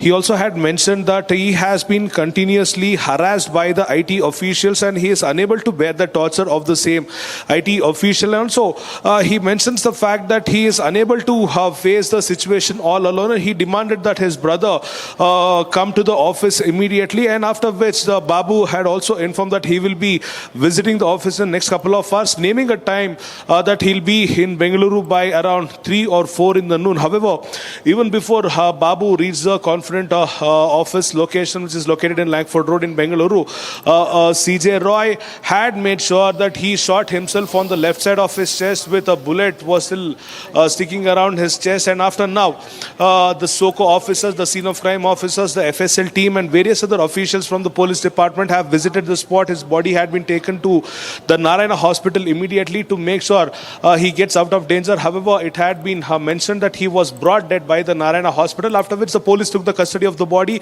and the body is laying in the postmortem department of the Bowring hospital as of now. The postmortem procedure has been completed. The family members of CJ Roy, which includes his wife, his daughter and his son, visited, dropped into Bengaluru at 4 in the early morning.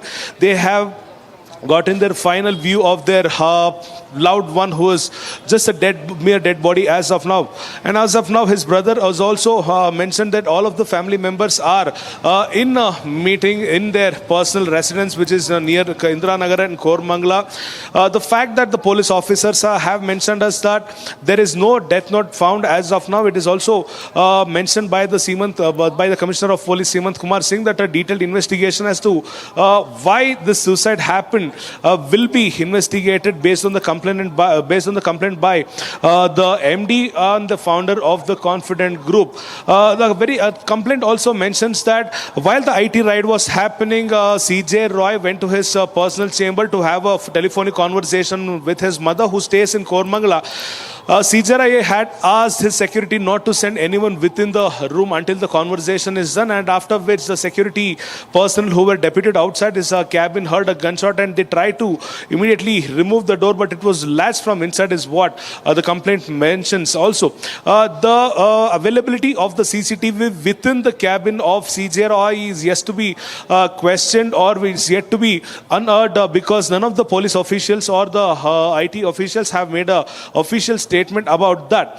The DCM of Karnataka, DK Shivkumar, has demanded that this inquiry be given to the chief CID, because it is not only CJ Roy but various other businessmen are being harassed by the IT officials, is what DCM DK Shivkumar claims, and no such official should be doing this at any cost, is what he has mentioned, because he had undergone the IT and the ED raids previously. So we will have to wait and see what unfolds in the next couple of hours, and the case is about to be given to the CID by the evening, is what the police sources claim as of now. However, the body will be handed over to the family at tomorrow morning at around 10 a.m. All right, thank you for getting us those details. Abhishek, I'll be coming back to you because we know that CID probe is also likely. Now we'll tell our viewers a little bit more about what's been happening. The Confident Group chairman and prominent businessman C.J. Roy was found dead at his office in Langford town. Police say that the 57-year-old committed suicide, reportedly due to a self-inflicted gunshot wound. The incident occurred at Roy's office near Richmond Circle at a time when income tax search and seizure operations were underway at premises linked to him. Earlier in the day, IT officials had conducted raids on Confident Group offices following allegations of tax evasion. More in this report. Confident Group chairman C.J. Roy was found dead at his office in Bangalore, and police say the death is a case of suicide. The 57-year-old businessman was found dead inside his Langford town office. The incident unfolded at the company's office near Richmond Circle at a time when income tax search and seizure operations were underway on premises linked to Roy.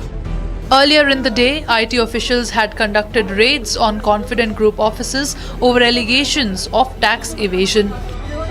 Police have now launched an investigation into the incident. C.J. Roy, a top businessman, hailed from Kochi, Kerala.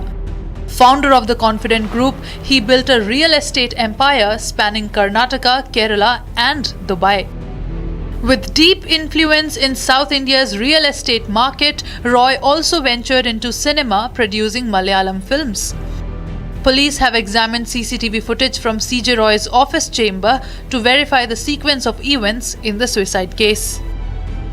ಅನೇಕ ಪ್ರಶ್ನೆಗಳನ್ನು ಕೇಳ್ತಾ ಇರಬೇಕಾದ್ರೆ ಒಂದು 5 ನಿಮಿಷ ನನಗೆ time ಕೊಡಿ ಅಂತ ಕೇಳಿ ಒಳಗಡೆ ಹೋಗಿ ಈ ರೀತಿ ಒಂದು ಉನ್ನತ ತನಿಖೆಯನ್ನು ಮಾಡ್ತೇವೆ.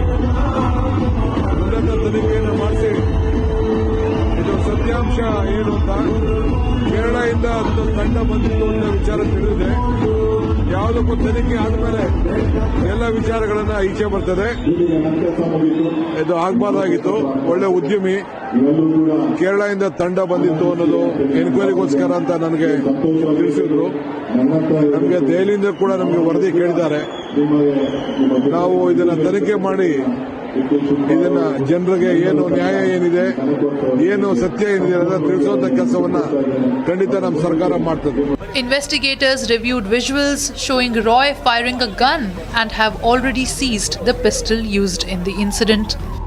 Police are continuing their probe by inspecting his office room for any clues.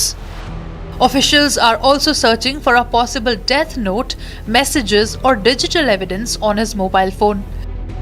His phone is being examined for call logs and activity on WhatsApp, Facebook, Instagram and Twitter.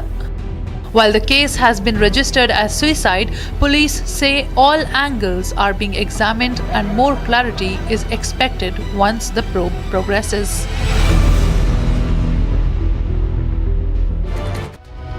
Some updates coming in an operation in Kishtwar. 3 Indian Army jawans have sustained injuries. And this is coming in the backdrop of some updates.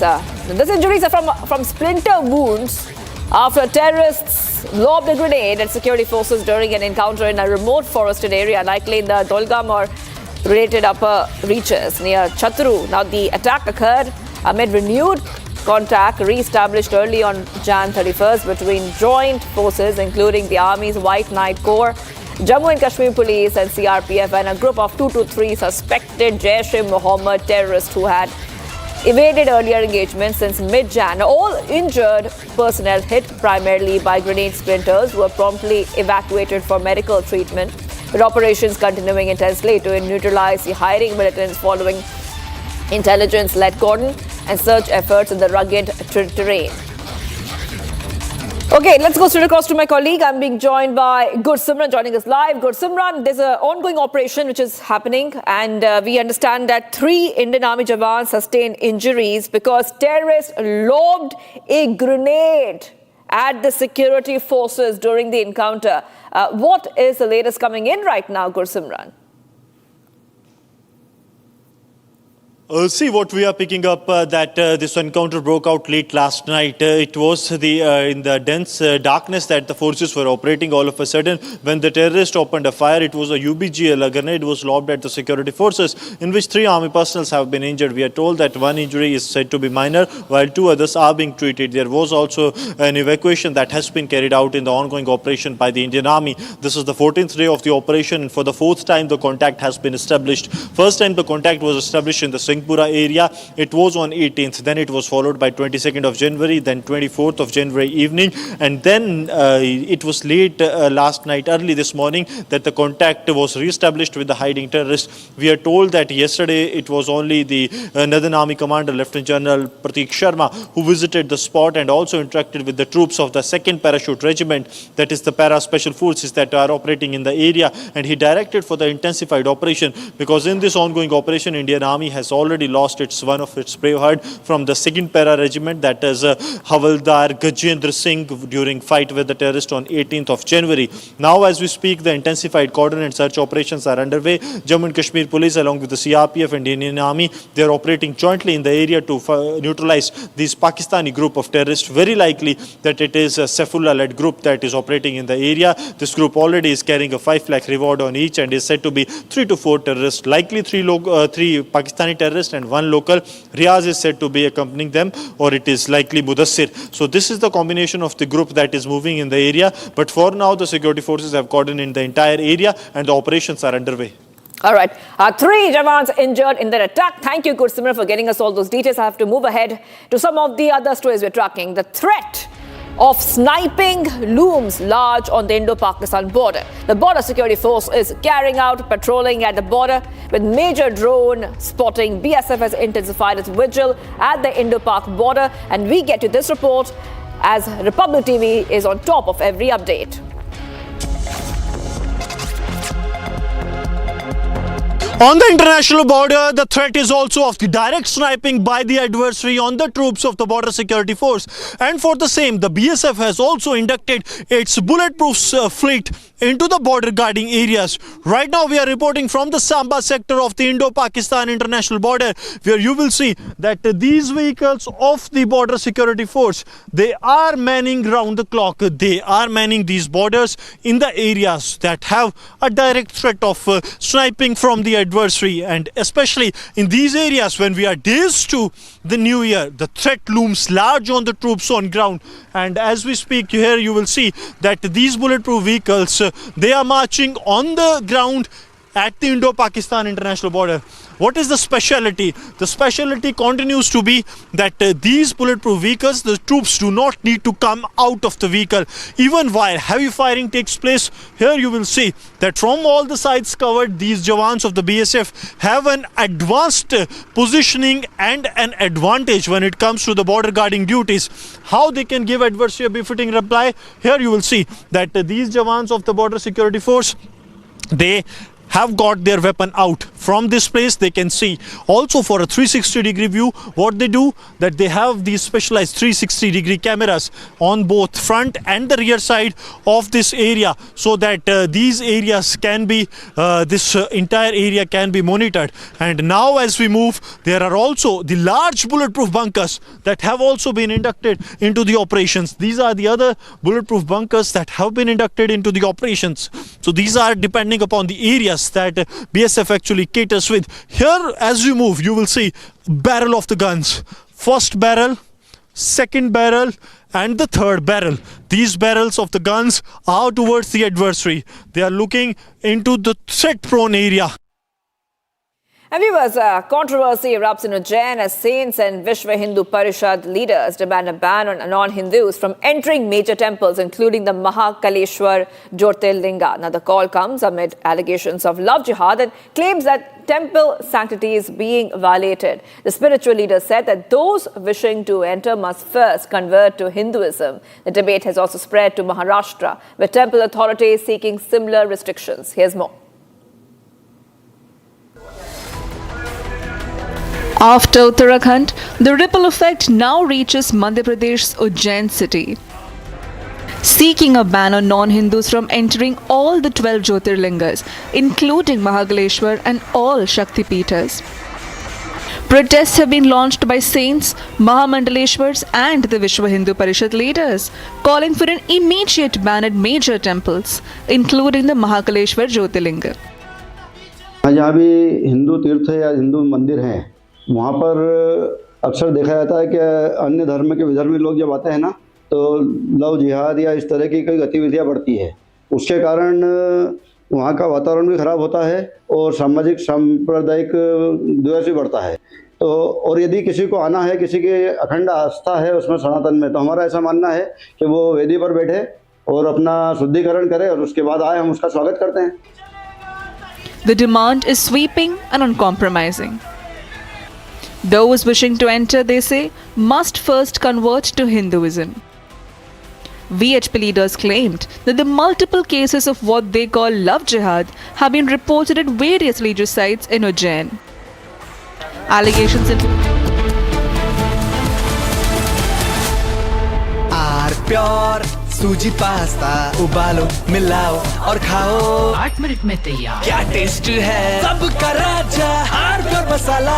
MDH की हल्दी मिर्ची धनिया करे कमाल। ये रंग दे, ये खुशबू दे, ये तीखा, ये कम पड़े। क्या निराला MDH मसाला।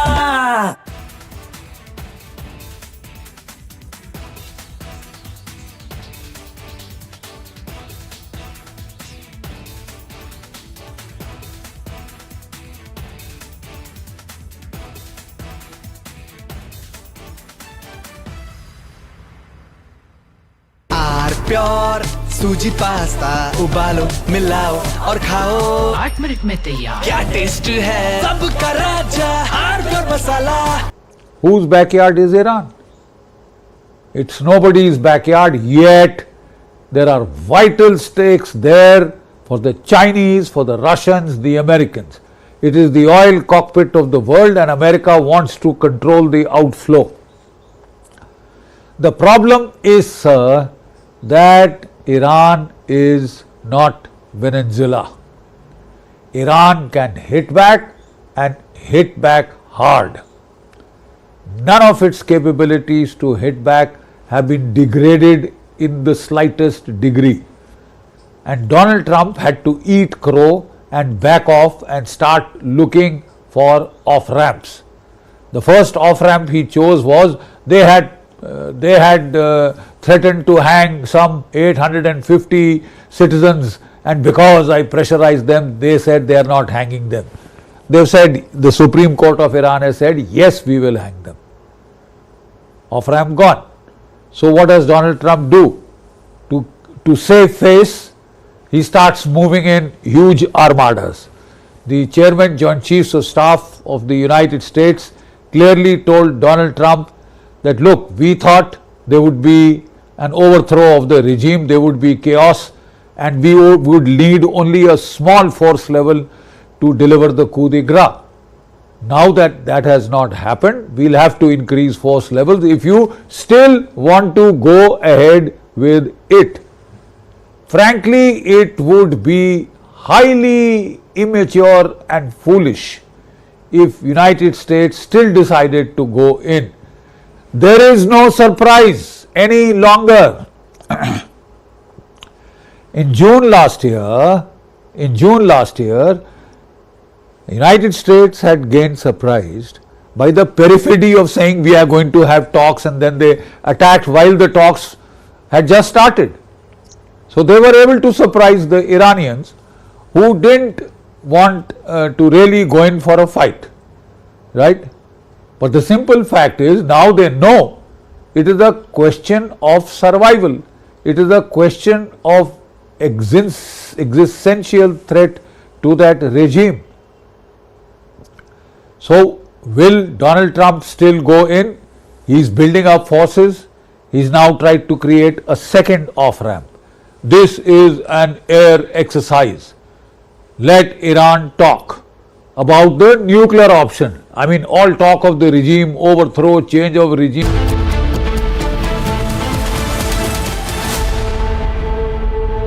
दादी के हाथों का जादू और खुशबू से महकता घर, माँ की मुस्कुराहट और खाने की सुगंध। MDH गरम मसाला, क्योंकि हर रिश्ता है स्वाद से जुड़ा। केसरिया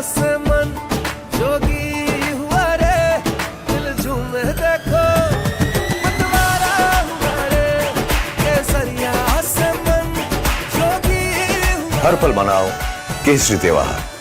विमल, बोलो जुबान केसरी। थोड़े में ज्यादा स्वाद, यही तो है इसकी खास बात। वाओ मम्मा, क्या स्वाद है। अरे मेरे राजा, The United States, Israel and the MI6 of United Kingdom, they had launched a major regime change operation in Iran this year. The aim was not just to overthrow the Iranian government, but to splinter Iran along the ethnic fault lines of the Azeris, the Kurds and the Sunni Baluch. Israel was trying to help the Kurdistan fighters to come in, and also the Afghan refugees who were there. The United States, the CIA was working with Pakistan to induct large-scale induction of arms, small arms into Sistan, Baluchistan, the Sunni area of Baluchistan, the Sunni area of Iran. The plan was very highly ambitious. 40 to 50,000 Starlinks had been pushed into Iran because they knew that they would shut down the internet, and as abundant precaution they had put in about 50,000 Starlink terminals. This time the Russians and the Chinese seem to have warned Iran of the American playbook, and the Russian electronic warfare capabilities, the Chinese electronic warfare capabilities have been used to jam the Starlink terminals and cut off communications between the operatives on the ground and the intelligence agencies of Mossad and the CIA. Secondly, in June last year, when the United States and Israel had launched a combined attack to take out Iran's nuclear capability, nascent nuclear capability, a lot of their intelligence networks of the Mossad had been uncovered. Despite that, the Mossad tried a desperate gambit to sacrifice its intelligence networks in Iran if required, but to go for the jugular. So like I said, a sophisticated operation, intelligence operation was launched to completely derail the Iranian currency. The Iranian currency is now $1 is to 150,000 riyal. The aim was to inflict so much pain, economic pain on the people of Iran that they would rise in revolt. And they did. And they did. But this revolt was, I think, very intelligently handled by the Iranians.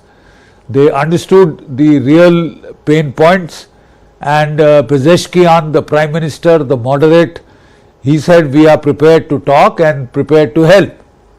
But as far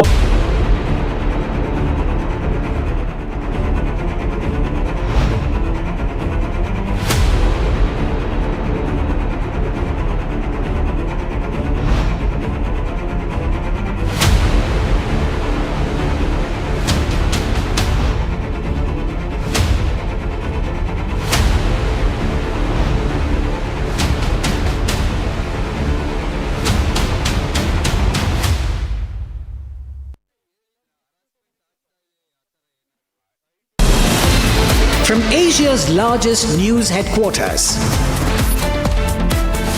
setting the agenda for Bharat.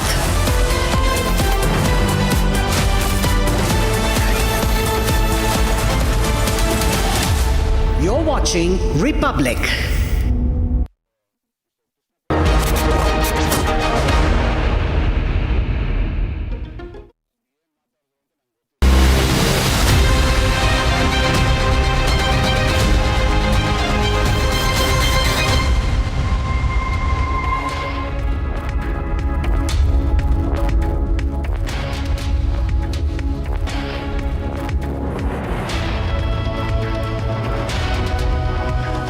Hello and welcome, you watching Live Report with me, Shavan Sen, the show that sets the agenda for the day. This afternoon, we come to you with 3 top stories that is going to set the agenda for the day. Let me first take you through the headlines we're tracking at this hour.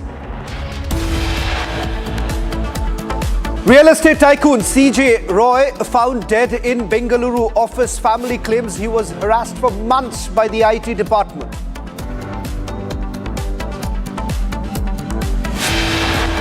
Late NCP leader and former Deputy Chief Minister of Maharashtra Ajit Pawar's wife Sunetra Pawar likely to take oath as the new Deputy Chief Minister. Key meeting this afternoon. NCP SP Chief Sharad Pawar says he was not apprised of Sunetra's oath-taking, but family united in making decisions best for the state. Pakistan's annual propaganda takes center stage. Pro-India Kashmiri voices targeted by terror proxies.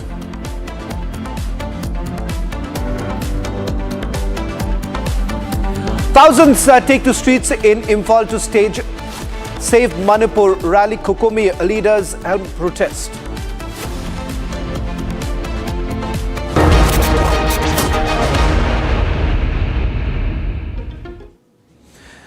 Ladies and gentlemen, last evening, the news that broke from Bengaluru has shocked many.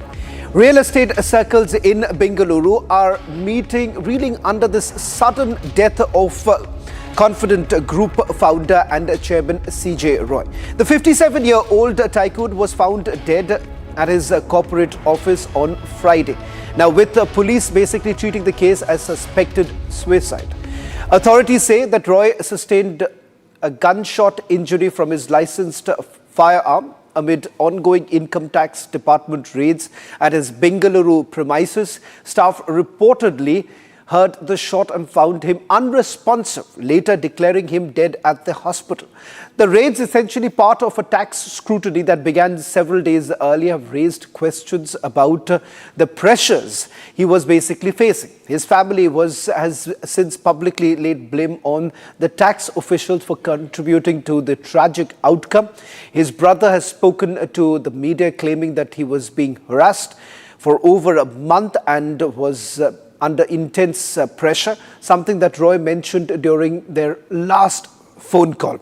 In fact, we're going to trace back as to what really happened when the raids were being carried out, because the family essentially maintains that this is not just about the raid, this is also about ongoing harassment. The fact that the harassment dates back to several months put together, and more importantly, when the raids were basically carried out, it turns out from sources that we are picking up that Roy essentially made a call to his brother. That was around 10:40 in the morning, and this call that he made to the brother was essentially about the fact that he was still being harassed by the income tax officials while the raids were basically going on at his residence. We'll also try and go across to my colleague Abhishek in a short while from now to just get you a sense of the investigation that has been carried out. We're going to play out the responses that have also come in. Essentially, it reminds many about the death of the CCD founder in Bengaluru. Now, this is yet another shocking case that has basically emerged from Bengaluru, where a prominent businessman has committed suicide, alleging that he was being harassed by the tax officers. Let's first listen to some of the responses coming in. ಈಗ 3 ದಿವಸದಿಂದ income tax raid ನಡೀತಾ ಇತ್ತು. ಅವ್ರು investigation ಮಾಡ್ತಾ ಇದ್ರು. 28ನೇ ತಾರೀಕು ಬಂದಿದ್ದಾರೆ. 28, 29, ನೆನ್ನೆ 30. ನೆನ್ನೆ ಬೆಳಗ್ಗೆ 10:40ಕ್ಕೆ ನನಗೆ ಫೋನ್ ಮಾಡಿದ್ರು ಪುಕೆಟಿಗೆ. ನನಗೆ ಪ್ರೆಷರ್ ಇದೆ ಇನ್ಕಮ್ ಟ್ಯಾಕ್ಸಿಂದ, ನೀನು ಯಾವಾಗ ವಾಪಸ್ ಬರ್ತೀಯಾ ಅಂದರು. ನಾನು ಇವತ್ತು ಸಂಜೆ 7 ಗಂಟೆಗೆ ಬರ್ತೀನಿ ಅಂತ ಹೇಳಿದೆ. ಬಟ್ ಅಷ್ಟರಲ್ಲಿ ಅವರಿಲ್ಲ, ಹೋಗಿದ್ದಾರೆ. ಏನು ಪ್ರೆಷರ್ ಅಂತ ಏನು ಹೇಳಲಿಲ್ಲ. ಬಾ ಮಾತಾಡೋಣ ಅಂತ ಹೇಳಿದರು. ಅದು ಏನು ಅಂತ ನನಗೂ ಗೊತ್ತಿಲ್ಲ.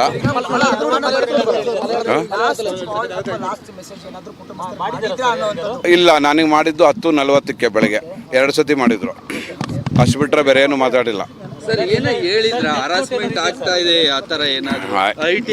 IT ಆಫೀಸರ್ಸ್ ಹರಾಸ್ಮೆಂಟ್ ನಡೀತಾ ಇದೆ ಅಂತ ನನಗೆ 3 ದಿವಸದಿಂದ ಹೇಳ್ತಾರೆ. 1 ತಿಂಗಳಿಂದ ಹೇಳ್ತಾ ಇದ್ದಾರೆ. 1 ತಿಂಗಳಿಂದ ಹೇಳ್ತಾ ಇದ್ದಾರೆ. ಹೌದು. ಯಾಕಂದ್ರೆ ಅದು ಡಿಸೆಂಬರ್ 3ನೇ ತಾರೀಕಿಂದ 6ನೇ ತಾರೀಕುವರೆಗೆ ಇದ್ರು ಅವರು. ಡಾಕ್ಯುಮೆಂಟ್ಸ್ ಕಲೆಕ್ಟ್ ಮಾಡಿದ್ದಾರೆ, ಮೊನ್ನೆ ಇನ್ವೆಸ್ಟಿಗೇಷನ್ಗೆ ಅಂತ ಕರೆಸ್ಕೊಂಡಿದ್ದಾರೆ. ಆಗ ಏನು ಟೆನ್ಷನ್ ಆಗಿದೆ ಅಂತ ನಂಗೆ ಗೊತ್ತಿಲ್ಲ. ಅವರು ಯಾರವರು ಮಿಸ್ಟರ್ ಕೃಷ್ಣ ಪ್ರಸಾದ್ ಅಂತ IRS additional commissioner of income tax from Kochi ಅವರಿದ್ದರು. ಏನು ಮಾತಾಡಿದ್ರು ಅಂತ ನಂಗೆ ಗೊತ್ತಿಲ್ಲ. ಇಲ್ಲ, ನನಗೆ ಮಾಡಿದ್ದು 10:40 ಬೆಳಗ್ಗೆ 2 ಸತಿ ಮಾಡಿದ್ರು. ಅಷ್ಟು ಬಿಟ್ಟರೆ ಬೇರೆ ಏನು ಮಾತಾಡಿಲ್ಲ. ಸರ್ ಏನೋ ಹೇಳಿದ್ರ ಹರಾಸ್ಮೆಂಟ್ ಆಗ್ತಾ ಇದೆ ಆ ಥರ ಏನಾದ್ರು IT ಆಫೀಸರ್ಸ್ ಹರಾಸ್ಮೆಂಟ್ ನಡೀತಾ ಇದೆ ಅಂತ ನನಗೆ 3 ದಿವಸದಿಂದ ಹೇಳ್ತಾರೆ. 1 ತಿಂಗಳಿಂದ ಹೇಳ್ತಾ ಇದ್ದಾರೆ. 1 ತಿಂಗಳಿಂದ ಹೇಳ್ತಾ ಇದ್ದಾರೆ. ಹೌದು. ಯಾಕಂದ್ರೆ ಅದು ಡಿಸೆಂಬರ್ 3ನೇ ತಾರೀಕಿಂದ 6ನೇ ತಾರೀಕುವರೆಗೆ ಇದ್ದರು. ಅವರು ಡಾಕ್ಯುಮೆಂಟ್ಸ್ ಕಲೆಕ್ಟ್ ಮಾಡಿದ್ದಾರೆ, ಮೊನ್ನೆ ಇನ್ವೆಸ್ಟಿಗೇಷನ್ಗೆ ಅಂತ ಕರೆಸ್ಕೊಂಡಿದ್ದಾರೆ. ಆಗ ಏನು ಟೆನ್ಷನ್ ಆಗಿದೆ ಅಂತ ನಂಗೆ ಗೊತ್ತಿಲ್ಲ. ಅವರು ಯಾರವರು ಮಿಸ್ಟರ್ ಕೃಷ್ಣ ಪ್ರಸಾದ್ ಅಂತ IRS additional commissioner of income tax from Kochi ಅವರಿದ್ದರು. ಏನು ಮಾತಾಡಿದ್ರು ಅಂತ ನಂಗೆ ಗೊತ್ತಿಲ್ಲ. ಅವ್ರು ಕೇಳಿದ್ರೆ ನಿಮ್ಗೆ ಹೇಳ್ಬೋದು ಏನು ಕ್ವಶನ್ಸ್ ಆಯಿತು ಏನು ಅಂತ. My colleague Abhishek is joining us on this broadcast. Abhishek, walk us through the details of the investigation that has been carried out so far. In fact, the police is basically treating this as a case of suicide. Any details emerging from the Income Tax Department also? A person who built a very vast empire through his motivational speech is now laying breathless in Bowring Hospital's mortuary. Shawan, we are exactly at the location. This suicide happened at around between 3 and 3:10 previous day in the Langford Road's Confident Group office. When the IT raid was happening, CJ Roy made sure that he walked into his private chamber and held a gun on his left chest and he shot himself, after which he was taken to the Narayana Hospital where he was declared brought dead, after which the custody of the body was taken by the Ashok Nagar police and they have indeed placed the body in the mortuary. Another development is that the family of CJ Roy visited him early in the morning at around 4:10 in the morning.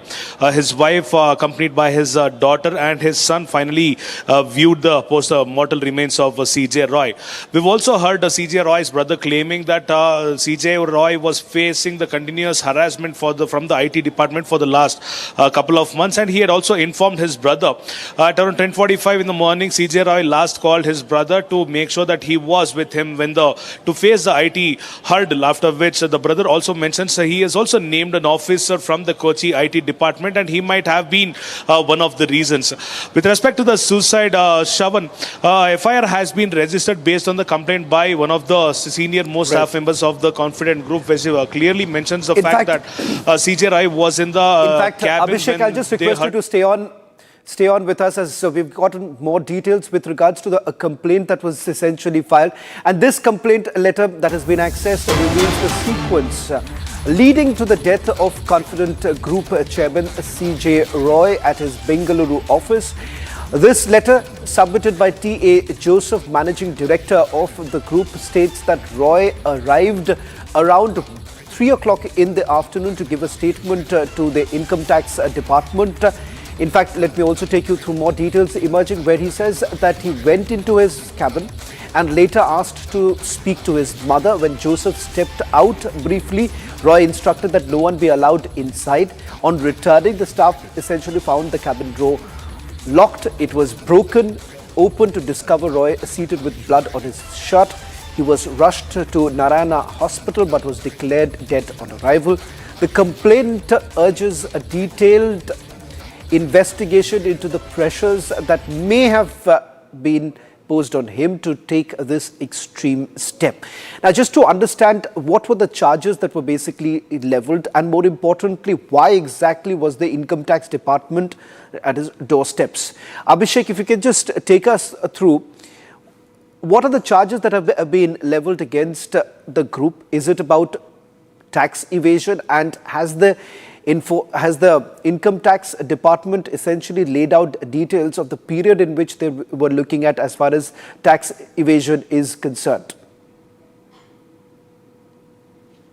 Well, with respect to the tax, Shravan, it is mentioned that Roy always made sure that all these transactions were up to date. He had made sure none of the transactions were out of the books, and he also always mentioned, even on the social media, that he had bought all the cars in cash, because he is a person who very clearly had mentioned in various other podiums stating that all his transactions would be in white because he doesn't believe in the black money market. So this allegation on IT, this allegation on CJ Roy that he was evading taxes made that the IT department visited him to check his book of accounts, and after which there were a couple of raids on his companies, group of companies which he owned, and he actually respected the IT department and he also let them do their job, after which he had also spoken to his brother about the continued harassment. And this is actually linked to the Kerala elections. There is a rumor stated that the CJ Roy, some of the politicians had requested CJ Roy to help them financially for the Kerala elections, after which the Kerala government or the Kerala politician made sure that they had a conversation with the senior officials of the IT department, and hence this IT raid happened from Kerala and not from Bengaluru or any other part of the country. This point of view has also been started to be taken into consideration by the investigating officials. However, the clear reason of the suicide has not yet been put out, because no such suicide letter had been found when the body was retrieved from his chamber. And with respect to the presence of CCTV in his cabin, no official information by the company, by the police, by the investigating agencies hasn't been shared as of now. We are awaiting the response from his family, because none of them are ready to talk to the media in this hour. Only his brother Joseph had spoken, Babu Joseph had spoken to all the media. He had mentioned what had happened to Roy in the last couple of months, and majority of the people who belong to the movies, events, cinema, art and various other sectors are shocked by the untimely death of CJ Roy, because CJ Roy had once mentioned in one of the interviews that a person should obviously have confidence to gain whatever he needs in his life, and that is why he had named his group into a confident group. So the person of this caliber couldn't have been taken his life, is what the people claim. So we will have to see what the investigation unfolds in the next couple of days. Shavan. Well, thank you very much, Abhishek, for getting us the latest details. We'll be tracking this story very closely. Ladies and gentlemen, the other big story that we're getting to, an exclusive. This is about how Pakistani ISI-backed terror groups have essentially intensified their threats against Kashmiri voices, critical of Islamabad and Lashkar-e-Taiba that's operating through its proxies. The Resistance Front has issued direct threats to Junaid Qureshi, a pro-India Kashmiri voice, labelled a traitor. Qureshi was basically warned of imminent killing via an end-to-end encrypted message that has been linked to Lashkar-e-Taiba commander Sheikh Sajjad Gul. Qureshi, who's consistently condemned terrorism and has exposed Pakistan's state-sponsored terrorism and the campaign that was essentially started, it turns out that he's now being threatened, and there has been a reference that has been made to certain articles and certain posts that he has essentially put out. It turns out that this entire think tank, this entire system is now essentially trying to target those who have been pro-Kashmiris. In fact, let me go across to my colleagues Gursibran as well as Ishan, who's joining us on this broadcast. Ishan, first to you with regards to the details of yet another targeted campaign that has been started by the ISI proxies here. Absolutely, Shavan. The ISI has entirely used these proxies such as LET and other terror organizations to issue threats directly to people who oppose terrorism in Kashmir. Now, this opposing of terror by Junaid Qureshi, who is the son of the IC-184 hijacker. However, he has said that he is completely opposed to such acts of terror, and he has repeatedly called this an act of terror and an act against humanity. He has condemned Pakistan's ISI and other terror organizations for spreading terror and violence throughout the valley and creating disturbance for the peaceful people that live there. Now, this entire thing happened over encrypted messaging applications, and he was sent a threat wherein it was clearly stated that he will be killed because of the message that he portrays and the opposition that he has created against the terror outfits and the propaganda that is basically run by Pakistan. This propaganda campaign that ISI runs, created by these terror organizations like LET, Lashkar-e-Taiba and TRF, are entirely based upon the backing and funding of ISI. And since he was opposing all of this, ISI through these proxies have issued a threat against him, and this is in the backdrop of the killing of many prominent journalists and other civilians across Kashmir. In the past years, approximately 5,000 people have been killed by these terror outfits, including prominent journalists and others in the valley. Now this threat has been issued via an encrypted application where it explicitly stated that there will be no hesitation in killing him if he continues on this path. Back to you, Shavan. Ishan, thank you very much for getting us the latest details. I'll request you to stay on with me as let me also go across to my colleague Gursimran. Gursimran, now this is a regular pattern, but this comes in the backdrop of what is essentially going to be yet another major event that's going to happen in Pakistan in the next few days. Walk us through what are the details that you're picking up from the security agencies as to what perhaps is the agenda this time for the Pakistanis.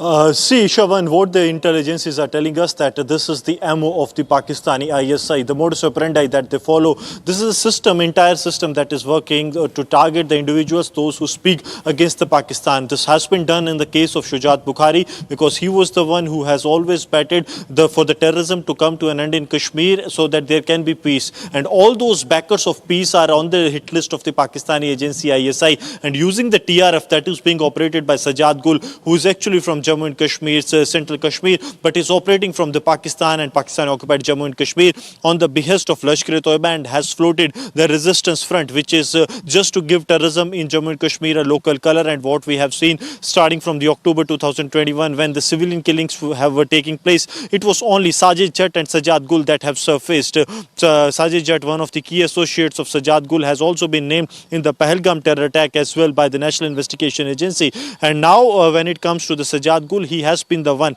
because it is the systematic identification of the targets that they do usually by this. Because if you remember that before the killing of Shujat Bukhari, there was a vlog running by the name of the Kashmir Fight, which used to further the propaganda of Pakistan by making the allegations that all those who are speaking for India are the agents of the Indian intelligence agencies, thus actually raising, identifying these as the agents of India. That is what these terror groups have done. And once again, that systematic targeting has been started by the Pakistan-based terror group, with Altaf Kallu, Qureshi and others being named in the latest post that has come forth by the terror group, the Resistance Front. But the agencies say that they are well aware of the threat perception, and Jammu and Kashmir government, that is the CID wing, that has already deliberated upon the threat assessment and has provided due security to the individuals that have been issued threat by the Resistance Front. But also one more thing, that the local ground network of the TRF is already on the radar of the security forces, and there has been an intensified crackdown that is already underway, Shavan.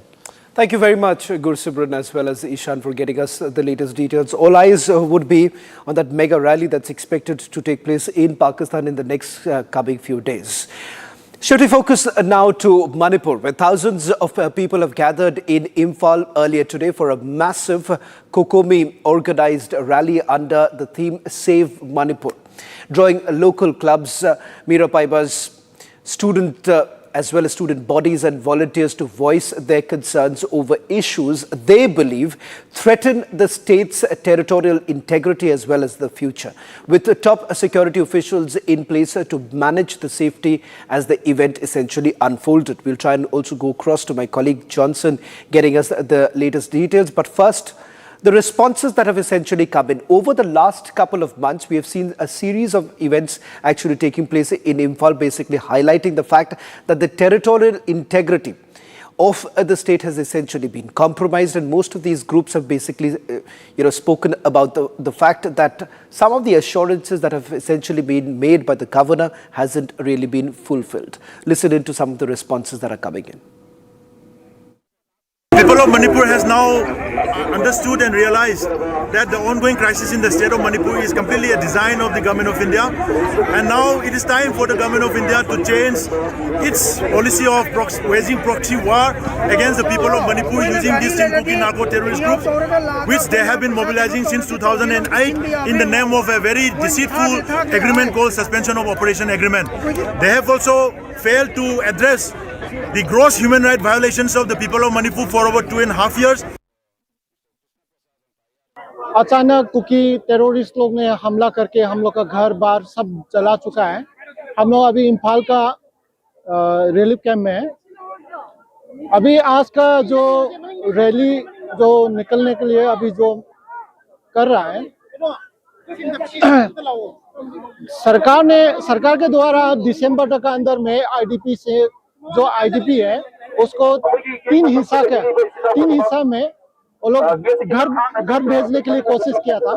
फिर भी सरकार का जो घर वापसी जो करना था वो नहीं कर पाया। फिर अभी थोड़ा मोड़ा जो जाने के लिए शुरू किया था उसमें से फिर टेररिस्ट कुकी लोग ने फिर गोली मारा, बम फटा। इसकी वजह से अभी सरकार के द्वारा अभी कुछ भी एक्शन नहीं ले रहा है। My colleague Johnson is joining from the very spot where the rally was underway. Johnson, just to help us understand what is on the agenda as far as the Kokumi-led organizations are concerned, and has there been any response coming in from the governor on this entire matter? Yes, exactly, sir. The frontmost line have already reached the destination point. There is the Thamriban ground, and yes, still on the ground. I'll show you the background here, sir. And the number of participants is not in thousands, it's in lakhs. And yes, even though the frontmost line have reached its destination point, still the last ending point is still at the starting area. The last point, the last line is still at the starting area. It means that the number of crowd, the number of people is huge, and it is beyond expectation of this rally. And as you can see in the background also, there are huge number of people gathered and in the ground already. And yes, today's Kokumi rally to save Manipur, the mass rally to save Manipur is indeed a grand success, and it can become indeed a very grand success.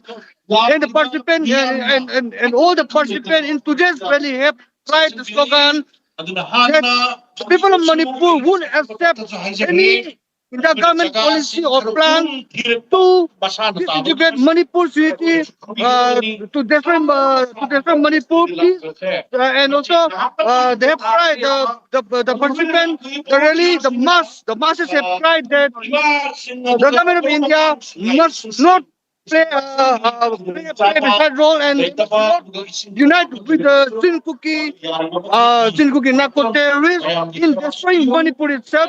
And yes, not only the Maitais from the Delhi area, even from the Kampupi district also, many have come to participate, to join this Save Manipur rally as a whole, and also many private leaders have also come, and thousands of IDPs, numbering about 10 to 20 thousands of IDPs have also participated in today's mass rally.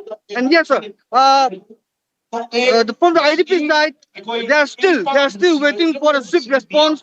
Even though the chief secretary have given a clear statement that showing the road to the settlement of IDPs, giving a clear statement that so IDPs, 10,000 families of IDPs, numbering about 40,000 IDPs will be made responsible, will be made responsible within the March itself. So the IDPs are still confusing that the IDPs are still waiting for a swift action only, not in a press statement. Right. Thank you very much, Johnson, for getting us the latest details from Imphal as the protest is underway, a story that we'll be tracking through the day. That's all that we could pack in this edition of a Live Report. News and updates continue on the other side.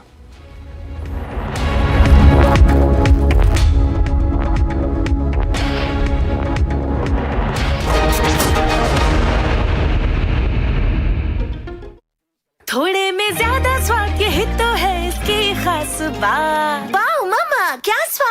है? अरे मेरे राजा। In the global employability rankings by Times Higher Education UK, only the following 6 institutions from India are ranked amongst the top 230 in the world for having the most employable graduates. IIT Delhi, IISc Bangalore, IIT Bombay, IIM Ahmedabad, IIT Kharagpur and Amity University. दादी के हाथों का जादू और खुशबू से महकता घर, माँ की मुस्कुराहट और खाने की सुगंध, MDH गरम मसाला, क्योंकि हर रिश्ता है स्वाद से जुड़ा।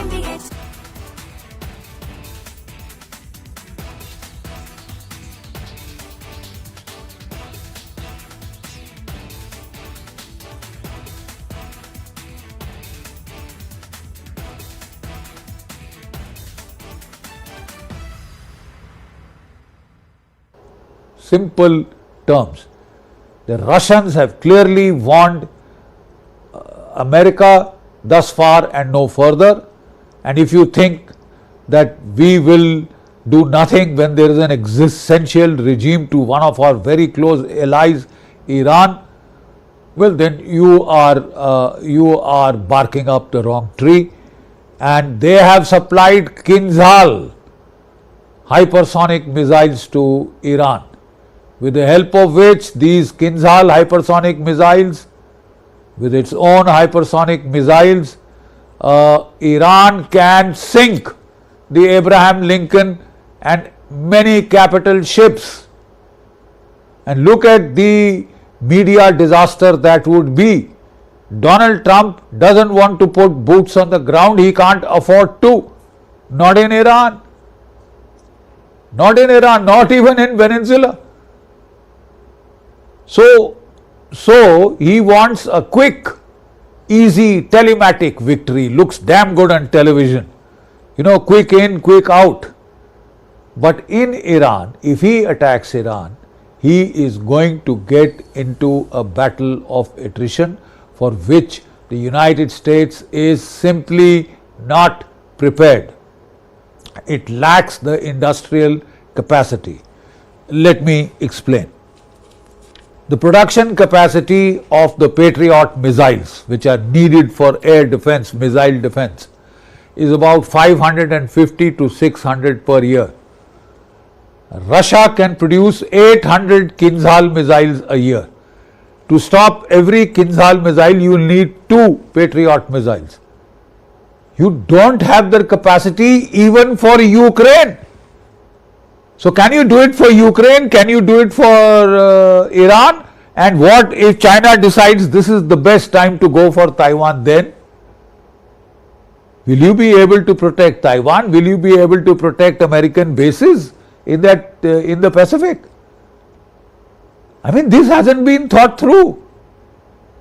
Israel, to save itself from the missiles of Iran, which cost $50 billion in June last year of worth of damage, if it has to go for the third missiles, $1 billion a battery, $12 to $14 billion per missile. At a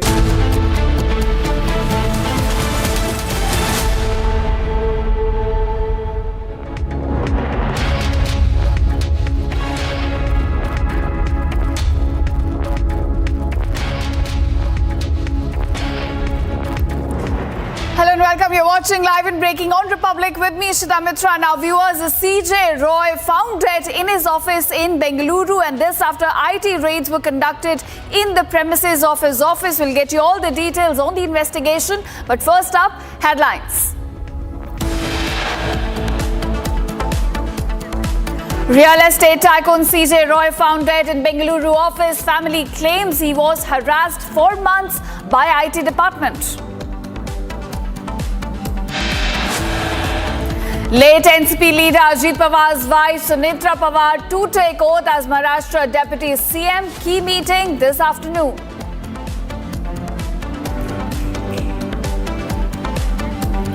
NCP SP Chief Sharad Pawar says he was not apprised of Sunetra's oath taking, but family united in making decisions best for the state. Pakistan's annual propaganda takes center stage. Pro-Indian Kashmiri voices targeted by terror proxies.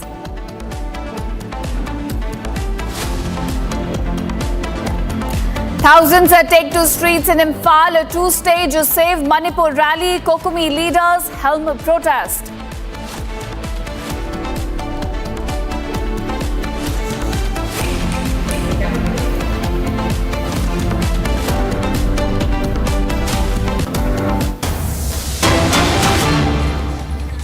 All right, viewers, beginning this bulletin with the big breaking news coming in from Maharashtra following Sharad Pawar's statement that he was unaware of Sunetra Pawar's vote-taking ceremony. Hectic parleys have now increased within the NCP as Ajit Pawar's eldest son, Parth Pawar, reportedly upset, met Sharad Pawar at his Govind Bagh residence in Baramati. Meanwhile, a meeting has also begun at Devgiri Bungalow with Sunetra Pawar, Praful Patel and Sunil Tatkare along with Naresh Arora present at this meet. Key leadership change is what we're looking at in NCP. Sunetra Pawar to be elected as the head of the legislative party and later expected to then take oath as a Maharashtra deputy CM. Lot of developments coming in from Maharashtra politics, and this time the latest that we know, Parth Pawar has gone to the residence of Sharad Pawar to meet him, reportedly upset over his statement coming on Sunetra Pawar's oath-taking ceremony. Remember, viewers, all these developments are triggered by the death of late Deputy CM Ajit Pawar. All right, my colleague Alisha is now joining me on this. Alisha, we are given to understand that as and when Sharad Pawar made a statement saying that he is not aware about Sunetra Pawar's taking oath today, hectic meetings are now taking place with Parth Pawar reportedly upset and visiting him. Well, yes, it's Sharad Pawar who has given a statement this morning clearly mentioning that he has no idea about whether Sunetra Pawar is going to be the Deputy Chief Minister of Maharashtra. But a statement that Sharad Pawar made it very much clear that the family is united. And this is something, a decision that has been taken by the senior NCP leaders, which is Praful Patel and Sunil Tatkare, which they have been deciding over the successor of Ajit Pawar. What we know so far that Sunetra Pawar is going to be elected as the leader of a legislative party in the meeting which is going to be held at 2 p.m. and there are preparations which has already been underway at Raj Bhavan where Sunetra Pawar is going to take oath as a Deputy Chief Minister of Maharashtra. But yes, at this point of time there are two important meetings which are underway. One in Baramati where Parth Pawar is meeting Sharad Pawar in Baramati, and second at Ajit Pawar residence in Mumbai where all the NCP senior leaders including Praful Patel, Sunil Tatkare as well as Sunetra Pawar is present in the meeting, and they are just discussing the strategy over also the portfolio that has been carried by Ajit Pawar. Because yesterday it was the statement that came in from the NCP senior leader clearly mentioning that the Finance Ministry which was with Ajit Pawar should be with the NCP, and that is the request that has been made before the Chief Minister of Maharashtra Devendra Fadnavis, where the senior leaders met Devendra Fadnavis, and there were two things that was mentioned.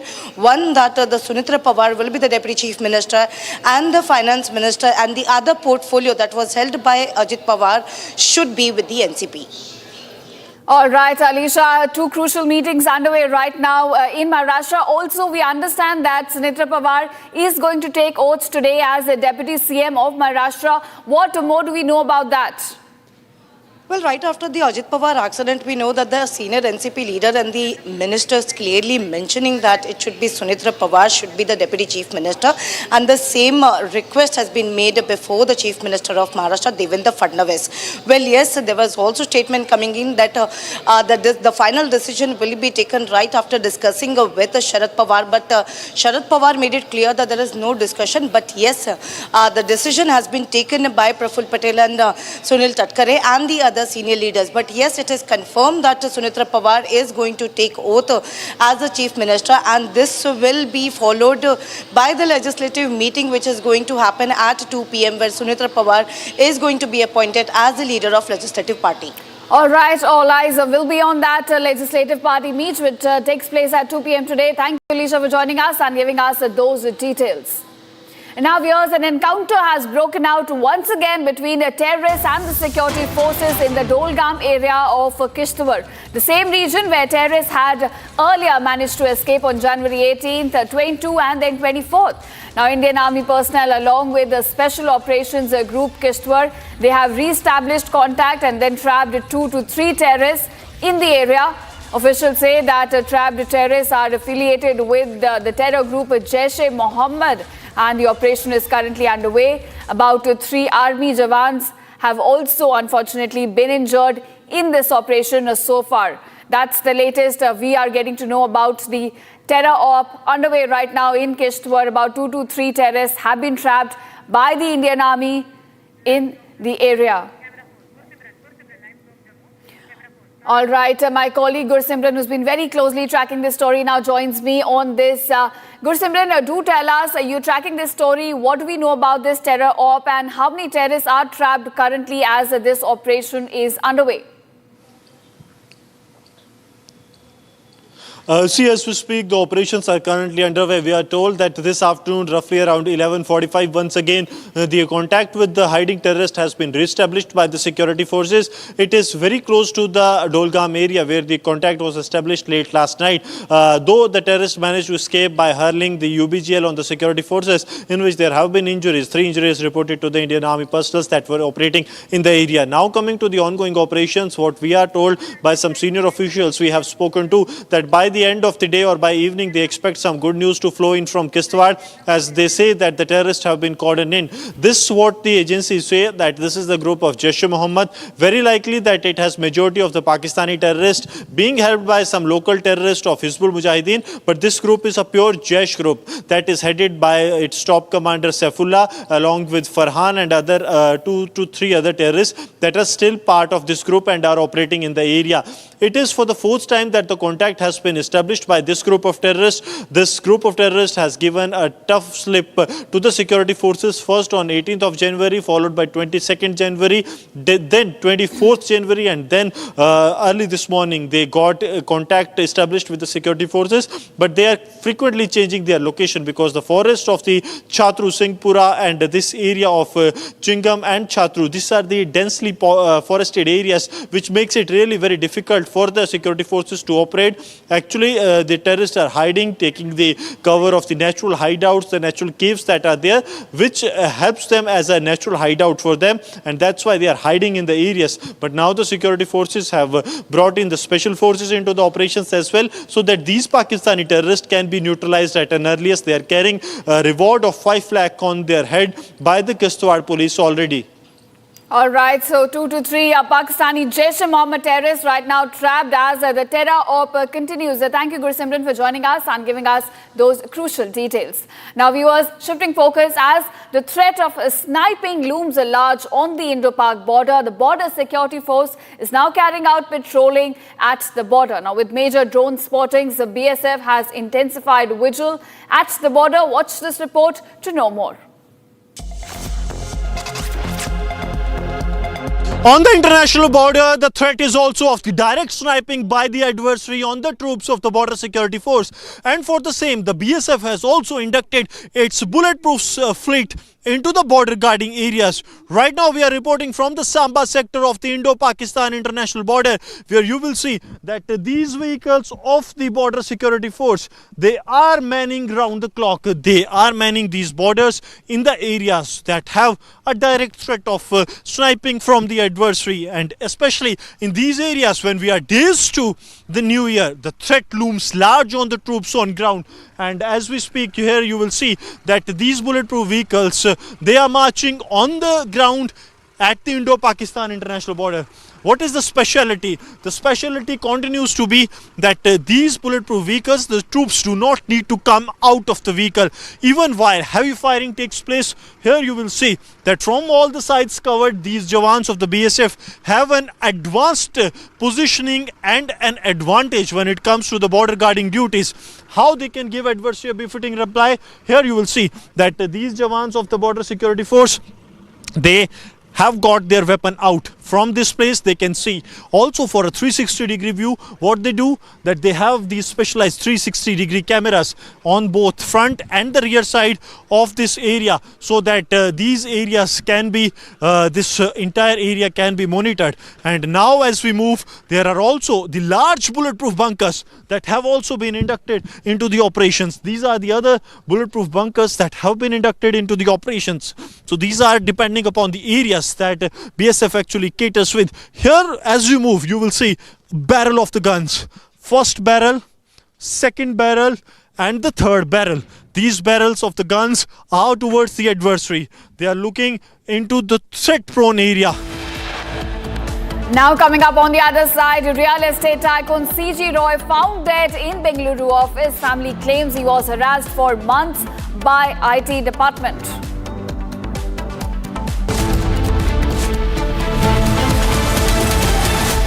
दादी के हाथों का जादू और खुशबू से महकता घर, माँ की मुस्कुराहट और खाने की सुगंध। MDH गरम मसाला, क्योंकि हर रिश्ता है स्वाद से जुड़ा। केसरिया से मन जोगी हुआ रे, दिल झूमे देखो मतवारा हुआ रे। केसरिया से मन जोगी हुआ। हर पल मनाओ केसरी त्योहार। विमल, बोलो जुबान Kesari.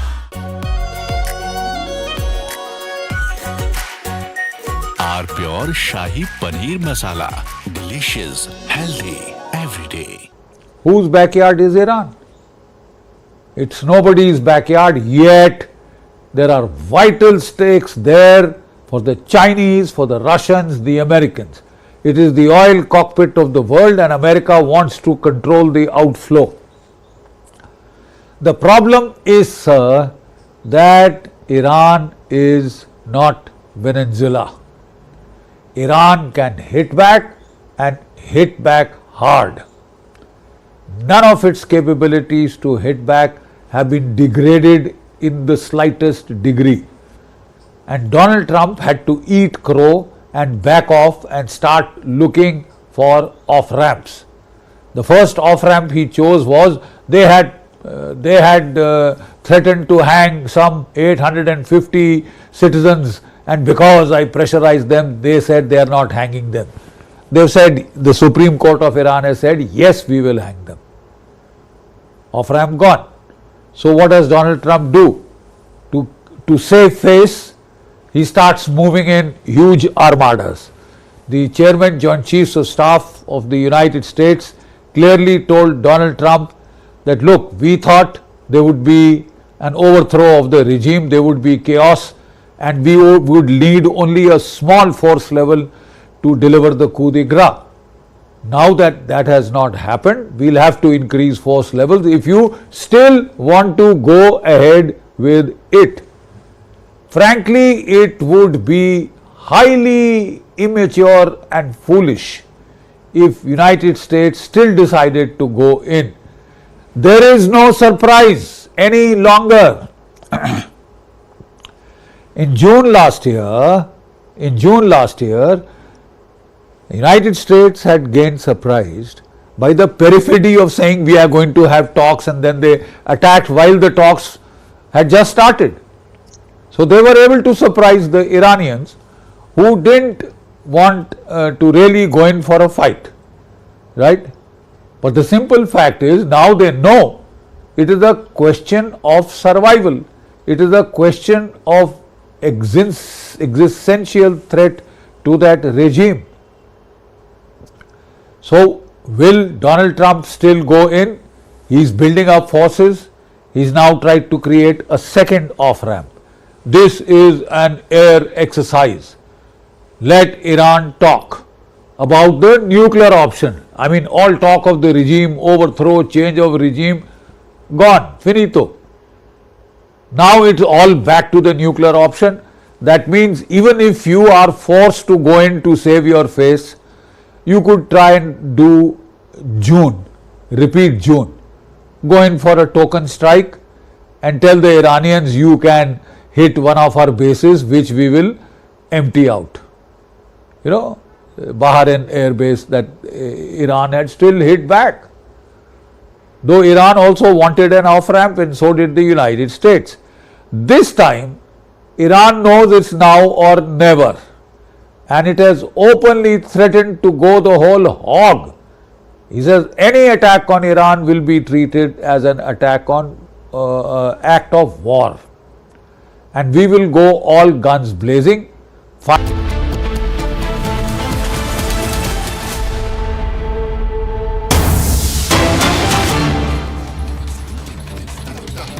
Welcome back, viewers. We have a breaking news coming in from Karnataka. 4 have been critically injured in a blast which was triggered by suspected object in the Bidar district of the state. Now, according to the initial information we are getting, viewers, the suspicious object buried in the ground exploded, leaving the victims injured. Now, those injured were immediately shifted to Brims Hospital in Bidar for treatment, while those who sustained serious injuries were then later referred to a private hospital in Hyderabad for advanced medical care.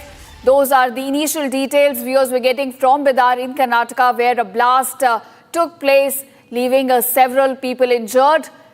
Now, the treatment of those injured continues at this point, and what exactly was the trigger of the blast is not known yet. It is a breaking news. We're getting more details, and this is what we know so far.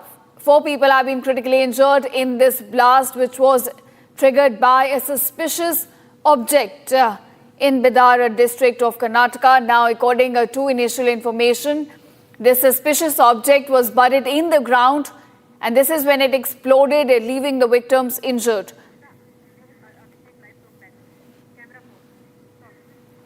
All right, my colleague who's been tracking this story joins me on this. Abhishek, what exactly was the trigger of the blast? What information do we have on this explosion? Ishita, the information what we have received as of now is 4 students were injured in the blast, and the object is uncertain as of now. We don't know if that was a bomb or if that was a cracker or if that was due to a congestion of a gas under the ground. We have been informed that the Molakera village, Humnabad Taluk, and it is located in Bidar district. 4 students or 4 children who have been hurt in this incident have been taken to the hospital which is located in Bidar's Brims. And some of those, it is also mentioned that serious injuries have also been found, and they have been referred to the private hospital in Hyderabad after ascertaining the seriousness or the severity of the burns and the wound on their body. If I have to name the injured students, it will be Anwar Saab, who's 18 years, Jabbar Saab, who's 65. So these are the persons who are above 18 and who are, one of them is a senior citizen as well.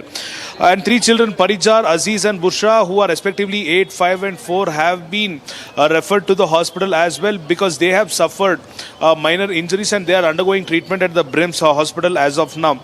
And soon after the blast which was reported, the police have made sure that they visit the spot. They have taken into consideration to verify all the CCTVs and collect the information based on the witnesses of the people who were around. So we are awaiting for the next response from the Bidar authority, Ishita. Right, Abhishek, as the injured received treatment, has the investigation begun to find out what exactly triggered this blast in the first place? A complaint has been registered with respect to the witnesses, the eyewitnesses of the location, because it is not only 3 children but also a youth who was in 18 and another senior citizen who got injured. 2 of them are severely injured who have been referred to the private hospital. A complaint has been registered as to ascertain the cause of the blast. Was this due to the piling up of the gas below the ground, or was this a planned attack, or is this a cracker? The uncertainty of the substance which has blasted will have to be ascertained by the bomb disposal squad. Bomb disposal squad has already visited the location. A police complaint has been filed. A CCTV verification has already been begun, and the statements of various other people who were present have also been taken. So the investigation has already started. Right, Abhishek. So those are the questions that will be answered as investigation pans out. But thank you for joining us and giving us those crucial details. And now, viewers, time for a special segment called Bharat in One. Let's get started.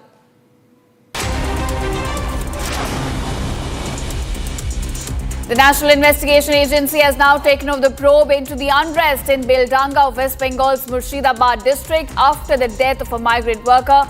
Violence erupted in Beldanga on January 16th over the death of a 30-year-old migrant worker. A large number of people took to streets by blocking railway tracks and national highways for several hours. Indian Railways have now successfully operated India's first LNG-powered train. This is a unique initiative by Indian Railways in which attempts are now being made to use LNG in trains. A 2,000-kilometer trial was conducted and it was successful. It will in fact reduce costs and increase effectiveness. NCP representatives in the Maharashtra Legislative Assembly and the Legislative Council will gather at Vidhan Bhavan today at 2 p.m. for a crucial meet. Late Ajit Pawar's wife and Rajya Sabha MP Sunetra Pawar also reached their Mumbai residence late last night. This comes, as reports say, Sunetra Pawar will be taking oath as Maharashtra Deputy CM today. Comes days after Ajit Pawar died in a tragic plane crash in Baramati.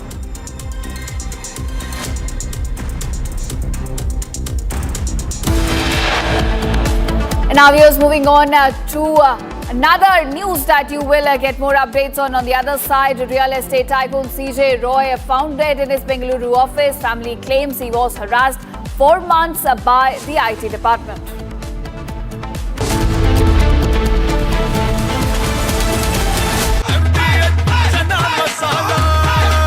अब छोलिया हो या लोबिया, सफेद चने या काले चने, सब कुछ मजेदार बने।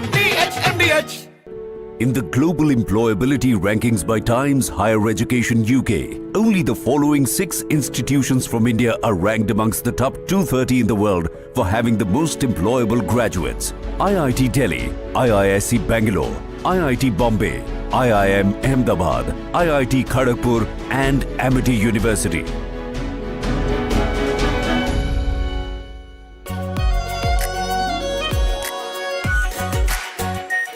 Are pure Shahi Paneer Masala, delicious, healthy every day.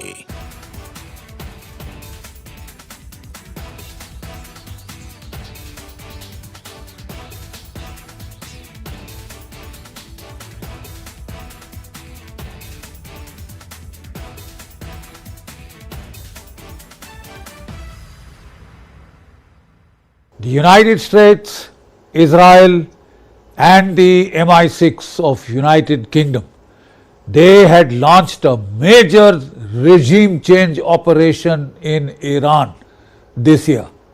The aim was not just to overthrow the Iranian government, but to splinter Iran along the ethnic fault lines of the Azeris, the Kurds and the Sunni Baluch. You know, Israel was trying to help the Kurdistan fighters to come in, and also the Afghan refugees who were there. The United States, the CIA was working with Pakistan to induct large-scale induction of arms, small arms into Sistan, Baluchistan, the Sunni area of Baluchistan, the Sunni area of Iran.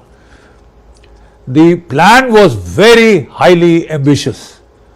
40 to 50,000 Starlinks had been pushed into Iran because they knew that they would shut down the internet, and as abundant precaution they had put in about 50,000 Starlink terminals.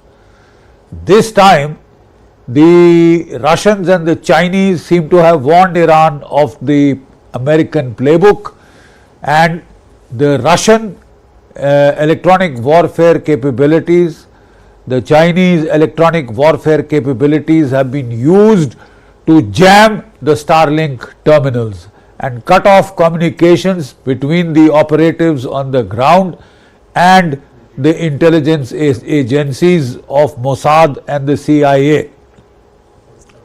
Secondly, in June last year, when the United States and Israel had launched a combined attack to take out Iran's nuclear capability, nascent nuclear capability, a lot of their intelligence networks of the Mossad had been uncovered. Despite that, The Mossad tried a desperate gambit to sacrifice its intelligence networks in Iran if required, but to go for the jugular. So like I said, a sophisticated operation, intelligence operation was launched to completely derail the Iranian currency. The Iranian currency is now $1 is to 150,000 riyal. The aim was to inflict so much pain, economic pain on the people of Iran that they would rise in revolt. And they did. And they did. But this revolt was, I think, very intelligently handled by the Iranians. They understood the real pain points, and Pezeshkian, the Prime Minister, the moderate, he said we are prepared to talk and prepared to help.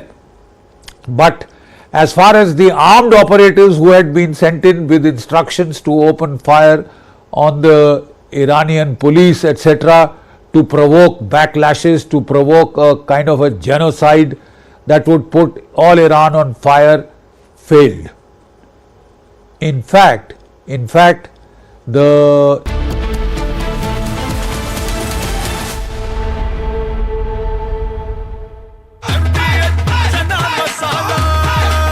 अब छोलिया हो या लोबिया, सफेद चने या काले चने, सब कुछ मजेदार बने।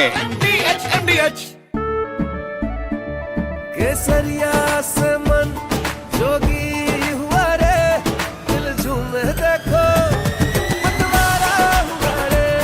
केसरिया से मन जोगी हुआ। हर पल मनाओ केसरी त्योहार, विमल बोलो जुबान केसरी। आर प्योर सूजी पास्ता उबालो मिलाओ और खाओ 8 मिनट में तैयार। क्या टेस्ट है सबका राजा R pure masala. simple terms. The Russians have clearly warned America thus far and no further, and if you think that we will do nothing when there is an existential regime to one of our very close allies, Iran, well then you are barking up the wrong tree. And they have supplied Kinzhal hypersonic missiles to Iran, with the help of which these Kinzhal hypersonic missiles, with its own hypersonic missiles, Iran can sink the Abraham Lincoln and many capital ships. And look at the media disaster that would be. Donald Trump doesn't want to put boots on the ground. He can't afford to. Not in Iran. Not in Iran, not even in Venezuela. So he wants a quick, easy, telematic victory. Looks damn good on television. You know, quick in, quick out. But in Iran, if he attacks Iran, he is going to get into a battle of attrition for which the United States is simply not prepared. It lacks the industrial capacity. Let me explain. The production capacity of the Patriot missiles, which are needed for air defense, missile defense, is about 550 to 600 per year. Russia can produce 800 Kinzhal missiles a year. To stop every Kinzhal missile, you will need 2 Patriot missiles. You don't have the capacity. मान करने वाला कमल फूल का Bharatiya Janata party का सरकार बनानी पड़ेगी। Bharatiya Janata party की सरकार बनानी। भाइयों बहनों, बंगाल में इस बार सरकार बनाना सिर्फ पश्चिम बंगाल के लिए जरूरी नहीं। मैं ये कार्यकर्ता सम्मेलन के माध्यम से बंगाल की जनता को कहने आया हूं, पश्चिम बंगाल में जिस तरह से घुसपैठ चल रही है, पश्चिम बंगाल से हो रही घुसपैठियों की ये फौज केवल पश्चिम बंगाल नहीं, पूरे देश के लिए सुरक्षा का एक बहुत बड़ा सवाल बना है। मुझे बताओ कार्यकर्ता भाइयों बहनों, घुसपैठियों को रोकना चाहिए या नहीं रोकना चाहिए? अरे जोर से बोलो, रोकना चाहिए या नहीं रोकना चाहिए? ये ममता दीदी कहती है कि केंद्र सरकार क्या करे। मैंने पार्लियामेंट में जवाब दिया था कि बाढ़ लगाने के लिए, फेंसिंग करने के लिए ममता बनर्जी आप हमें जगह नहीं दे रही, भूमि नहीं दे रही हो, इसके कारण फेंसिंग पूरी नहीं होती। नदी नाले से, दुर्गम पहाड़ों से जो घुसपैठिए आते हैं उनको आपका पटवारी रोकता नहीं है, आपका पुलिस वाला रोकता नहीं है, और आप यहां से फर्जी डॉक्यूमेंट बनाकर उनको पूरे देश भर में भेज रही है। भाइयों बहनों, मैंने पार्लियामेंट में भाषण करा था, तृणमूल कांग्रेस के सांसद इसका विरोध करे थे, मगर कुछ दिन पहले मुझे बड़ा खुशी है कि कलकत्ता हाई कोर्ट ने भी बीएसएफ को सारी भूमि 31/3/26 के पहले देने का ऑर्डर किया। हाई कोर्ट ने स्वीकार करा कि ममता बनर्जी भूमि देने में सहयोग नहीं कर रही, घुसपैठिया रोकने में उनको कोई इंटरेस्ट नहीं।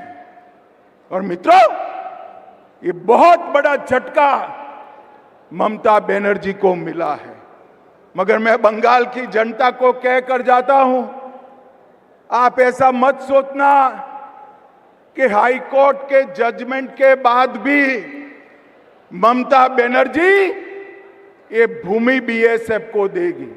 वो नहीं देगी, क्योंकि उनका वोट बैंक वो घुसपैठिए है, घुसपैठिए। मगर मैं साथ में बंगाल की जनता को ये भी कहना चाहता हूं कि 31/3 को ममता बनर्जी भूमि दे या न दे, अप्रैल के अंत में भाजपा का मुख्यमंत्री 45 दिन में सारी बाढ़ का काम पूरा कर देगा। ये हमारा बंगाल की जनता से वादा है और हमने कर कर दिखाया है।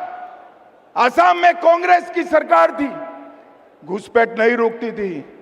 जैसे ही असम में भाजपा सरकार बनी, वहां घुसपैठ रुक गई। गुजरात में भाजपा सरकार है, वहां घुसपैठ नहीं होती। राजस्थान में भाजपा सरकार है, वहां घुसपैठ नहीं होती है। और मैं बंगाल के सम्मानीय नागरिकों को अपील करने आया हूं, लाल सरकार भी बनाई, तृणमूल की हरी सरकार भी बनाई।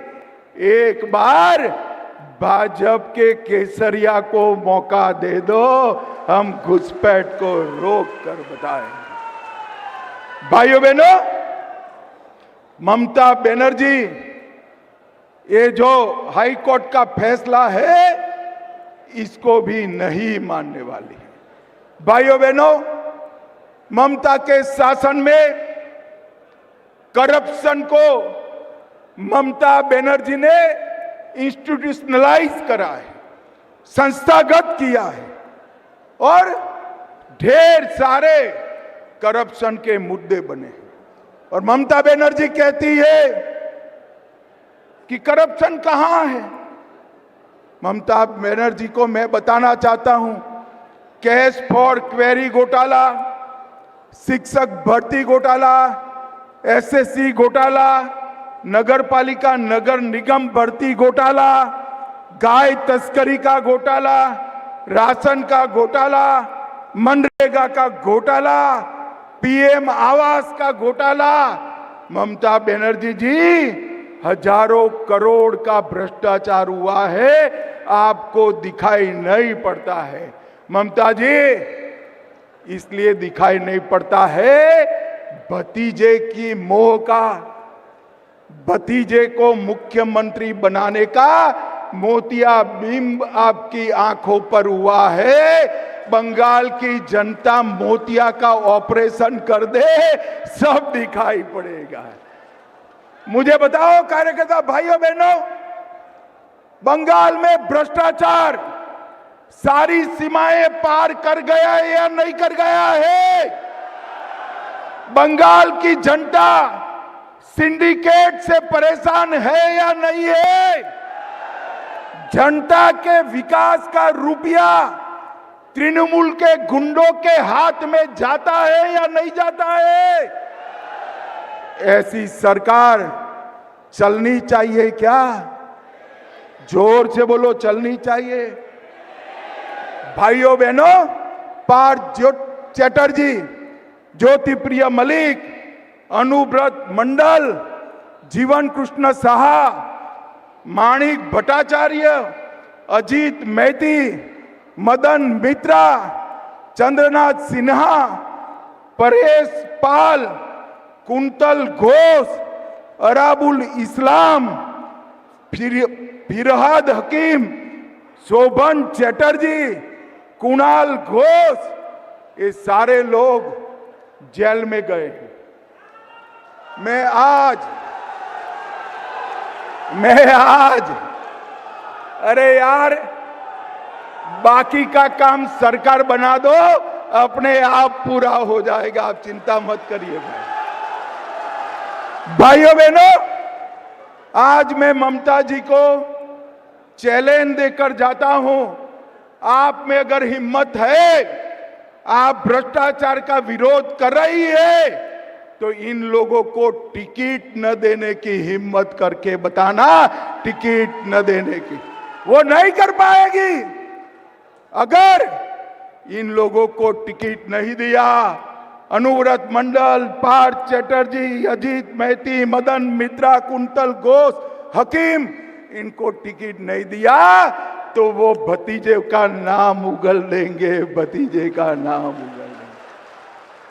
मगर मैं आज बंगाल की जनता को कहकर जाता हूं कि हम भारतीय जनता पार्टी की सरकार बनने के बाद सुप्रीम कोर्ट के एक जज की अध्यक्षता में सारे भ्रष्टाचार की जांच कराएंगे और एक एक करप्ट व्यक्ति को चुन चुन कर जेल में डालने का काम करेंगे। भाइयों बहनों, ये कार्यकर्ता सम्मेलन है। हमारे मोदी जी ने बंगाल के विकास के लिए कोई कसर नहीं छोड़ी है। अभी सुबह ही शुभेंदुदा बता रहे थे 12 ट्रेनें नहीं दी है और लगभग 10 लाख करोड़ से ज्यादा रुपया 10 लाख करोड़ से ज्यादा रुपया हमने बंगाल सरकार को दिया है। मुझे बताओ भाई, कुछ आपके गांव में आया है क्या? अरे जोर से बोलो, आया है? और जोर से बोलो, आया है? ये कहां गया? कहां गया ये सारा पैसा जो नरेंद्र मोदी जी भेज रहे हैं? ये तृणमूल कांग्रेस की सिंडिकेट के भेंट चढ़ गया है। मैं आपको वादा कर कर जाता हूं, बंगाल के लोगों को वादा कर कर जाता हूं, एक भाजपा सरकार बना दीजिए, मोदी जी 1 रुपया भेजेंगे, पूरा का और पूरा रुपया बंगाल के गांव और गरीब तक पहुंचेगा। कोई कटमनी नहीं। भाइयों बहनों, हम सब कार्यकर्ता हैं। बंगाल ने चुनाव के रेगिंग में ममता बनर्जी की पार्टी ने हमारे 60 से ज्यादा कार्यकर्ता मारे गए, सैकड़ों लोग घायल हुए, कई लोगों के घर जल गए, कई लोग गलत केस में जेल में बंद है। मैं आज बंगाल भारतीय जनता पार्टी के हर कार्यकर्ता को ये कहने आया हूं, हम सब। That was Amit Shah, the Home Minister, speaking. in West Bengal, slamming the Mamata Banerjee government. Okay, let's move ahead. We'll get some breaking news is coming in. Update coming in on the death probe of the business tycoon CJ Rao. In fact, Roy. Beginning these updates because income tax officials have reportedly submitted a detailed clarification to the Ministry of Home Affairs in connection with the case. Sources suggest that IT officials have stated that they did not exert any pressure on CJ Roy during the course of the investigation. Big updates coming in. This is in the backdrop of the investigation which has already been launched. Tycoon death probe report submitted to the MHA. Income tax officials have reportedly submitted a detailed clarification to the Ministry of Home Affairs in connection with this case. Sources suggest that IT officials have stated that they did not exert any pressure on CJ Roy or during the course of the investigation. Yes. Let's go straight to Abhishek joining us. Abhishek, what's the latest that we're learning of? There are more details which are coming in on the story. We also know that the probe has intensified.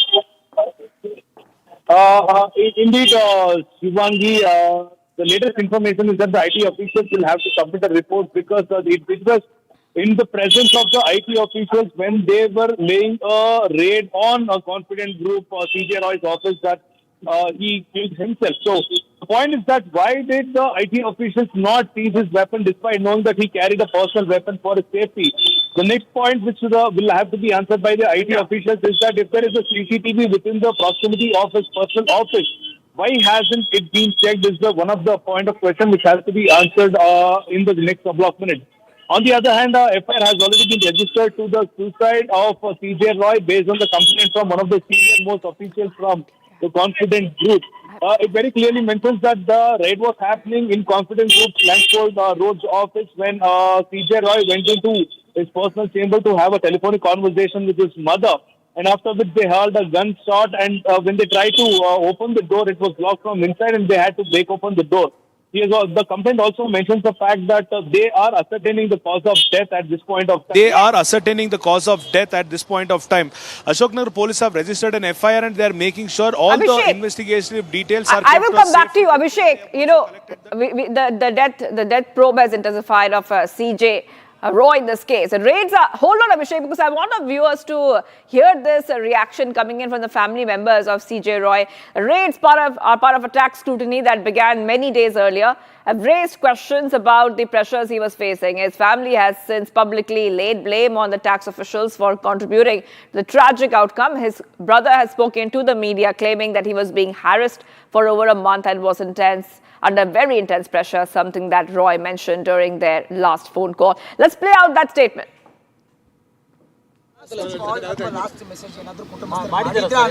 ಇಲ್ಲ, ನನಗೆ ಮಾಡಿದ್ದು 10:40ಕ್ಕೆ ಬೆಳಗ್ಗೆ 2 ಸತಿ ಮಾಡಿದ್ರು. ಅಷ್ಟು ಬಿಟ್ಟರೆ ಬೇರೆ ಏನು ಮಾತಾಡಿಲ್ಲ.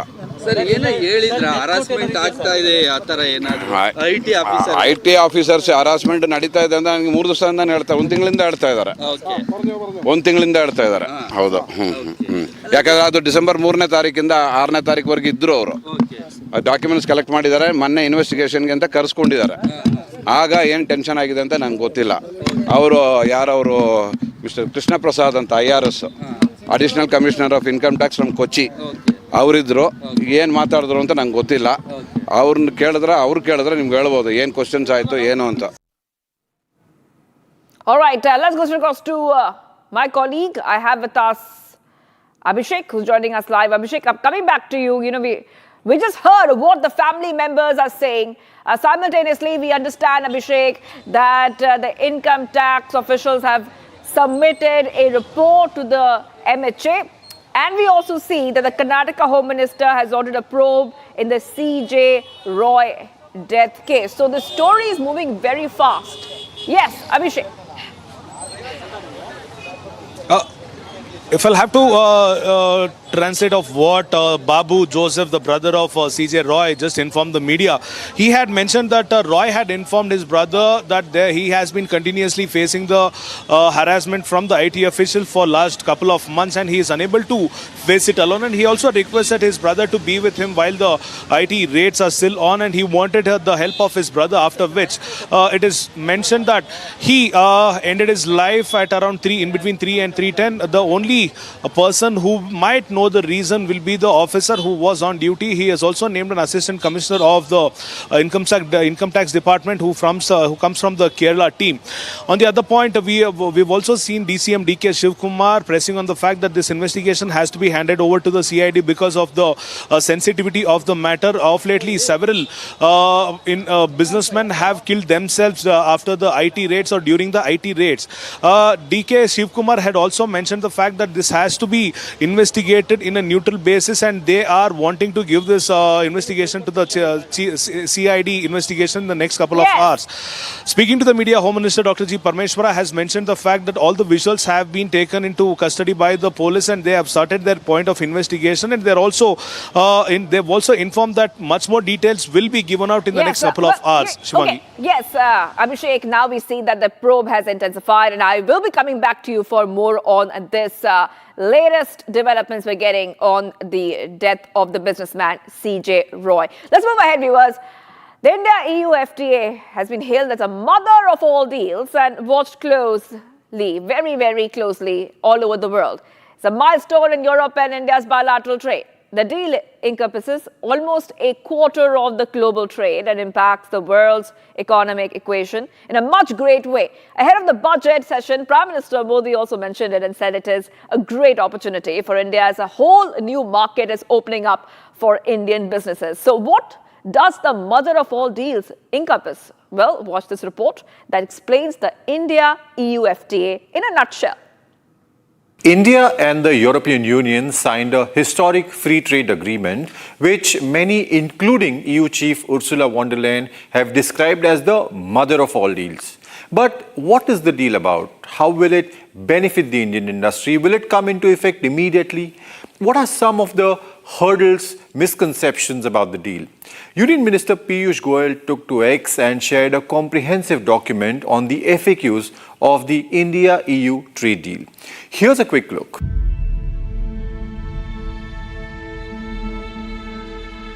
The deal is a game changer for Indian exporters as the agreement opens the doors wide for Indian goods in Europe, with almost all of our exports enjoying lower or zero tariffs, helping make India more competitive globally. Now, EU has promised to remove duties completely on a huge portion of Indian goods right away. Specifically, on about 70% of the product categories or tariff lines, they are eliminating tariffs immediately, and these cover nearly 91% of the value of what India currently exports to the EU. That's massive because almost 91% of our export value gets zero duty from day one. Now, do Indian farmers benefit from the India-EU FTA? Indian farmers are expected to benefit significantly from the preferential market access to the European Union for key agricultural exports like tea, coffee, spices, grapes, cucumbers, dried onion, fresh fruits, vegetables, and sheep, lamb, meat, which is expected to boost competitiveness, export volumes, realized income, and rural livelihoods. While sensitive sectors like dairy, poultry, beef, cereals, rice, wheat, edible oils, certain fruits, vegetables, nuts, and tobacco are fully protected with no concessions given. Will the entry of European products in India hurt domestic industry?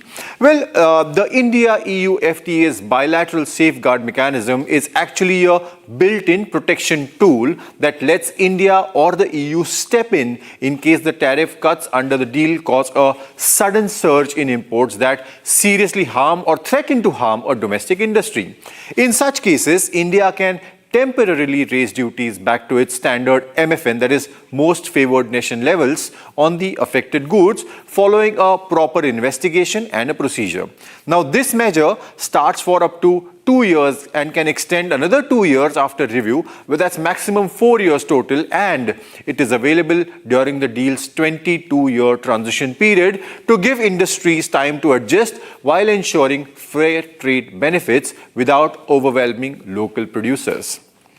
What are the technical barriers to trade? TBTs. In simple words, TBTs are the differential standards for products in different regions. Now, in the India-EU deal, the technical barriers to trade covers the preparation, adoption and application of standards, technical regulations and conformity assessment procedures by central government bodies. Now, it is supposed to build on WTO rules, which is promoting key principles like transparency, non-discrimination and the use of international standards. This sets up a practical tool to tackle issues. Now, there is also a mechanism, an inbuilt mechanism for early technical discussion so problems can be sorted out quickly before they escalate further. And yes, the entire TBT chapter is enforceable. It's fully subject to the trade deals dispute settlement process, giving both India as well as the European Union real teeth to ensure commitments and that are honored and barriers that are minimized for mutual benefit. India-EU FTA's intellectual property mechanism. What's the intellectual property mechanism? Let's talk about the IPR in the India-EU trade deal. Now, this directly creates a clear, unified framework to protect and enforce IP rights, with the main goals to encourage more investment in innovation, support creative and knowledge-based industries, crack down harder on piracy and counterfeiting, and make it easier to share information, knowledge and technology between the two sides. The provisions fully reaffirm and build on the WTO's TRIPS agreement. That's the global standard, and they counter important areas like copyright, trademarks, geographical indicators, think like Darjeeling tea or basmati rice, industrial designs, trade secrets, undisclosed information, plant variety protection, plus stronger border measures and enforcement mechanisms to stop fake goods at the border. Now, they are protected for Indian manufacturers as they venture into European Union under the FTA framework. Will the FTA be implemented immediately? That's a major question, because the India-EU trade deal will enter into force on the first day of the second month after both sides exchange written notifications confirming that they have completed their internal legal procedures, or on any other day that they mutually agree. Now, once in force, the agreement has no fixed end date as such. It lasts indefinitely. Either India or the EU can terminate the FTA by giving written notice, with termination happening after the period mentioned in the deal. And yes, it can be amended. The two sides can make changes by mutual written agreement, and the joint committee can also update certain specific parts like rules or procedures or dispute settlement codes after completing their internal approvals. Now, it is expected that the deal would be implemented within a year after it undergoes the legal scrutiny as well as clearances from parliaments of both the regions. Meanwhile, Union Minister Piyush Goyal has given insights on the deal on the FAQs, and a quick document has in fact been posted on the government's official website, the Press Information Bureau.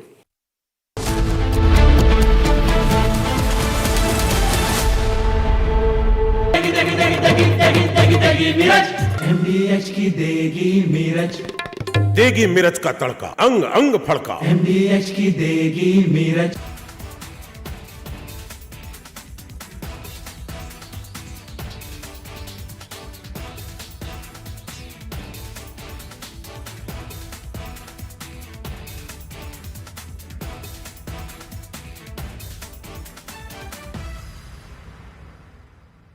थोड़े में ज्यादा स्वाद, ये तो है इसकी खास बात। वाओ मामा, क्या स्वाद है। अरे मेरे राजा, सबका राजा और मसाला। Whose backyard is Iran? It's nobody's backyard yet.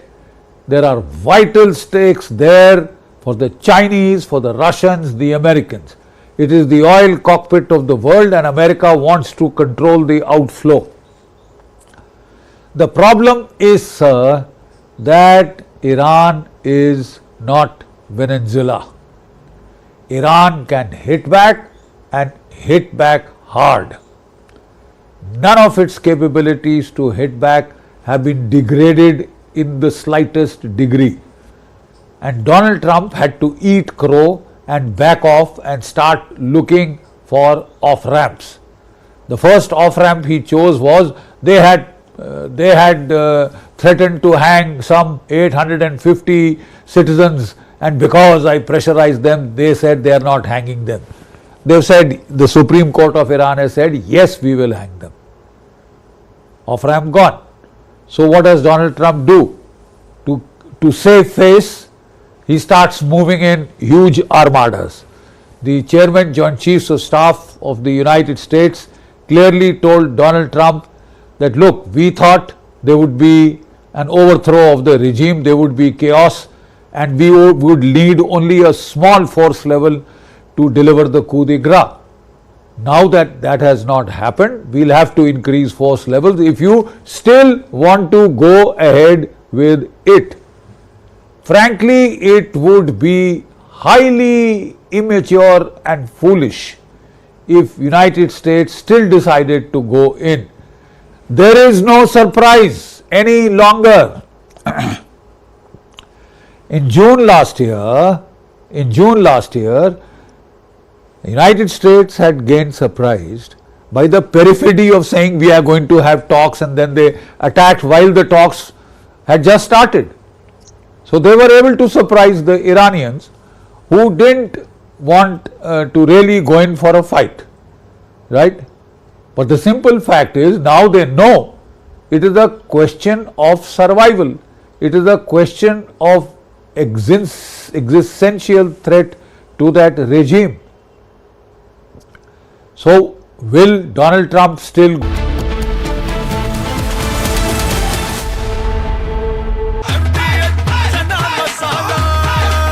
अब छोलिया हो या लोबिया, सफेद चने या काले चने, सब कुछ मजेदार बने।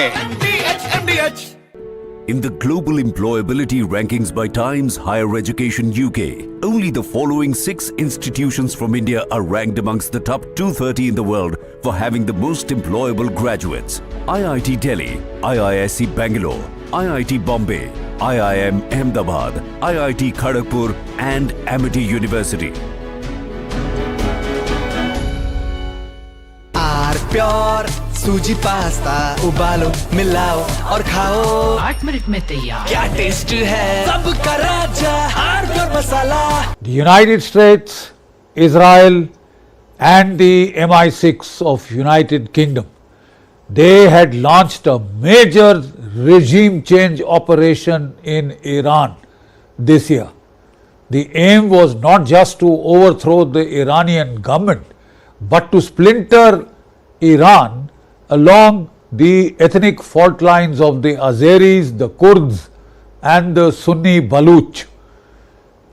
You know, Israel was trying to help the Kurdistan fighters to come in, and also the Afghan refugees who were there. The United States, the CIA was working with Pakistan to induct large-scale induction of arms, small arms into Sistan, Baluchistan, the Sunni area of Baluchistan, the Sunni area of Iran. The plan was very highly ambitious. 40 to 50,000 Starlinks had been pushed into Iran because they knew that they would shut down the internet, and as abundant precaution they had put in about 50,000 Starlink terminals. This time the Russians and the Chinese seem to have warned Iran of the American playbook, and the Russian electronic warfare capabilities, the Chinese electronic warfare capabilities have been used to jam the Starlink terminals and cut off communications between the operatives on the ground and the intelligence agencies of Mossad and the CIA. Secondly, in June last year, when the United States and Israel had launched a combined attack to take out Iran's nuclear capability, nascent nuclear capability, a lot of their intelligence networks of the Mossad had been uncovered. Despite that, the Mossad tried a desperate gambit to sacrifice its intelligence.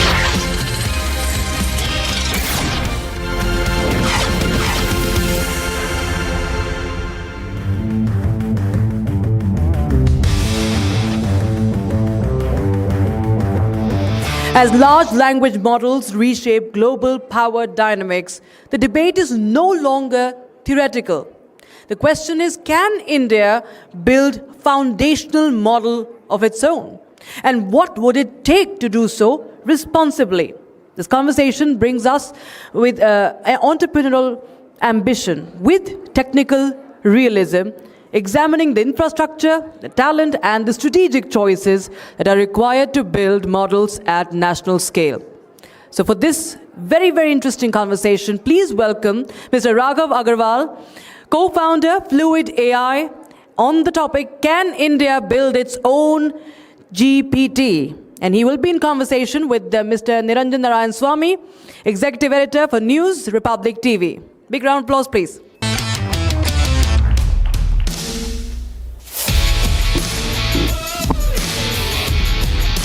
Thank you, Raghav, for being with us today. So, what is an Indian ChatGPT model? So, Niranjan, what's interesting is an Indian ChatGPT model today, for almost any consumer and anyone in the room today, is ChatGPT only, right? Because our usage of any pure Indic model out there is not there right now. Let's be honest where we are. But that doesn't mean that this is going to be the situation in 2 years or 3 years down the line, right? I think a lot of people, especially in India, get very concerned that we don't have our own model. But there's a very interesting memo by Google which says that there really is no moat in the model. Because if you see, when China did its DeepSeek movement, that was an open source model. When Europe does Mixtral, they have an open source version of that. And when all these US guys are competing, Anthropic, Google, etc., they want our model, they want their models exposed to the Indian audience. Correct. Because India may be a good software exporter, but it is one of the world's best data exporters. A lot of people get concerned, oh, that's a colonial mindset, we're exporting data. But these models are data hungry. Without data, they don't adapt. And if you don't have the Indian audience on them, you will not have a good model. So I almost look at it alternatively. Yes, we may not have our own model today. We'll have it shortly, maybe a year, 2, 3 years. But even now, we are in a very strong position. Yeah. What is an Indic model? And how far are we from this Indic model? So in Indic model, let's break it down, right? India has so many languages, right? Most of the global models have been trained on English and the general internet. And Indian languages have been a small component of that, right? So their training sets are very small on that, right? Now, when we do a general chat, yes, even a global model will perform, a chat GPT will give you some answers. But when we go to depth, nuance, history, culture, bias, etc., that's when these global models collapse, right? Because they do not suit the Indian mindset. Yeah. So an Indic model will be largely, firstly, trained on India-specific data, which may not rest in the global internet, not in the public world. It may be resting in specific data sources which need to be annotated, specific audiences, specific populations may need to contribute to it. Secondly, it will be extremely customized to an Indian population's usage of it, right? So linguistically very powerful. The voice will be exactly as if we speak in maybe Hindi, Marathi, etc. So the power in that would be is that the UPI movement, right? Even before UPI existed, you could do a net banking transfer, IMPS, you could have instantaneous money transfers. But it didn't break the barrier because it was not on the phone, right? It was not on the phone. You needed to add a beneficiary. There was a whole journey to it. So even today, anyone sitting in a village can use ChatGPT. Correct. But because it is not Indic enough, it's not the way we as Indians react and do business or do live our lives. Those models will not perform. But it is also prone to manipulation, right? Correct. Now, okay, let me ask a question to the audience. How many of you use ChatGPT here? Almost, 60, 70, 80% of them use ChatGPT. I'm surprised with the other 20%. I have a few students here from our School of Journalism, and I have a few, I think some of our employees were here as well. You know how we catch them using ChatGPT? How do you do that? When you ask them to write a story on the Delhi government, for example, or something in Delhi, and whenever there's a mention of Arvind Kejriwal, still shows up as Chief Minister of Delhi. And one more thing, Donald Trump always shows up as former US President. Because the these are biases for some reason. And you get caught. These are biases, right? Correct. So the challenge is that these models, the training data sets, are largely been defined by Western organizations, right? So they've gone to Western media sources or Western sources of literature, whereas the Indian component in that is a minuscule percentage, right? It's 3, 5, 7%. Yeah. So there's a general, it's not only a bias, it's a significant misunderstanding in some sense, because they are coming with a very different mindset to the entire game, right? Yeah. So when we talk about an Indic model, it also does need to, maybe the starting point itself needs to be very Indian data sources, a very Indian contextual understanding of history. Because otherwise, no matter how much we can, so there's a concept called fine tuning, right? You take a global model and you say, okay, I'm now going to expose it to certain data sets which are mine and try to change it. But you're still starting with a raw material that's very out there, right? Yeah. So that's why these Indic models and the government spending a lot of money to get them out there could be very, right now it looks theoretical. How far are we from this model? I think maybe 1.5 year is when we see first quality outputs come. So I would say we are 2 years away from the ChatGPT movement of a true Indic model developed in India. But that could be transformation. How challenging is this? I mean, where is all this Indian data, Indian mythology, Indian history, where is all this going to be fed from? How difficult is this challenge to digitize all of it? So, credit to the government where it's due, right? I think the Bhashini project has been very interesting, right? Because they didn't just start, it's very exciting to get excited by the sexy piece, right? Which is the model. Oh, we have a beautiful model and all that, right? But there's a data journey, there's a massive data journey at the back. And that's what I think we are building up to that moment where Bhashini has sort of worked, a lot of educational institutes, research institutes like IIT have pushed this forward. And they are going into that historical data. They're saying, can we get folks to annotate that data for us? Can we get folks to move that data from maybe, if it's a book sitting in a library, can it get scanned? Can it get digitalized? Can it move into our data streams? And can we get authentic speakers of the language to sort of contribute voice samples, etc.? So that part of the journey, I feel, is done. It's not complete, but it's done to an extent that a good model can come out. Okay. So there is a lot of excitement in India. Of course, the government is holding this huge AI summit as well. The government is pushing AI, but we don't really have a model of our own, which is a big problem. Like most big countries have their own model, right?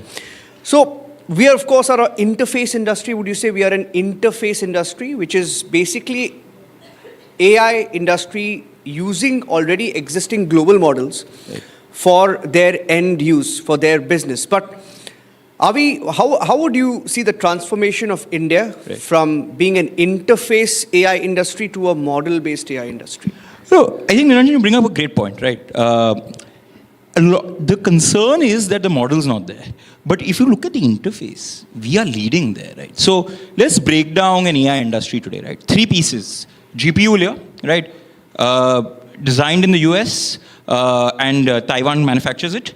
India plays a good component there. We are still a good designer of chips, but yes, it's still not our IP, etc. Right? Foundational model layer, we're not there yet, not at least at the global scale. We will play in the Indic world. Whether we play in the global model world, not sure. The third piece, and that space is largely an American-China duopoly as well, is the interface layer, right? Is the applications which consume AI. This is the first time, right? Like if you look at the IT revolution, 80s, 90s, we were behind for a significant period of time, right? We didn't have the hardware. It was a very license thing. You would import computers very slowly, hardware, etc. This time we are on par with the world when the AI revolution hit. But we have the most number of engineers, right? We have the most understanding of software development in the world. And if you see, in the SaaS world, India couldn't really make anything that was very, the SaaS softwares, we didn't have got a big global stuff. Maybe you got one Zoho out there. But this time, if you see the explosion of small Indian startups which are saying, I'm using AI to become the global interface for sales, to become the global interface for healthcare, something like a Cure AI, right? There's so many of them that are playing in that space. Because this time, we are at par with the world, but we have the talent to go further than them. So, another thing is, a lot of people say, okay, model. But the interface to AI is equally important, right? Let's say when ChatGPT upgraded from ChatGPT 4 to 5.1, it forced an upgrade of the model to you. Were you saying that, oh, now I will, because they upgraded the model, I'm not going to perform on it? No, right? The interface was very important. You were used to ChatGPT in a particular experience.